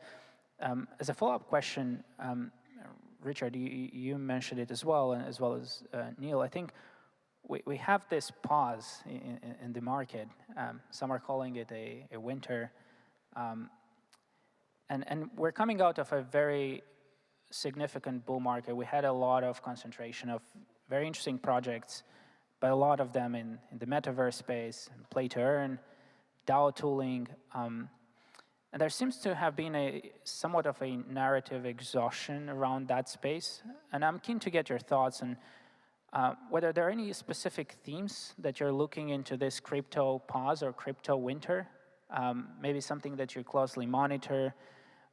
You mentioned some foundational infrastructure pieces or building blocks that are definitely coming out of this cycle, like ZK proof-based projects, privacy-enabling solutions, and so on. But keen to get the whole panel's thoughts on this. Yeah, happy to kick it off. The analogy that I like to use a lot is that, when the very, very first airplane was built, there were no airports to support it, right? And then the airports came, then the airplanes got bigger, and then the airports got bigger, the airplanes got bigger, and we kind of kept going through these cycles, right? And I think we're, at some point you hit steady state. And I think we tested the limits of what we could do with the application space on the blockchain to a large extent, and that's why we needed scaling solutions, which is what I think became very topical and thematic. And we're going to start to see a lot of that come to life with layer 2s supporting EVM chains, or even alt L1s challenging Ethereum in some ways. So, again, just because of my area of focus, I like that space a lot, especially when there's a developer go-to-market component to it. I feel like I can be very supportive. So I like to focus on that a lot. But if you start to move up stack, yeah, there's, again, as we were alluding to earlier, I feel like DeFi has really shown promise and has shown signs of product market fit. And how do we then take this stack and then have it sort of cross the chasm for real world usage, right? So I think that's going to be something that's really interesting. NFTs, as Richard pointed out, with various companies have shown signs of product market fit with what you can do with on-chain metadata has been really fascinating. So that's going to be interesting. And then, you talked about play to earn, and my 2 cents on this, because I'm no expert when it comes to this stuff, but as I look at these spaces sort of outside in, they looked a little bit like a user acquisition strategy for some of them. I don't think many of them fall into this category, or maybe some of them fall into this category, but there just needs to be good counterbalance or counterparty to support the inflationary nature of some of these tokens, right? So, the health DAO, the data DAO, component makes a ton of sense. We just need a counterparty to support these tokens. Anyhow, long story short is that I think we're starting to see signs of strength here, and hopefully we can sort of, rally behind that to see things that really start to make a difference in the real world. So, but that has to come with sort of like the infrastructure that needs to support it. And I'll just add like 10 more seconds here, but if you look back at sort of, if you've been building in this space since 2018, you start to, you know exactly how to get started, right? You know smart contracts, you know how to build for those. You start to use Oracle infrastructure, you start to maybe use Chainlink, maybe you start to use data infrastructure like the graph. And I think we're starting to also push the limits of what those things can offer now. So I'd say like the 2018 to 2022 vintage, leveraged these infrastructure protocols. And I think we're going to start to see a revision of those start to happen because again, I think the airplanes have gotten big, the airports haven't caught up yet. So I think aside from the scaling solutions, we're going to start to see better tooling and better off-chain support to support things that need to happen on-chain and vice versa. So that's going to be an interesting area to focus on. Yeah, let me follow on. I'd say, actually to one of the companies Richard just mentioned, Sorare, I mean, there are some businesses which have hit that product market fit and have continued to grow through the last several months, quarters, regardless of what you're seeing in the macro backdrop and crypto prices and so on. I think, as we tend to focus on a very different end of the spectrum, we're always looking for product market fit at a much greater scale to be able to allow us to invest much larger quantities. And I think, those opportunities are few and far between, but it's an increasing number of these opportunities. And I think looking at some of these scaling solutions, they're quite nascent and they're well funded for maybe 10 years at this point. With not very much capital because you just don't need that in this space. I think the sheer volumes of capital that have come in have opened up people's eyes, regulators' eyes, and so on and so forth to exactly how much emphasis needs to be put on this sector. And so where we're spending a lot of time is really looking at compliance, onboarding solutions, and so on and so forth, and seeing which of our Web 2 companies are actually coming to us and saying, how do we get more involved in this space? And the vast majority of our portfolio is Web 2. We're early investors, or relatively early investors, in Improbable, for example. They've been phenomenal contributors to this space in the last few months and quarters, especially as they've been continuing to build. And I think there's a lot more incredible stuff to come out of them. And so I think you have Web3, it's growing, it's doing incredible things and really pushing the boundaries. You have a lot of infrastructure that maybe breaks when things grow too quickly, perhaps with play to earn and other things. That's not a negative in my mind, it's a positive. It brought new people to set up wallets, to get involved, and maybe they disappear, but maybe they come back. The reactivation will be super interesting to monitor as things pick up again. At the same time, you have this heavy amount of attention, right, from large financial institutions around the world, large balance sheets who are looking to get involved in different ways, but also traditional large Web 2 companies. And yeah, it starts with maybe sports, retail businesses and brands which are really getting involved in token-gated e-commerce, or maybe just an NFT loyalty program and so on and so forth. And POAPs is great as a good way to see how we're all getting involved in this community and where we're all spending our time. But I do see that next wave also coming in from Web 2, really coming into the space, and we see that a lot in our portfolio. People are asking questions, asking the right questions. They have to get started, and they're on the same ramp that everybody takes. So it's a really, really fascinating time at the moment. It's not that we're pausing just because prices have come down and there's a lull in the market. But that's a good reason for hurrying up. Absolutely. Yeah, I would totally agree with that. And I think, on top of the infrastructure part that Anand mentioned, I think on the application layer, what we're looking at is just real world usage and demand and traction. Because I think until now, if you look at all the different crypto sectors, stablecoins, DeFi, play-to-earn games, the demand is mainly crypto natively driven.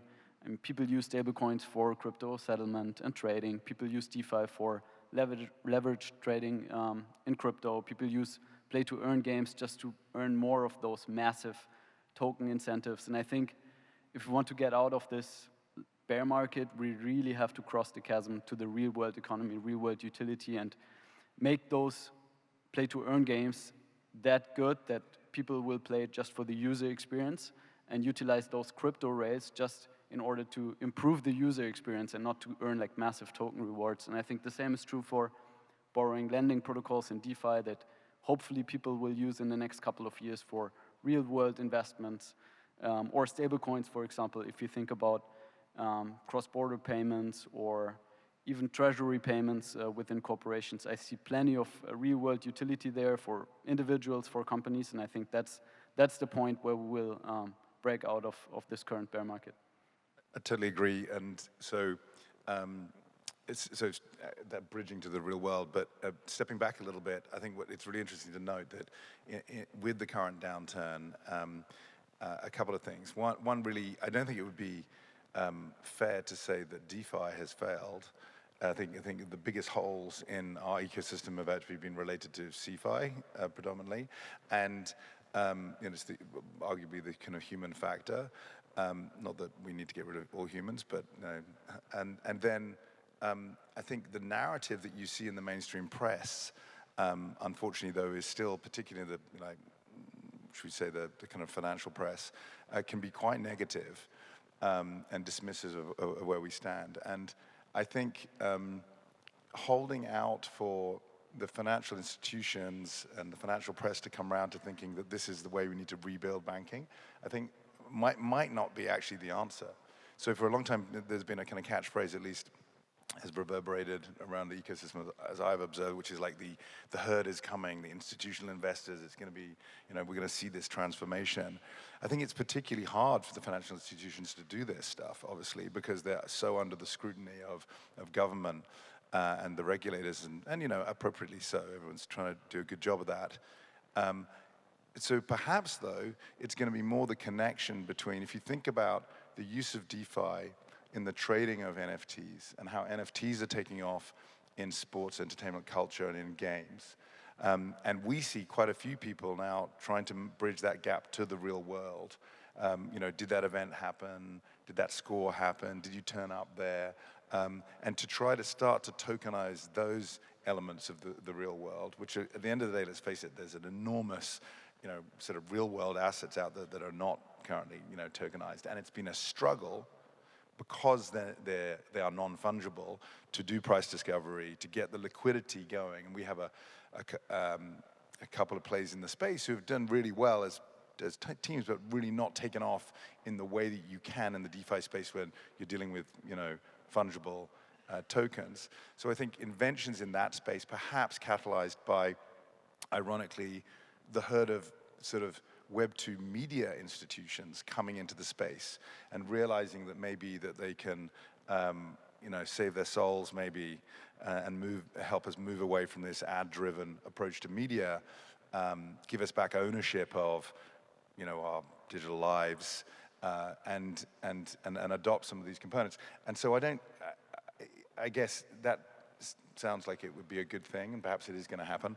I'm not saying that it's going to be easy, because fundamentally some of the music companies or the Hollywood, film companies or just the, news companies and so forth, the social media companies, they're having to swap out, sort of hot swap their business model if they can do that. I mean, I think the track record for doing that successfully is pretty poor, but maybe they'll give it a go. Very interesting. Just following on the changing of business model, I'd like to steer our discussion a bit closer to home, to what we're doing in the day-to-day, and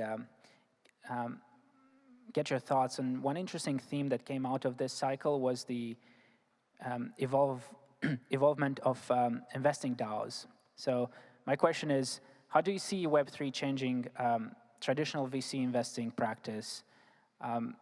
Do you see it as a competitor, or is it something that augments our practice? From my side, I think it's a very interesting development. We definitely see it as an augmentation to our practice, but I'm very keen to hear how you're seeing the business model changing with the advent of decentralization. Yeah, happy to kick this one off. Look, I think I completely agree with you philosophically. I think it's very complementary to the traditional VC model.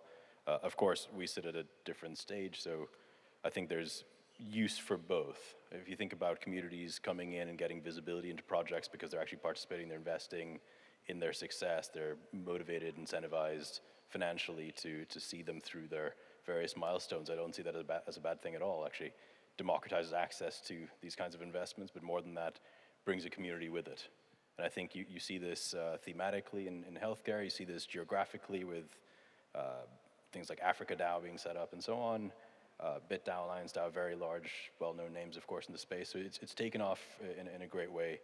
I do see the value in traditional VC, of course, being slightly different but complementary in that, we are happy to make longer term investments. We're actually happy to make larger investments just because there has historically been more capital raised here than let's say grassroots through these investment DAOs. But look, maybe that evolves and changes over time. But I think philosophically, I don't see any reason why the two can't coexist and why they're not complementary.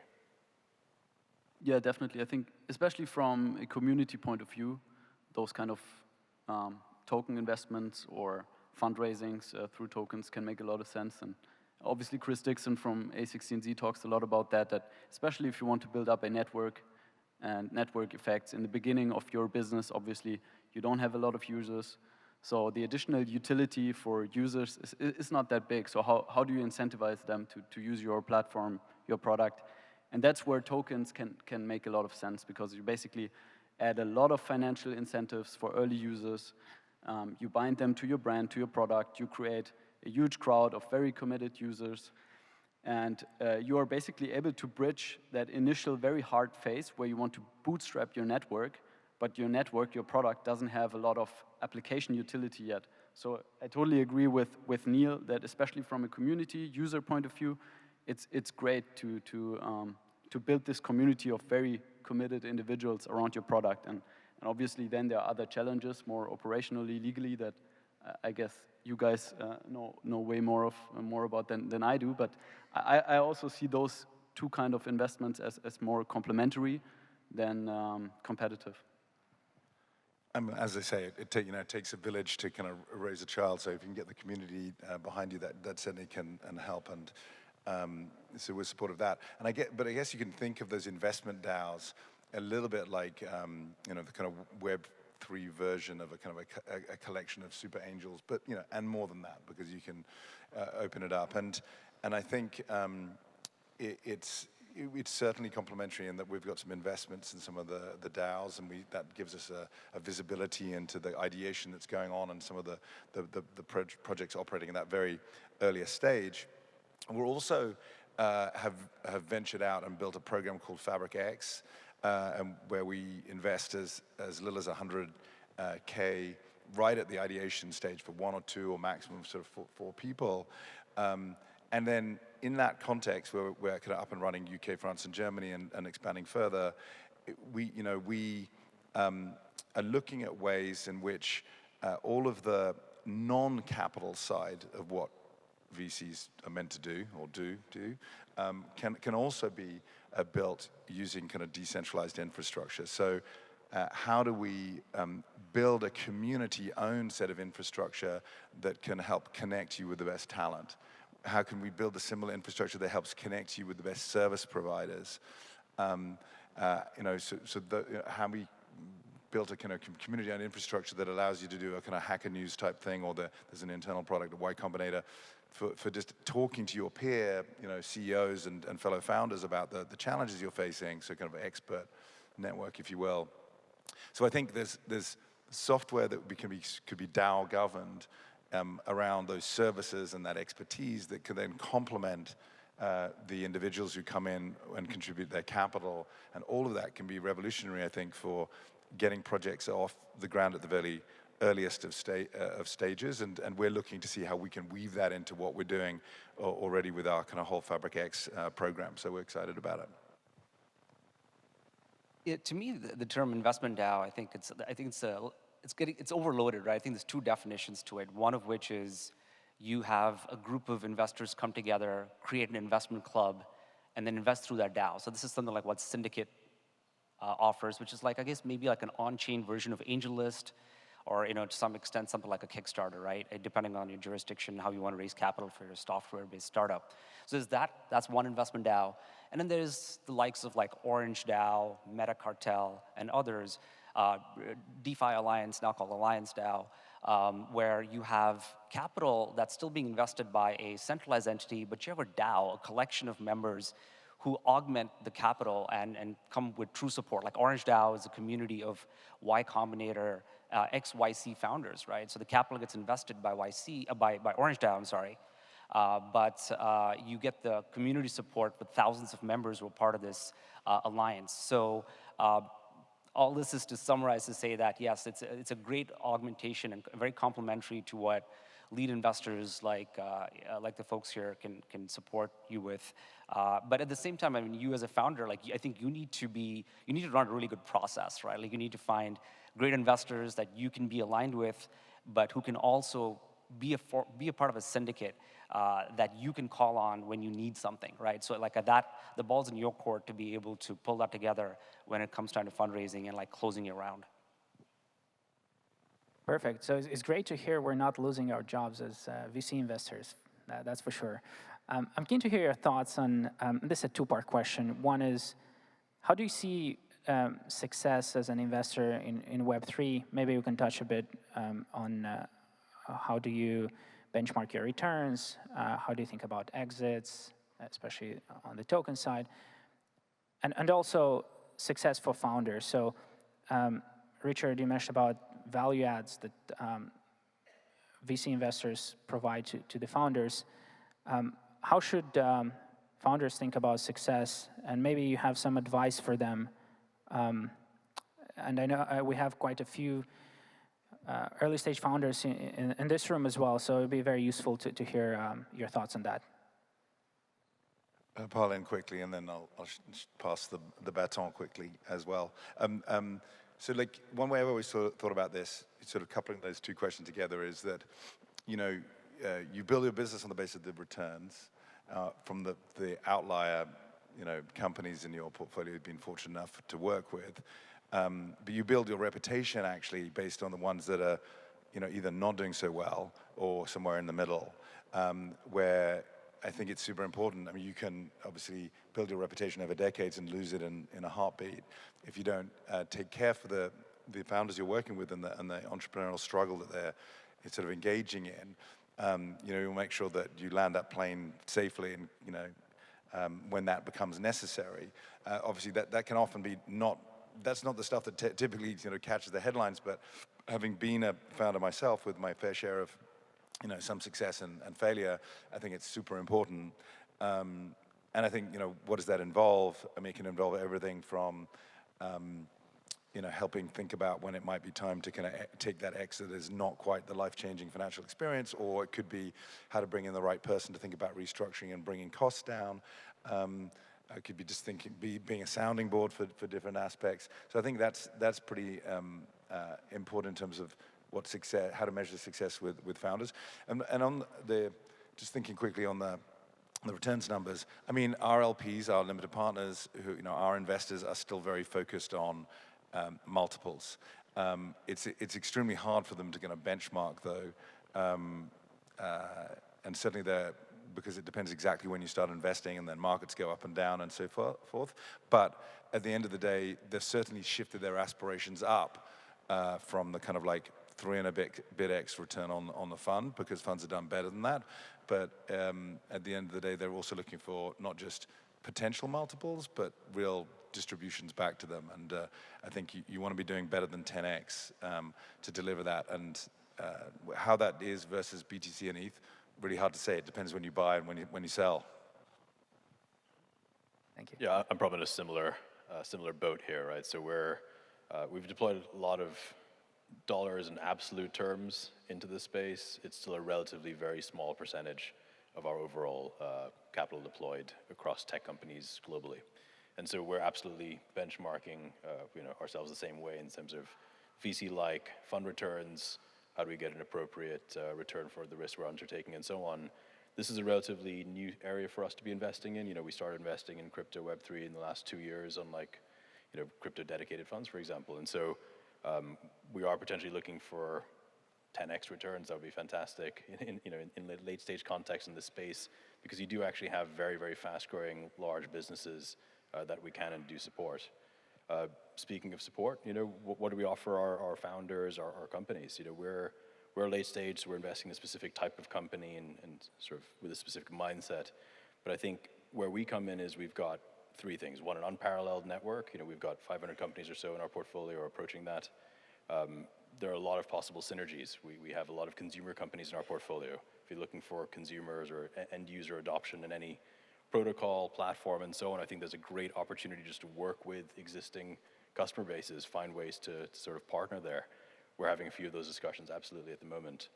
Secondly, we've got scale. We've got 10 offices around the world. If you're looking to attract a different talent base or approach a different customer base, I think that's all something we can help with. Actually, just next month, I'm taking one of our portfolio companies on a roadshow in the Middle East to meet the largest financial institutions, regulators, so on and so forth, just to make sure that they're present, they're potentially able to tap into a new market. Finally, we're able to help with support, but I think the support that we offer, again, is for later stage companies, and so very important to bear that in mind. How do you organize your finance team? How do you get yourself IPO ready? A lot of investments in the space are, of course, token investments, but there are equally quite a few equity investments in the space. And equity-related investments, what's the exit? Perhaps it's an IPO, perhaps it's an M&A exit. How do you think about that? We just have a wealth of data points, having seen a lot of that in our portfolio, gone through that in quite a bit of experience. We have maybe 40 plus public companies at this point. How do you help manage down our positions? We've got a team in-house of experts who've been doing this for decades, who actually help us with our public portfolio and how to actually exit in a sensible way, being mindful of liquidity and many, many other constraints and variables. So we think about things a little bit differently, but I think ultimately we're looking at the same thing here. How do we support the ecosystem, and how do we add our flavor of support as the SoftBank Vision Fund? Perfect. Yeah, I'll quickly tack on. I think when it comes to portfolio construction, I actually like to refer back to this book by Morgan Housel. It's called The Psychology of Money.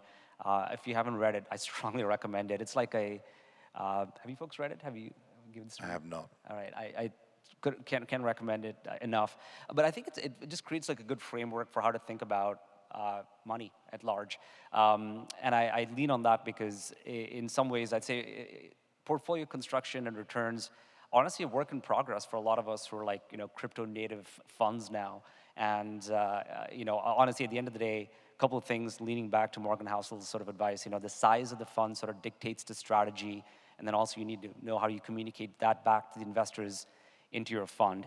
And in a similar vein, right, like now segueing into sort of founder needs and what success looks like or how we can support. I'll just kind of quickly summarize it, because I really focus on very early stages. So the three things, especially because we look at a lot of developer-oriented protocols, how can we help you with developer go-to-market? How can we help you with security best practices? And lastly, to Neil's point, there is, just make sure if you're, the investors you're aligning yourself with, they can give you the kind of support you need for customer development, or design partners who can sort of help you get off the ground at the very, very earliest stages. Like, can we open up the Rolodex and introduce you to 10 DeFi protocols so that we can get your infrastructure tool tested and vetted very quickly. So those are some of the things that hopefully you can look out for. Thank you. Patrick, any closing thoughts?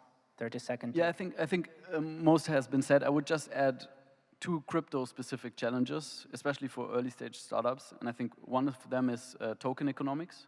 And I think those VCs that have built up a reputation, that have helped companies design several token offerings, already have a massive amount of value that they can provide to crypto companies. And I think almost every early-stage crypto startup is facing that challenge. And the second one is obviously being regulation. So I think it's such a new space. All that regulatory action is happening right now. So there's very few people, even in the VC landscape, that I think have the experience, the network, the contacts, etc., to help founders navigate that super complex area. And I think if you are able to provide as a VC advice and value on those 2 fronts, I think you will have a lot of success with early stage crypto founders. Perfect. On that very important note about regulation, I'd like to wrap up today's session and thank everyone very much for being on this panel, and also our amazing audience. Thank you. Thank you. Thank you. Thank you all.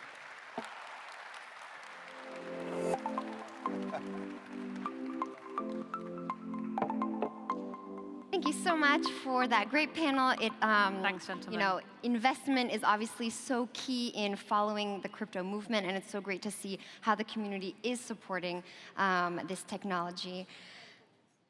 Yeah, well, now we're moving on to our next session, which is a fireside chat. And we're very honored to have Sébastien Bourget, co-founder and COO of The Sandbox, sharing the stage with Yat Siu, co-founder and executive chairman of Animoca Brands.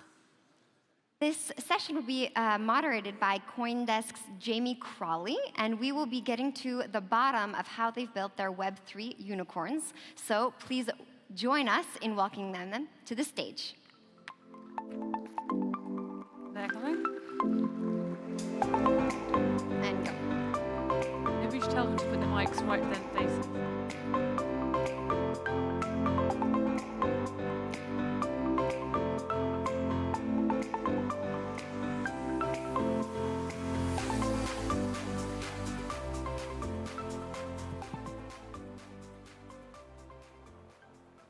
Well, good afternoon, ladies and gentlemen. Thank you for joining us for this panel on building Web3 unicorns. My name is Jamie Crawley. I'm from CoinDesk, and I'm very happy to be joined by Yatsui and Sebastian Bourget of Animoca Brands and Sandbox, respectively. Good afternoon, gentlemen. Pleasure to be here. Thanks for having us. Sandbox, obviously a virtual gaming platform, and Animoca Brands, a majority shareholder thereof. So by way of introduction, Seb, I'll come to you first. Tell us briefly about what the Sandbox is, what it offers, and then, Yat, I'll come to you to discuss Animoca's role as a majority shareholder thereof. Absolutely. Hi, everyone. Pleasure to be here. So Sandbox is essentially a decentralized virtual world where anyone can make 3D content as well as games and experiences, truly own them thanks to the power of blockchain technology and NFTs, and monetize them the way they want. It's a franchise that started already over 11 years ago on mobile, really with this idea to empower players, turn them into creators, and have been evolving over the years into more than a game, but a true platform offering different tools like a 3D content creation tool, a no-code game maker, a marketplace, a map, a game client as well. And we've been one of the pioneers into blockchain gaming. We've even contributed to build the open metaverse, that 3D virtual world where we're going to all interact and live more social, more immersive experiences with our avatars. And we've also been one of the leading projects in helping brands to onboard the metaverse with more than 400 major partners already. Yeah. Well, I mean, I think the journey for us really started when we got into non-fungible tokens with CryptoKitties back in 2017, and when we saw the power of what non-fungible tokens represented, which was a form of true digital ownership, basically where we could actually own our digital assets and therefore the derivative of our digital time. You know, we fell in love with that, and during that time we ended up meeting many companies. I sort of go back to I think it was possibly the very first real NFT conference. It was in Hong Kong in 2018. You know, you were there, Axie was there, OpenSea were there, but there was only like 200 of us, Decentraland, right? We ended up investing in almost all of those companies, but it was only because you have to remember 2018 was the big crypto winter. Like, this is not a winter in comparison. Bitcoin was like $3,000, ETH was like 100 or 150, and we were all sort of these believers in that space, you know, drinking our own Kool-Aid. And that was kind of how it started for us, where we weren't thinking, to the question of the majority shareholder, about do we want to be a majority shareholder? We were just thinking about building this new space where we could have digital ownership. And so we made investments, but we also looked at where we could offer additional value. You have to remember, in 2018, there was no VC money for projects like the Sandbox. You know, even when we led the round for Axie Infinity, we were the lead investor. The entire round was $800,000, right? Those were totally different times. So in order for us to bring the impact to them, we felt that we needed to acquire the company first, which wasn't called Sandbox. It was Pixel, the Argentinian studio. And we shared the vision that they would do something. And what we thought, we can help them get to that point. They had the chops. We had, obviously, finances, but we also had other experiences. We could bring maybe the Asia market. And it became a great collaboration. So I don't think of ourselves as much as a majority shareholder, as more as a great partner. And today we have over 380 investments, and many of them are acquisitions as well, where we hopefully share a similar experience, where we can work with others to help them build the open metaverse, and we share in this Web3 ethos. So that's really what Animoca Brands is about. Thank you both. You said this isn't crypto winter. So in this not crypto winter, Seb, I'll come to you with this first. I remember reading maybe back in April, which seems a very long time ago now, that Sandbox at the time were pursuing a $400 million funding round, which would a $4 billion valuation. We're here to talk about Web3 unicorns, unicorn obviously being a popular term for a startup with a valuation of $1 billion or more. Give us, if you could, a flavor of how maybe conversations with investors have changed over the last few months. Are they a little bit more circumspect, a little bit more cautious? How have things been going there? So I think I will let Yat speak on the investor perspective, and I will share more from like the adoption and user engagement perspective. Since we're a platform, we are seeing every week, if not every day, major brands from all around the world entering the sandbox, acquiring land and launching various activities, activation or experiences as well. We just released 3 weeks ago a major milestone for the sandbox called the Alpha Season 3. It is a 10-week event featuring more than 98 experiences, including 22 major brands. You have like The Walking Dead, Ubisoft, Atari, Steve Aoki, Warner Music, just among many others. And we've seen tremendous engagement from the users in this season 3. So users are still here playing, engaging, spending over 30 minutes a day on average per experience. Every new day, a new experience is coming. So we're definitely showing that there's player, that there is content that's being built, and actually it's been built not only by us, but by a growing ecosystem. So the sandbox, at the beginning of the year, we had 20, 25 studios around the world that were creating content. Today it's over 100 studios that are themselves have been hiring artists, level designers, narrative designer, and other of the jobs of the metaverse. And all of that has been contributing to the creator economy. That's a circular economy where the studio are paying artists in Sand token and they reinvest into the platform. The brands come and they buy the land in Sand. So land market has been also very active on the secondary market, showing a lot of activity on the NFT side. I'm very confident that if we're able to show that there is engagement and adoption, no matter of the cycle of the crypto market, specifically a winter, also given that Sandbox started in 2018 into a crypto winter, that we have a good avenue ahead of us. And the year is not finished, so I think around investment, both ourselves will have interesting announcements, but also ourselves as a platform have been very supportive towards the ecosystem. We have launched an accelerator program with Brink, where we've been supporting 10 startups.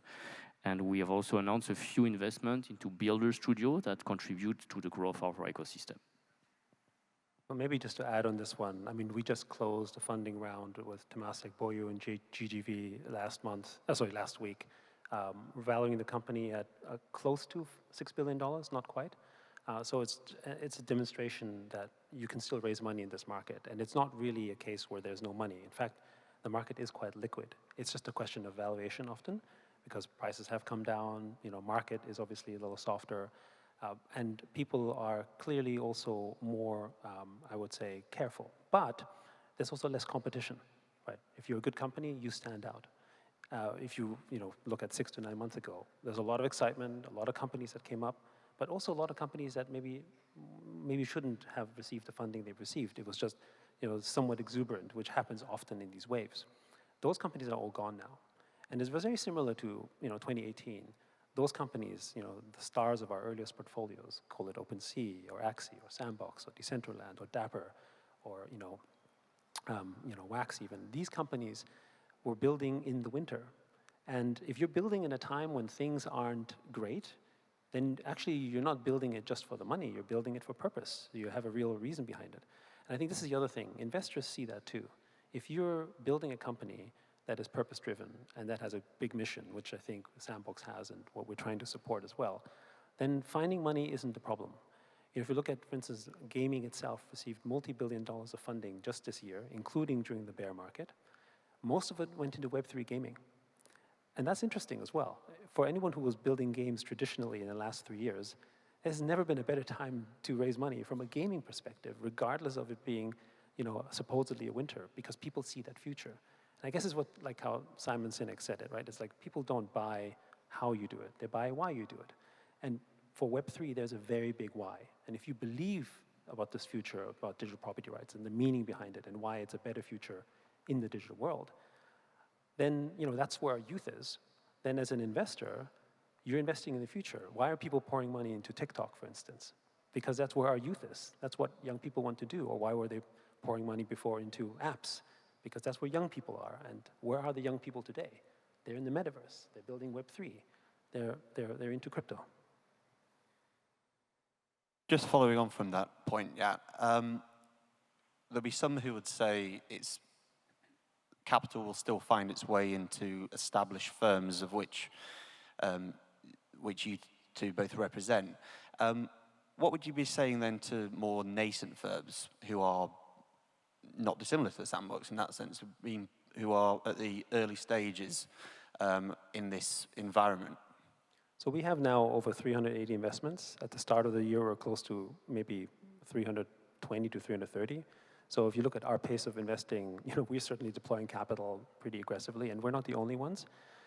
You constantly still see news about companies raising money. It may feel tougher, but most of the conversations are usually about valuations.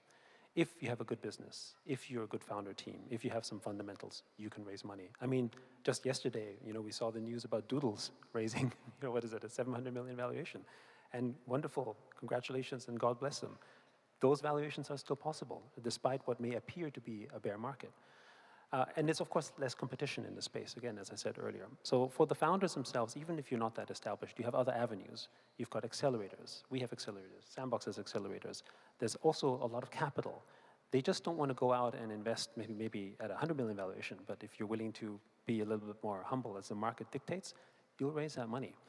2018, when we made these investments, most of them, of the companies we invested or acquired, were in the single-digit millions. Those days will never be back, I think. But that's just an illustration. And yet here we have shared value across all of those portfolios. So my general message to founders as well is it's not so much about the valuation. I think sometimes founders do get hung up on it because it's a sense of pride and ego, and it's also relative. Oh, he raised at $1 billion, so I should be worth at least 2. Sometimes people do that, even if it's not the same time. But what's more important, the valuation or who's your partner? Who's the one who can take you to that next level? Bring in that kind of capital. It's not about just how much you're worth now, because you're not building for today, you're building for tomorrow. So who will be your partner to build a better tomorrow is, I think, the way that we think of it. And the right type of companies have the same attitude. And so they continue to get funded. I mean, there's a lot of smaller companies that are even pre-revenue. They're not raising at a 50 to 100 million valuation. They're raising maybe at 20 million, but they're growing. Maybe I'd like to add, there's still a strong wave of innovation happening, and it's not like we figure out the perfect model of monetization of Web3 or engagement or Web3. So it's definitely more a matter of for the founders to be focusing as well, not on the noise, the size of the community over Discord and other vanity metrics, like Yad was saying, but into creating real adoption, real engagement, and going back to just like any business, like the core KPI that investors are looking at. And just following on from that, Seb, back on the user engagement point, there's been some interesting news only last week, in fact, about DBS looking to purchase land in the Sandbox. I remember several months ago HSBC doing the same, and they seem to view it as a platform for powering their commercial partnerships in sport, e-sport, gaming, and so forth. Could you give us a flavor about by and large, the kind of firms who are wanting to sit down with you and discuss this sort of thing? Are we talking those two examples I just gave are both in finance. I'd be interested to hear about sport, music, fashion, lifestyle, celebrities, and so on. So we're building Sandbox with putting a lot of emphasis around entertainment. That's why among all the 400 major top-tier brands and partners we have from all around the world, we will find essentially fashion, lifestyle, gaming, music, celebrities, etc. Because our thinking has been around, like, if we can reach out to the fans of those brands, and cumulatively we are reaching over 1 billion fans around the world, then they could come for their favorite brand or celebrity, and then they could stay on the platform to keep engaging with all the other user-generated content we have and the other brands alike.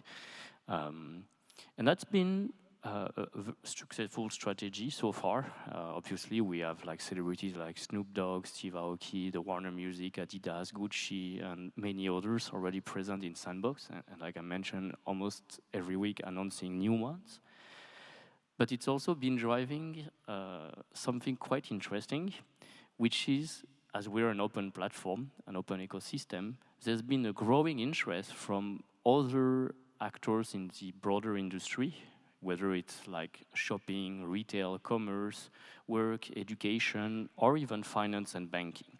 So progressively we've seen, and I really like that those brands in the finance sector like HSBC or DBS or AXA Insurance or Crédit Agricole, and there's plenty others around the world that will be announced, have been innovating and taking some risk to reinvent themselves in the metaverse.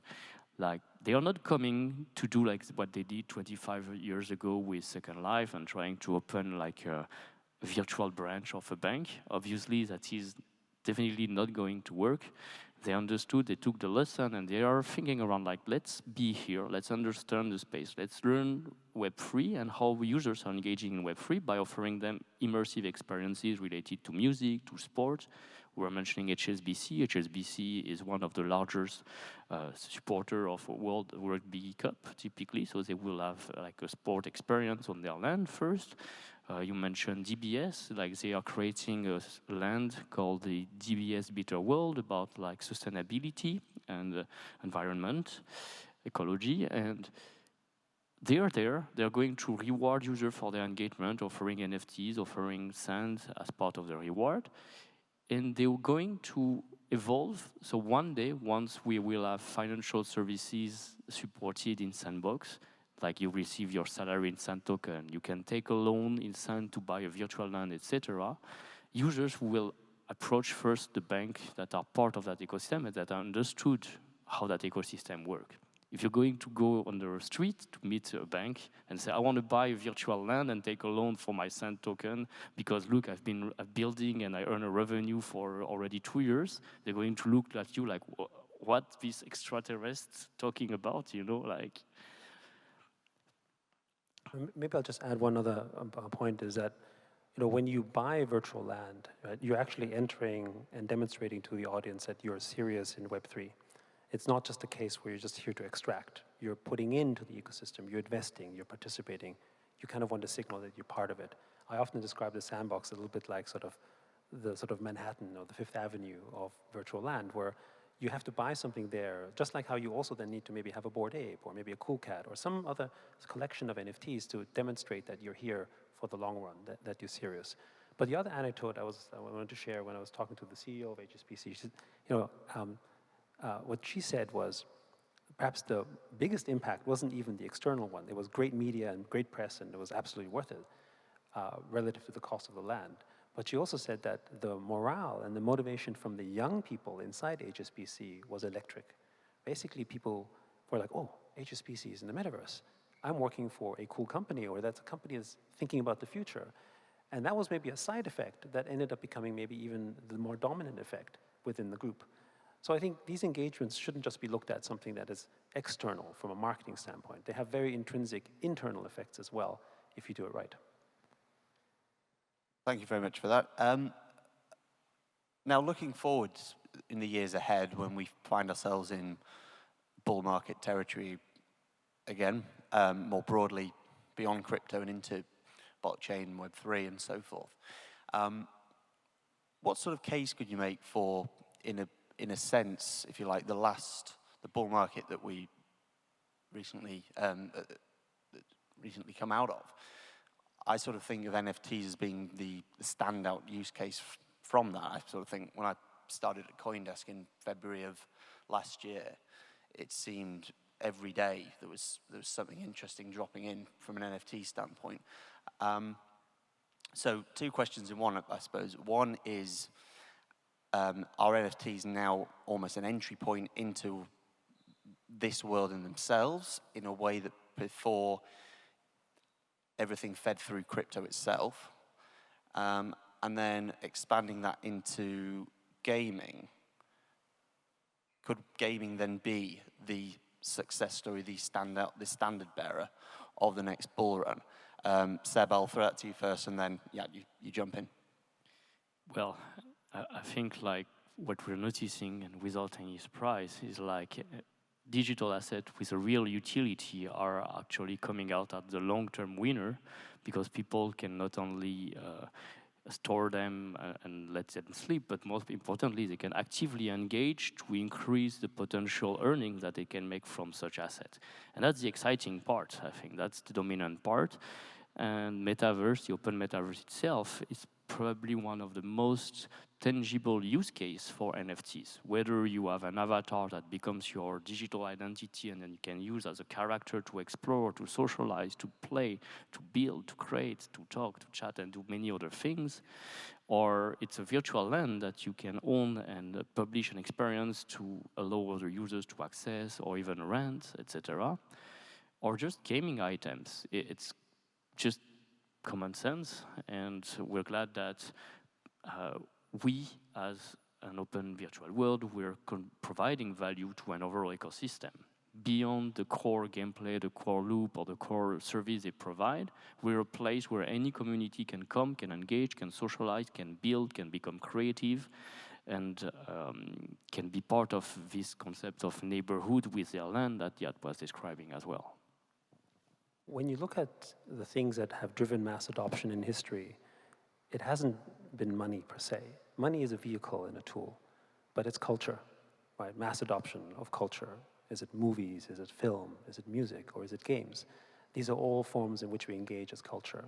And as people broadly, we identify better with culture than we do purely with money. If you look at the history of crypto, it's first started off with, I enter crypto because I want to own Bitcoin, because the value goes up, which means, or hopefully it goes up. So basically, it's a purely speculative purpose.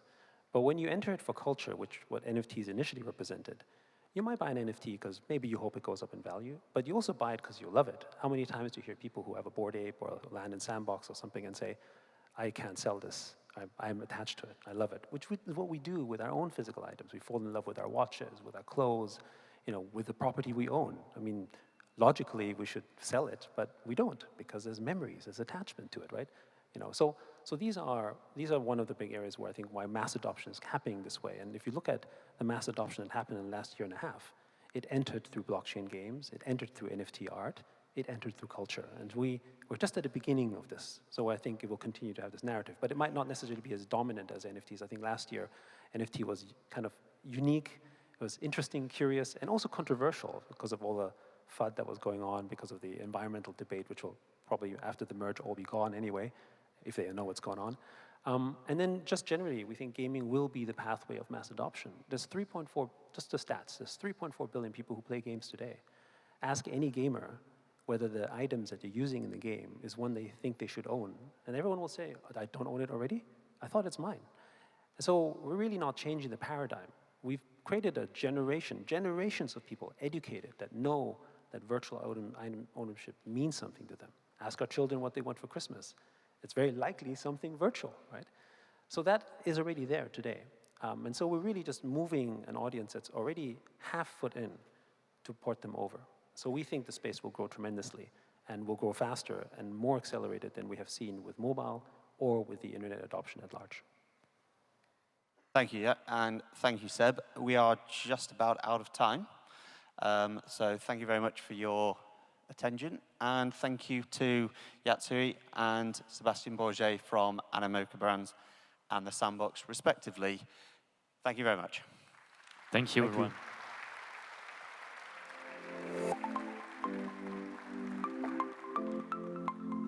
Thank you so much, Jamie, Sebastian, and of course, Sian, for testimonials there. I mean, it's great to hear stories of people that have really, lived through and are living through Web3. And there's so much potential in that. And of course, with stories straight from the source. Hopefully, of course, with Web3, we'll be hearing a lot more Web3 stories like those. So, Kayla, what's up next? Great question. We are now going to take a look at blockchain education's role in the development of Web3. It's something that people talked a lot about, that education is really the starting point, the seed that everything sprouts from. And so we're looking at how we can really put it at the heart of this technological trend.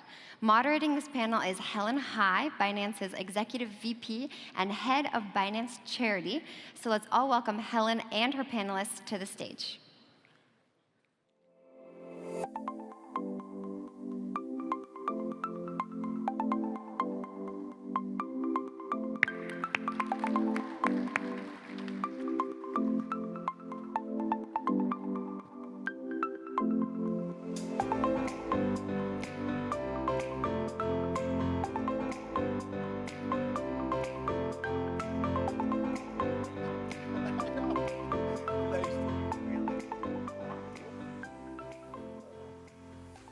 Hello, everyone. This session is about put blockchain education at the heart of Web3. I'm actually so honored to be here with our distinguished, panelists. Let me introduce the first one, Peter, Deputy Dean of INSEAD, one of the best business schools in Europe and in the world. And also Chris, the founder and professor, of Essex. And we have also got Deep from UK, from Imperial College, heading up on blockchain. And last but not least, we all heard from CZ, the most fascinating in France, the collaboration between Binance and Simplon. And we've got Frederick, the founder of Simplon with us today. Thank you. So let me start. Being professors sitting here talking about blockchain Web3, tell us what about your journey? How did you get into this industry? Why you are fascinated about blockchain and Web3? What do you see the future of this? Maybe I start with Peter. All right, thank you, Helen. So I come at it from two ways. One, I teach big online courses and other things at INSEAD, again, to a general management business audience and trying to get them to understand technology. And then I'm also Dean of Innovation, trying to get my colleagues to take exciting new things seriously. But I just talk about it as a professor of strategy and tech strategy. So of course, over time, bit by bit, you start to get more students asking questions about this, or more executives slowly starting to be interested. And then I guess you asked about my personal journey.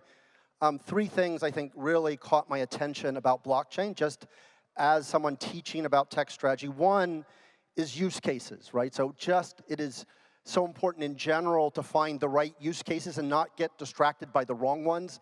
And as we know, blockchain is full of some great use cases, but tons of noise. Secondly, again, I'm teaching a lot of traditional companies, Visa or Schneider Electric, and this timing issue. It used to be they were all panicked about being too late and being slow, and we have to move fast. Whereas we know that, in fact, they started to get too fast, they'd move too early, too many promises, and then disappoint, and the corporate would kill it, and they would be asleep when it became a big thing. So clearly, blockchain, a lot of the use cases, you have to be patient.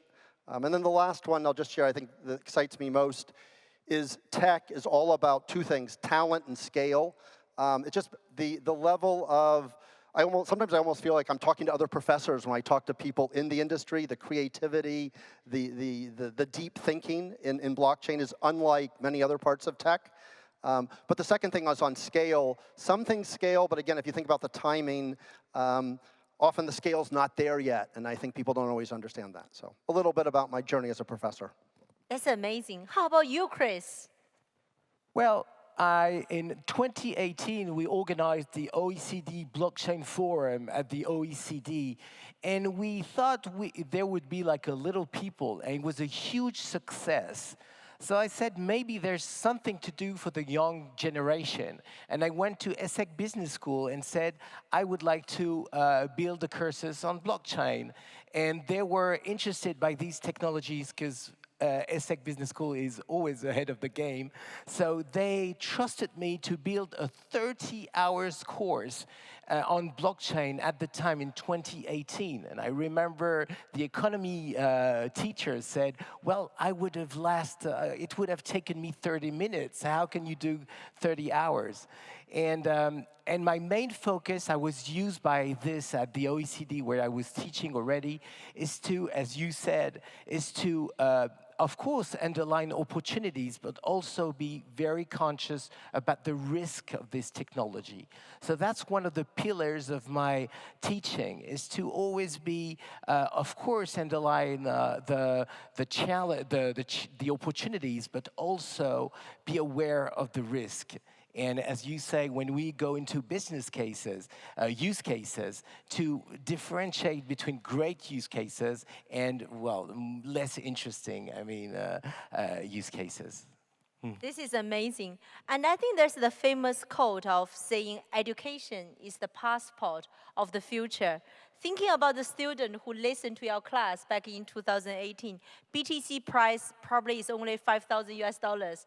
Even though we're talking about BTC price has been halved compared with a few months ago, still $20,000, right? So actually, there's a lot of important things when you actually have a good education, understand ahead of the curve, understand what is coming. So how about you, Dip? You know, in Imperial, one of the leading schools, tell us about, when we think about Imperial, we're probably thinking about rocket science, right?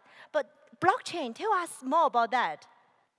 Yeah, thank you. So it's a pleasure to be here with you guys today. I mean, I think a little bit on the personal journey side of it.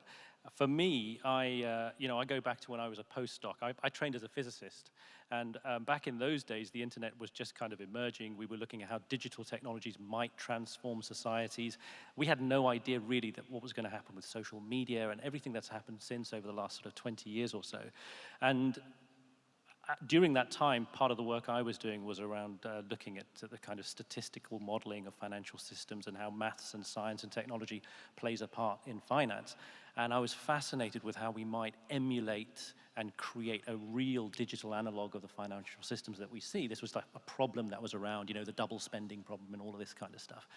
And so for me, the moment that we ended up seeing the emergence of blockchain, it starts unlocking a lot of the aspirations for not just what we might do with financial systems, but what we might do with the internet as a whole. Almost returning us to the fundamental kind of initial ideas of what the internet was supposed to be all about.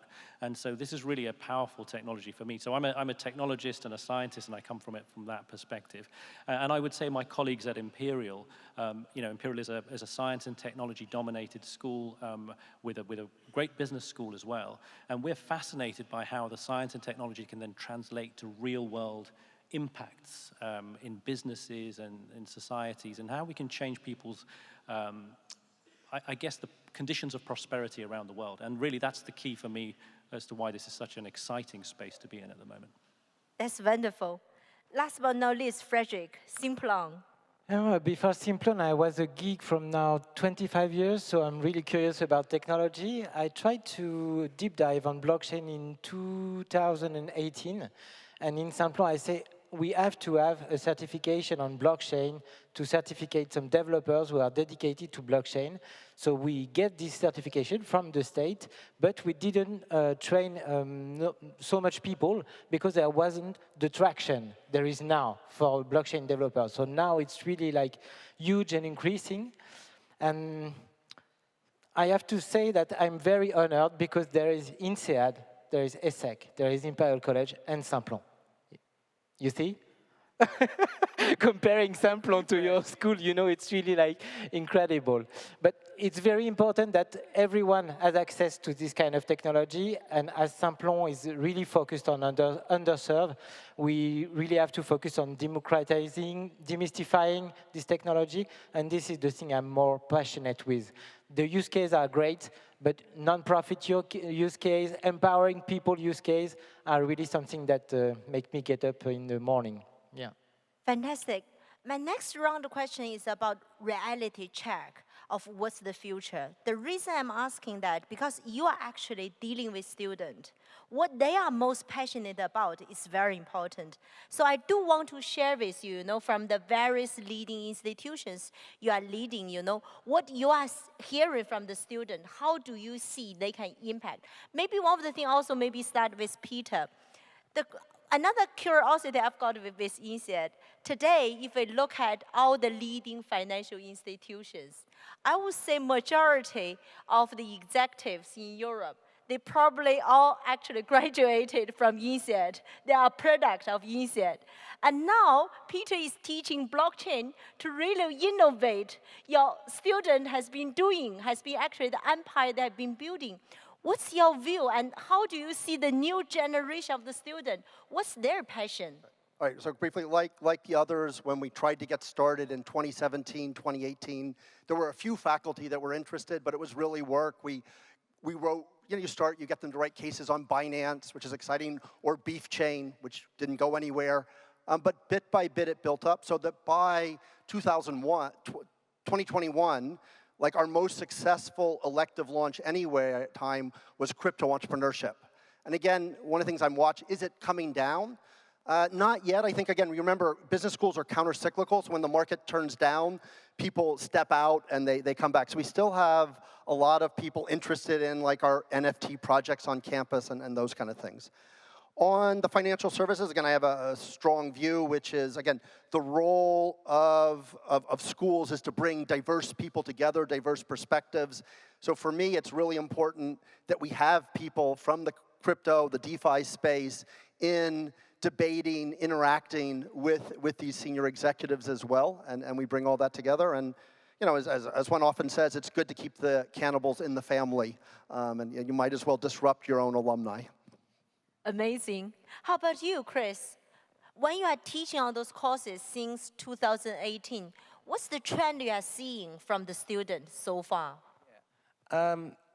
I think you can compare to the internet in a way. Maybe in 1995, people were interested in knowing about the technology, what is IP. It was very technological. And then after 2000, students were more interested in what are the businesses running on internet, like Amazon and things like that. And for me, in the Web3, I observed the same tendency. As at the beginning, people were very technical about what they were interested in, and now they want really to be inside business. And that's why it's a huge opportunity to work with Binance in my course, where Binance mentors students, as well as Simplon mentors students, to help them to be into the business. For example, to be very specific, we have a business case called Binance Pay, and they are amazingly creative on bringing ideas on how to make Web3 accessible to everybody. So yeah, that's the way I see it, from something which is technological to something which is very much more business oriented. That's amazing. And Dip, I remember a few months ago when we were doing the session in Imperial, I asked the question, how many of you actually owns a crypto coin? Most of the students all raised their hand, which I was shocked. Because if you ask, the penetration of blockchain and crypto is so high in colleges. Why is that in Imperial? Why do you think the penetration is so high? Yeah, I mean, I think it relates to your question that you were asking with respect to the students. That was a room full of students. Yeah. And for me, the students are the place where, students don't have to necessarily ask for permission to play with the technology.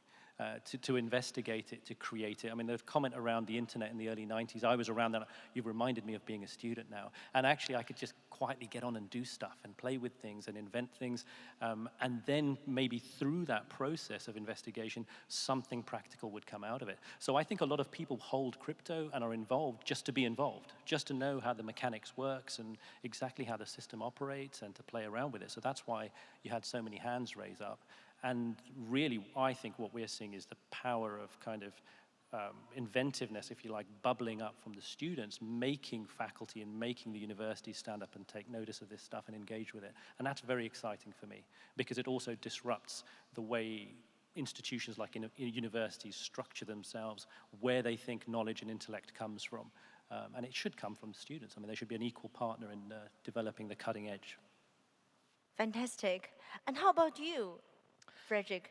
Our students are really different from the students we can have here, because they are unemployed people. They are coming from a very underserved backgrounds. They can be refugees or newcomers, disabled people, people who were doing other jobs and reskill in IT.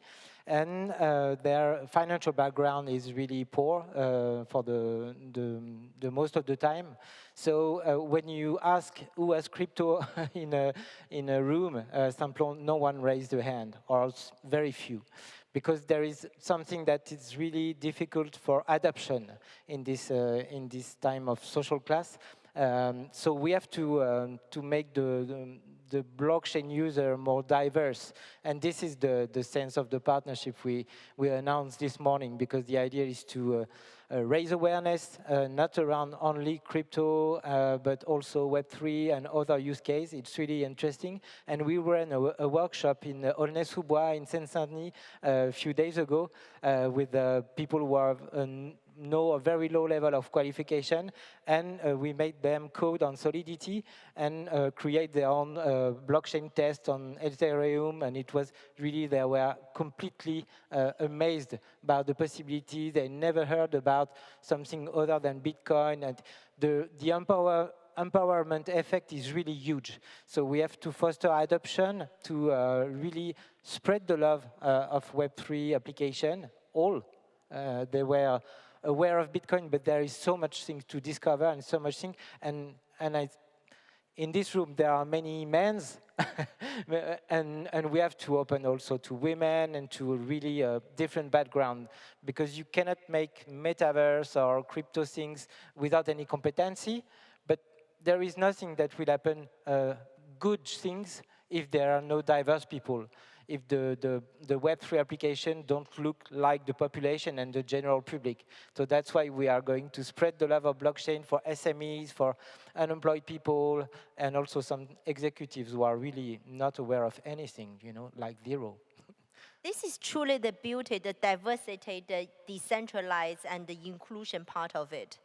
And then after all, I think the technology itself should create values to the society. A lot of great innovations that actually started at the school, at the student level. Is there any use case you are personally passionate about, or something you've already seen students you are doing you like to share with this audience? Maybe something I start with Dave. I know you are very passionate about actually the bottom billion, the inclusive part.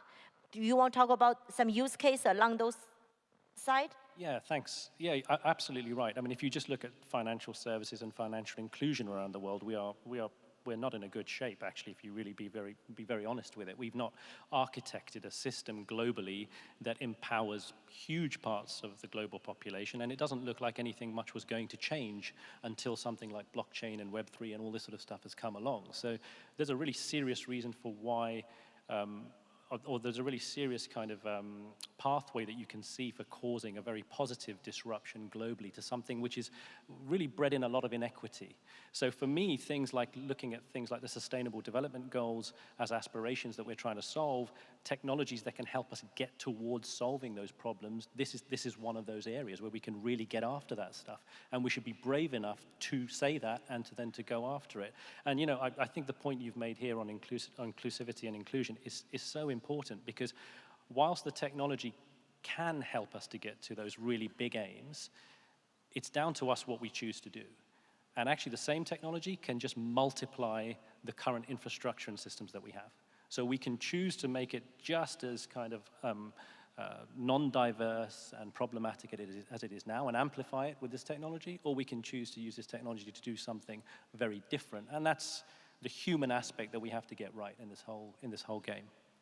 Fantastic. I guess maybe two things at INSEAD. Again, trying to broaden the impact. Again, the challenge of how you don't just reach out to elites is important.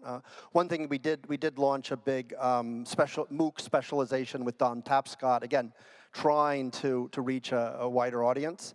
The other thing we did is we have a big competition across business schools on product management. So you get all these aspiring product managers in business schools. We give them a challenge. This year's challenge, we just decided with the student organizers, would be NFTs for good. So again, I don't know what they'll come up with, but you give them these challenges, you give them support, and you see what young people across schools come up with, and you bring them together to present and debate. So we try and facilitate that kind of exchange. Yeah, and I think when companies come with a real will to go into impact, I had the chance to work with Frederic at Simplon, so I've been used to think this way, and it's a real pleasure to work, with Binance, because there is Binance Charity, which deals with bringing scholarship to people who can't afford go to schools, and thanks to the work we do with James and Taylor here at Binance, we have really something very tangible for the students to work with on impact cases. So I think that's a huge opportunity. That's amazing. Yeah, just to share a story, when we made this workshop at Aulnay-sous-Bois, most of the people were coming from African or North African origins. And when I started to explain, based on the Binance Academy materials, that we can have a decentralized finance and something like this, they say, oh yes, we have something like this in Africa, it's called tontine. And we can borrow and lend some money, etc. We can do it on the blockchain now. It's like history and technology can bring something together at scale. So they were really, really touching what can be done with the technology, and it was something huge for them. So that's amazing. And I think technology, after all, it is still a tool. There should be a purpose of the technology is to create values for the society, because people can use the tool to do something either good or evil. So this is why the school, the education is so powerful. I know INSEAD, there's a very clear call. Business is a good force, for the society. So how do you actually, during your teaching of the technology, how you actually build into the value system to the student?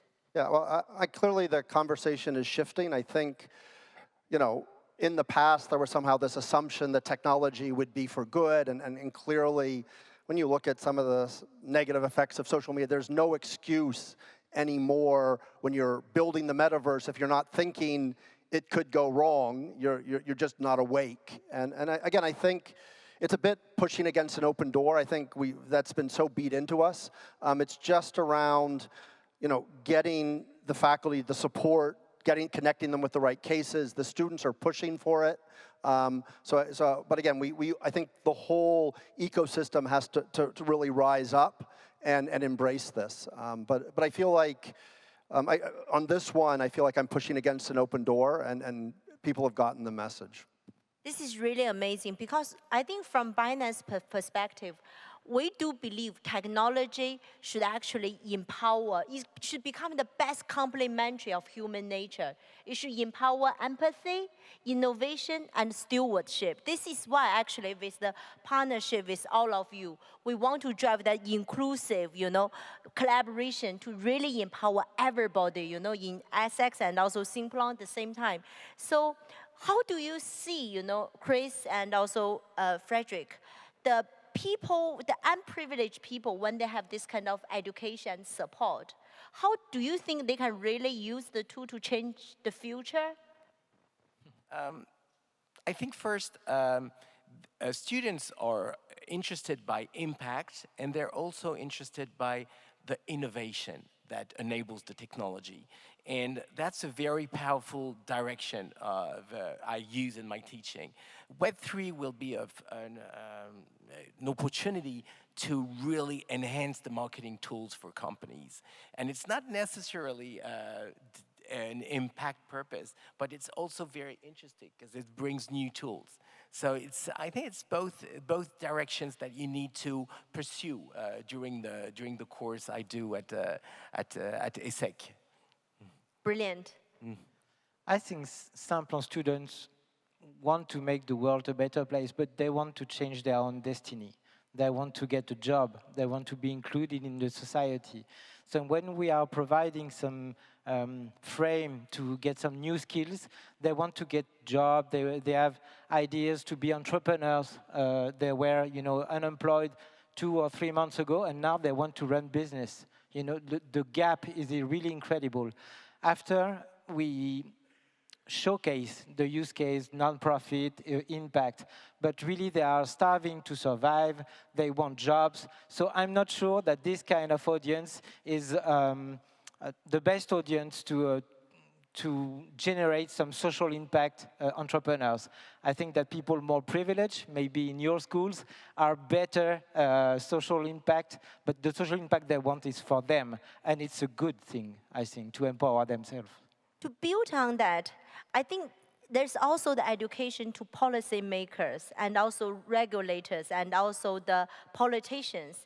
And I think maybe Deep, you can also share, at Imperial, I know actually a lot of British politicians looking for policy advice papers from you. How would you also shape even from the top? Yeah, I think we're living in a period of history where there's a lot of what some people term sort of emerging disruptive technologies. This is one of those domains, but we're living at a time when I think it's become kind of standard for people in senior decision-making circles, whether they're in industry or whether they're in government, to not feel it's necessary to understand the technology or the technical aspects too much and to abdicate responsibility for that to other people. My techie team or my techies, they'll give me the information that I need. And I think what's happening now is we're calling time on that kind of model. So if you look at the regulatory space right now, technology is moving so fast. And if you look at regulatory time cycles, how long it takes to form regulation and legislation, by the time, let alone the ink being dry, once you've started the document, the technology has already shifted away. So we need almost a paradigm shift in the way that we run regulation, maybe some sort of agile and more a nimble process for regulation. But we also need to increase, I believe, the technical literacy of the people that we have in those systems so that they can make the right policy calls, the right regulation calls. And that, of course, means then creating education pathways for through-life learning to allow people to come back from from their professional domains and then learn back at a university and go back to the professional world. And that's something which the universities I know across the world are very, very much engaged in, and that's what we're interested in too. Huge. Again, it's not the place we play the most, but again, when we look at the space and where the ecosystem is, we're trying to step up to do more. I think there's a window here. I think national regulations are really feeling strong, and then if you look at what's happened in crypto, they feel empowered, and the window to try and not get it too wrong is now. So there's a real call, I think, for everyone who cares about the ecosystem, how we navigate this moment. Actually, that's very important because I think because a lot of policy makers and also executives, they graduated from the school actually you taught. If I'm in one of their shoes, I'm hearing this FOMO about crypto, blockchain. My view is I want some neutral understanding what is it going to be. The first place, probably I would go back to the professor I trust, the people who taught me all the knowledge, in my system. So now I guess you guys also getting this kind of questions. How actually, can you elaborate more, how actually do you respond when you have those kind of requests from policymakers and also executives? Again, you need to build dialogue. So again, you need, because again, academics bring a lot of perspective, but again, there's a lot of other complementary knowledge. How do things work in practice? You might have very good macroeconomists who understand a lot about fixed exchange rates and why stable coins in certain ways are very bad, but still to get them with people from the Bank of England, from Goldman Sachs, and get that dialogue so you get real solutions takes effort. So I don't think that just by bringing an academic in isolation that's enough. How about you, Chris? What's your view on this? Yeah, I think regulation is absolutely key in the Web3 environment because it protects consumers and investors. And if we want to have a mass adoption of Web3, we really need to have education, certainly, but also not to forget that regulation is very important and even to be taught during the class. Regulation is key in the Web3 industry. That's amazing. Before we wrap up this channel, I want actually each of the panelists maybe give one sentence you want actually the audience to take away. It's very clear, for the whole Web3, there's a huge knowledge gap. Education is going to play a vital role, 360 degrees, from policymakers, existing big conglomerate, business decision makers, and also to the future, to the student, and also to the future generations, and also the inclusive part of, across, the globe. And you guys actually are shaping that. So what you want the audience to take away from each of you? All right, so again, put my hat on as a technology strategy professor. The value is going to come from a lot of the technical, deep knowledge you have here, combining it with real business understanding. How do you build business models and get this to happen? And you've got to build bridges. So you've got to bring people with that industry experience in, with people who are excited and passionate about the technology, and you've got to meet in the middle if you're going to create value. Amazing. Chris? Well, on the knowledge part, I would say that Web3 has to be connected with other digital technologies and not to be taken isolatedly, like, for example, artificial intelligence, big data, and other technologies. So that's on the knowledge part. Then on the business part, I think there's a lot of jobs today in the Web3 industry. A few people still maybe sometimes believe if you work on blockchain, you'll be a developer, for example. There are so many jobs, and I think Binance is a great illustration on how many different jobs you can have in the Web3 industry. It could be legal, it can be marketing, it can be, well, just take the comparison with Web2, with the internet, where it has revolutionized every job, and it's becoming the case. And I can really see with my current promotion how people from very different backgrounds have taken this course, whether it's communication, it's legal, it's business, it's technological, because once again, there are plenty of jobs in Web3, and that's what seems to be fascinating to my point of view. Very encouraging. Deep? Yeah, I'll just be brief. I think I'm just going to echo something that was said a minute ago. I think get yourself involved in places where you have people coming from different disciplines with a different perspective. We always talk about the university being a convening center, somewhere that industry, government, and academia, the so-called triple helix, can come together. But wherever you find that forum, I think get yourself in that room, because it will give you a fresh perspective on your startup, on your research project, or whatever else you're doing in this space. Amazing. Frederick? Yeah, just to conclude, diversity is the key for adoption, but it's the key for resilience, it's the key for innovation.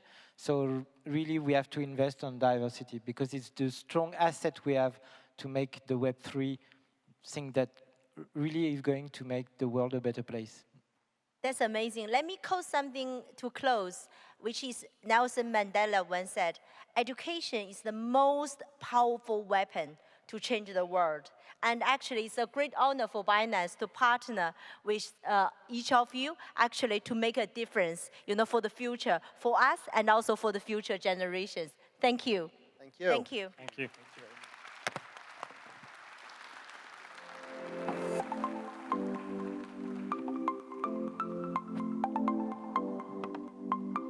Thank you so much to our panelists for all your great work. Like you said, sort of sharpening and working on that weapon, which is so powerful, education. You guys, we are down to our final panel of the day. I don't know how that happened. The day just sort of flew by. I don't know if it's the same for you guys.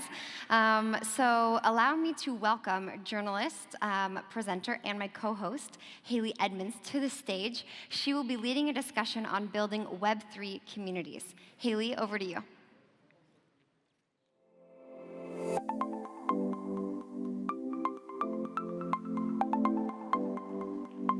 Thank you, Kayla, for the introduction.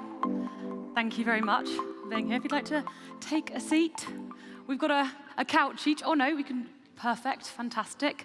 As Kayla said, we will be discussing building Web3 communities, and I'm delighted to be joined by Ian Goddard, Head of Innovation, Technical and Innovation Partnerships at Alpine F1 team, and Athena Yu, Deputy Head of NFT at Binance. Now, companies, of course, can build on Web3 infrastructure to create communities around their brands, building open platforms that share value with users, directly creating more value for everyone.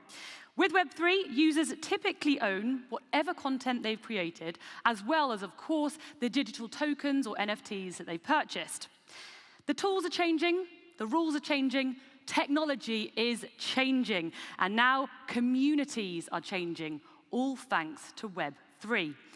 But how can Web3 create new communities? How can they reinforce or strengthen pre-existing ones, from sports teams to celebrities to festivals even? Well, we're going to talk about that in just a second. And as I said, I'm delighted to have some fantastic guests with us today.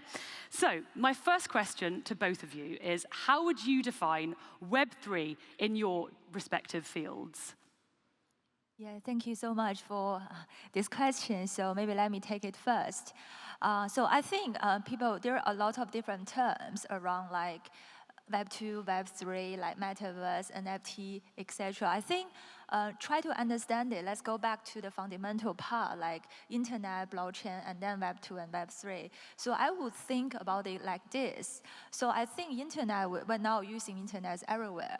So I think internet just represents a transfer of information where you actually do not really rely on a physical newspaper to know what is going on today. You just rely on the internet to give you all the information. So people can have all this free transfer of information on the internet.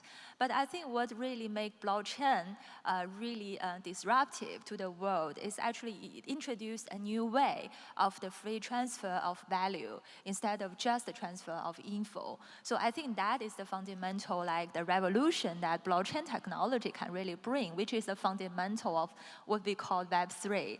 So I think everything, if you let me to do a very big summary about Web3, I think Web3 is all about ownership, privacy, and control. So for example, like in contrary to Web3, let's talk about Web2. So Web2 actually is really based on like the very user-censored and based technology, which is based on the centralized data and a centralized platform. You don't actually own any kind of asset or info on any kind of internet. For example, like we're using the social media platform or other kind of a Web2 platform. So when the platform really crash and down, so basically everything you just disappear. You don't own any of them. But in the Web3 enabled website or platform or the app that we are using, so basically you control everything. You are the owner of the info, data, and everything that on that platform. And for example, NFT is a very important building block in the Web3 community. And also Web3 community bring a very good way where every single individuals, every single participant can really get an interactive experience from the people they are talking with.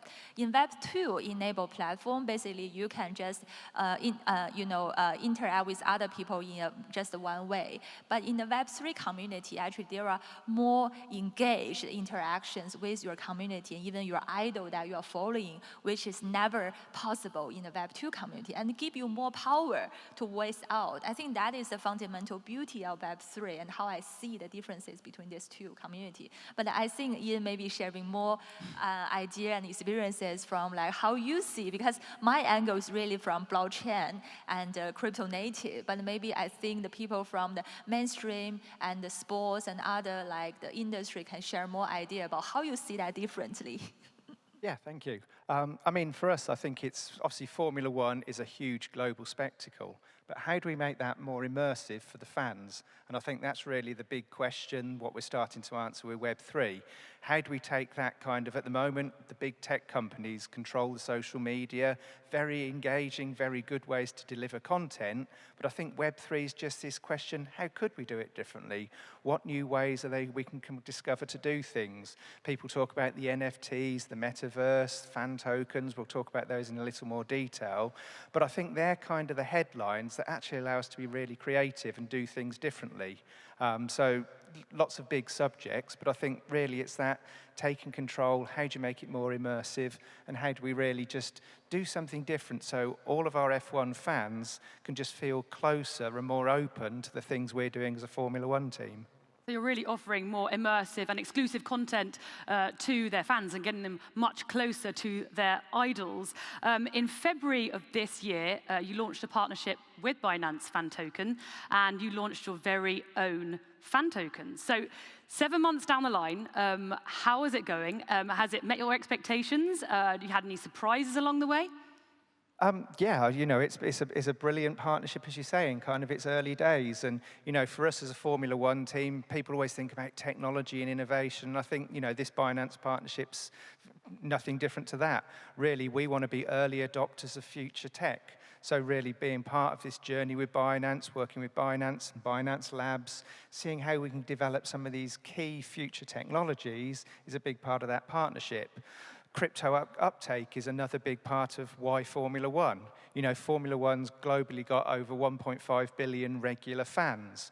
That way outnumbers the kind of 300 million current crypto users. So again, that education piece, how do we work with Binance? How do we take something like the fan token and take it to a wider audience than we've got here today? You know, you're the specialists in the industry. How do we take this mainstream? And again, I think that's something what the partnership is going to help us do, help us explore that together. So just concretely, I mean, when you talk about fan tokens, what are you actually offering? I mean, what do you get if you do kind of purchase fan tokens as an avid F1 Alpine team fan? So I guess, you know, there's two angles. On the one hand, it's a crypto product. So, you know, its value can appreciate or as the markets go. You know, it's been quite a steady token recently, and it's making some good progress financially. But it's much deeper than that. It's almost like becoming a shareholder of a Formula One team. We represent the Renault Group, one of the world's largest car alliances. And I think you as fans being able to buy a fan token and have a voting stake in things that we run. It might be exclusive access to very high-end competitions. It could be direct voting polls relating to something we're doing within the team. There's also a big crossover between the virtual and the on-track. So esports is growing hugely within our kind of sporting empire across not just Formula One, but the sort of endurance cars, GT racing, so lots of different levels where esports meets Formula One. And again, using the fan token as kind of the currency or the way to engage and cross those different disciplines is just a really great way to get, I guess, more empowerment for the fans and direct involvement in things we actually do. I mean, I guess where traditionally people would buy, like, I don't know, Panini stickers or something, you know, avid collectors and fans of a particular person or a team. But now you're actually promising, and you can actually, you know, have and purchase experiences via these fan tokens. Is this, you know, the future? Is this something you want to really kind of develop? Yeah, again, I think that goes back to the immersive comment I made in the opening question. It's really, what can a fan get that's more than just a sticker, just a signature? Can that be somehow related to, you know, a real cool moment in time, a snapshot? And I think that's where NFTs cross over maybe more into interactivity, capturing a unique moment in history that you become the exclusive owner of. Maybe we can start a fabulous competition. We've done some recently where, again, by being a fan token holder, you get exclusive access to competitions that would never normally be available. We've had competition winners be mechanics for a day in our F1 team. We've even had a fan token competition winner drive an F1 car. Again, what we're really doing is taking this whole ownership and partnership with Binance to offer things. Yes, Web3 is kind of the package it's under, but Web3 and fan token really kind of pushing the barriers for what we do with our fans and how we kind of reward their loyalty and their, their support that they give us. And just one last question with regards to F1 and the fact it is such an innovative industry. Would you say that fans have embraced fan tokens more than maybe another sporting discipline? It's probably a strong part of it. Again, that's part of the learning and the education we're doing. We know the fan base is much bigger than the crypto base, but we're seeing that kind of rapid expansion. We're seeing fans genuinely come to us because of their interest in, across the technology as much as the racing. So I think that's kind of the big growth area for the future, where we can really mix those two. And again, more and more people become natural fan token holders.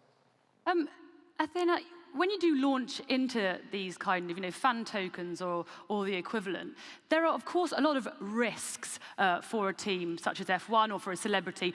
What would you say they are?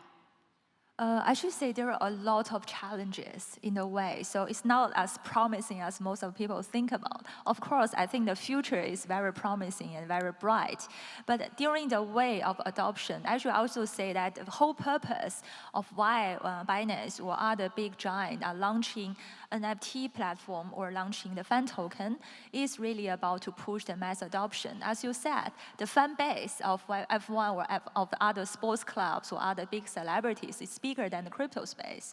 So what Binance really want, what we envision is like we want to bring a bridge between those two worlds, but that is not easy at all. I should say there are several layers of challenges and risk. For example, the accessibility, like people will feel like very difficult to get access to this new world because they don't really know that where they should go. And also I think the wallet system, the DeFi system, and all the NFT, how to buy it and how to sell it is extremely difficult for a lot of newbies to understand. This is number one. Number two, I think security is also a big challenge and risk.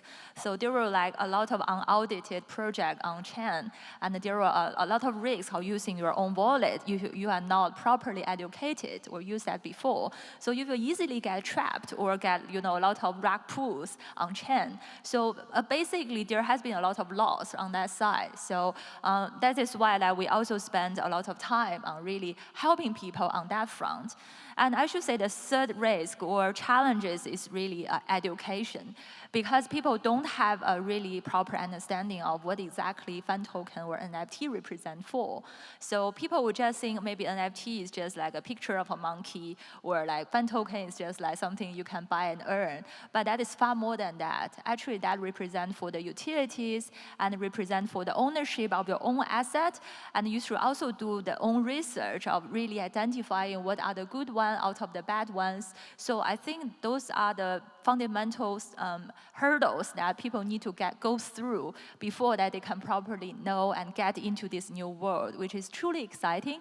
But education, I should say, as the previous panel they addressed, is a kind of problem. Education about understanding the whole world, understanding all the tools you should use, understanding all the security issue and risks, and to try to really mitigate them is the things that I should say the responsible player in the industry like F1 or Binance, we really need to play.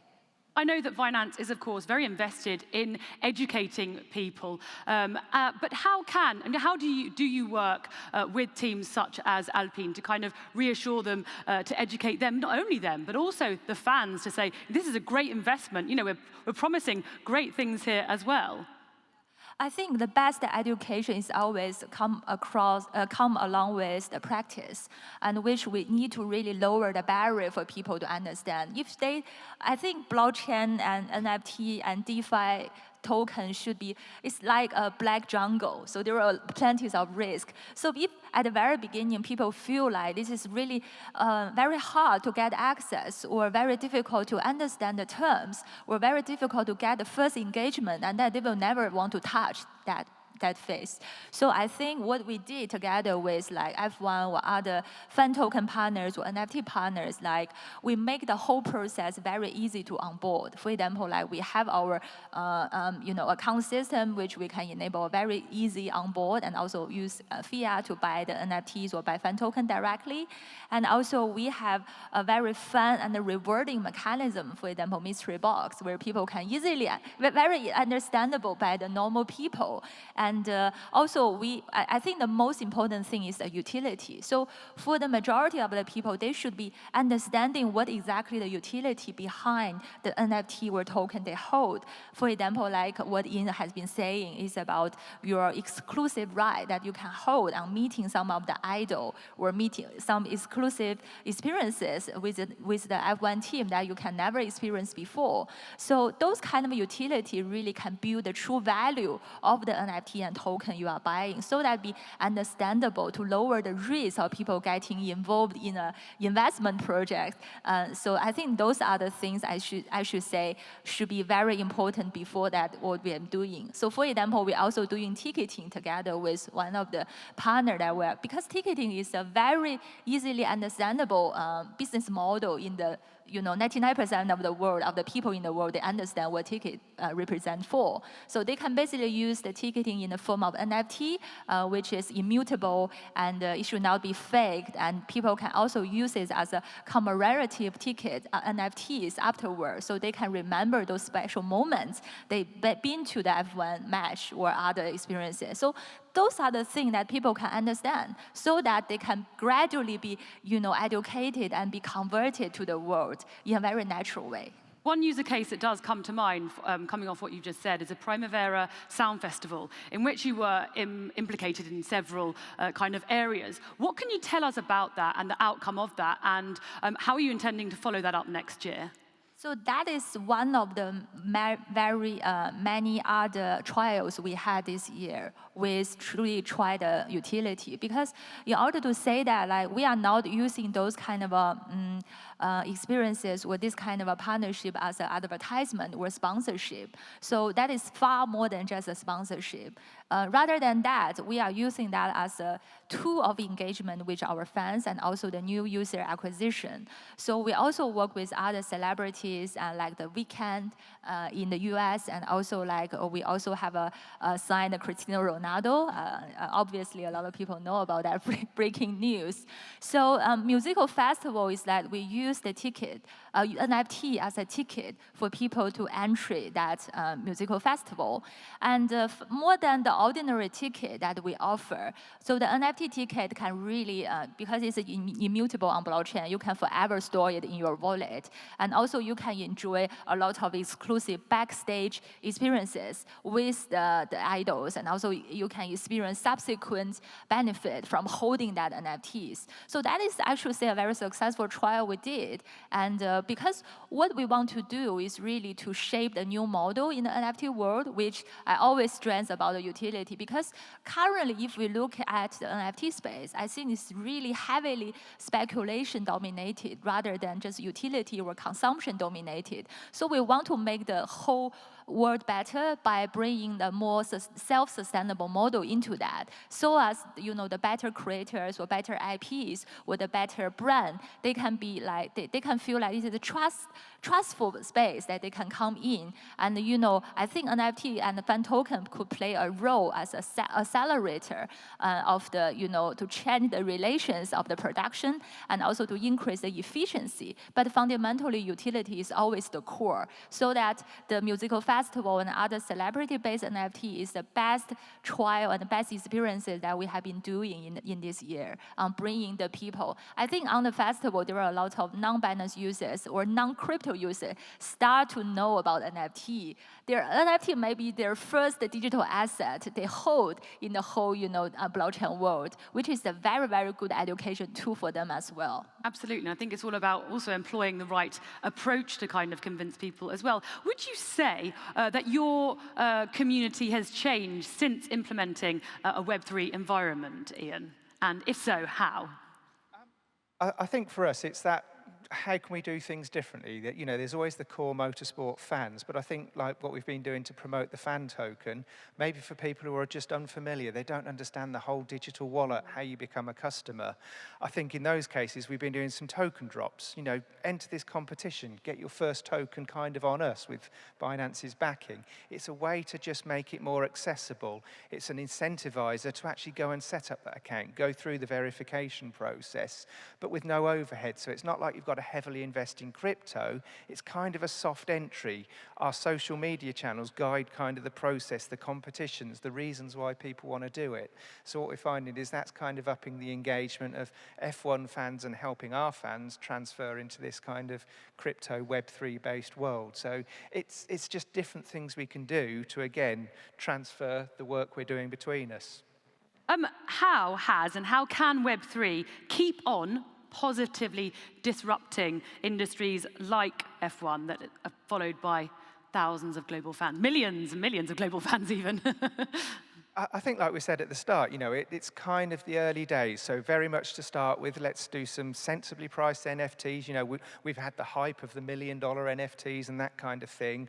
We've got to make something more accessible, but we want to do it with, you know, quality, reasons that people would want to buy a limited edition interactive 3D art piece of F1 or something like that. So I think it's how we actually make it accessible, make different price points, make ownership a reality to just get more and more people on board. And it's really then the utility of the tokens. You own the tokens, what can I do next? So again, we're being very creative with kind of the next steps, the next projects, things that Binance and Alpine Formula One team can do together to really, I guess, reward those token holders and also incentivize maybe growth. You know, there might be different entry points for different competitions based on how long you've been a holder, how much you hold, whether you also own NFTs. So again, just different ways that we can incentivize the whole ownership model and hopefully the return to the fans. And then how do you see the NFT model evolving, and what do you think will drive this change? Right now, if you look at, I think if you look at the data on chain or look at the current volume, obviously I think we are not in a very, very bull market. So I think NFT now have the trading volume wise is actually dropped. But I should say now is the best time for building. And I think now the people like seeking for the next level of the innovation.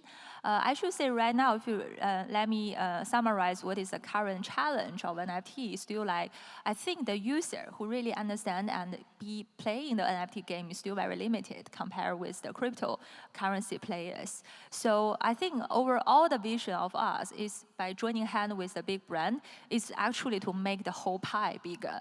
So in order to make the whole pie bigger, the first one is always utility. I think currently if we look at NFT, there are several types of NFTs like gaming, sports, music, and entertainment, etc. But I think right now what really stands out is still the PFP, which is the profile picture model. And I think in the near future, we will see if I will see a promising trend on gamify-related NFT. We could still drive some trend and momentum. But I think the problem of gamify is really about the token economy need to be more self-sustainable and healthy. So people come here for like it's the play-to-earn model, but people coming here more to earn, but not for play. So we need to really introduce more high-quality project into the space. But I firmly believe that NFT and the token should be a self-sustainable and a united mechanism that we should work on. And if we have already built a very good utility-based NFT, and then I think NFT-Fi or NFT finance should be something that can be another trend that people can really discover. It's actually building a whole ecosystem based on the core essence of NFT. Yeah. So in just the last one last question with regards to what financial and utility benefits you are seeing in the long term and what the potential is of this partnership with Binance. I think really, you know, utility is something we keep mentioning, and it's really how we actually make the crypto, the fan token, I guess, more accessible and usable for the fans in the physical world. So, you know, looking at things like Binance Pay to spend the tokens, maybe being able to shop with our merchandise, but with some kind of Binance products.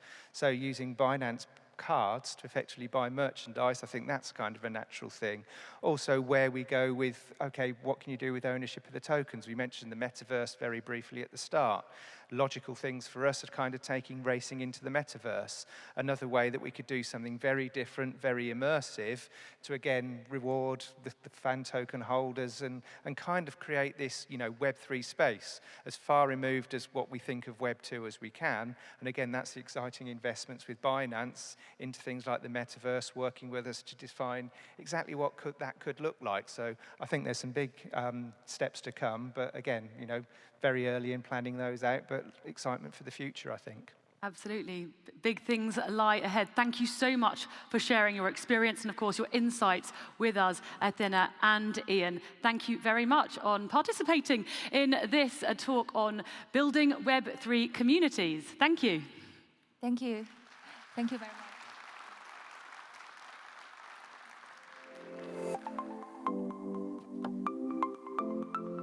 Thank you so much, Haley. Thank you so much, Ian and Athena.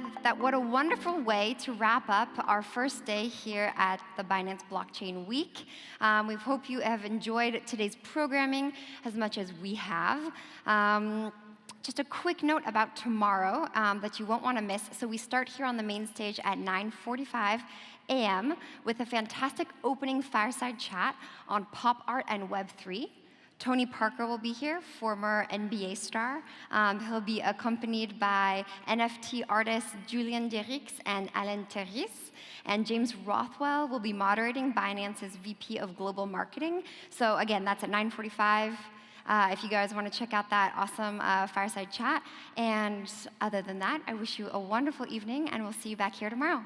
Thanks, everybody.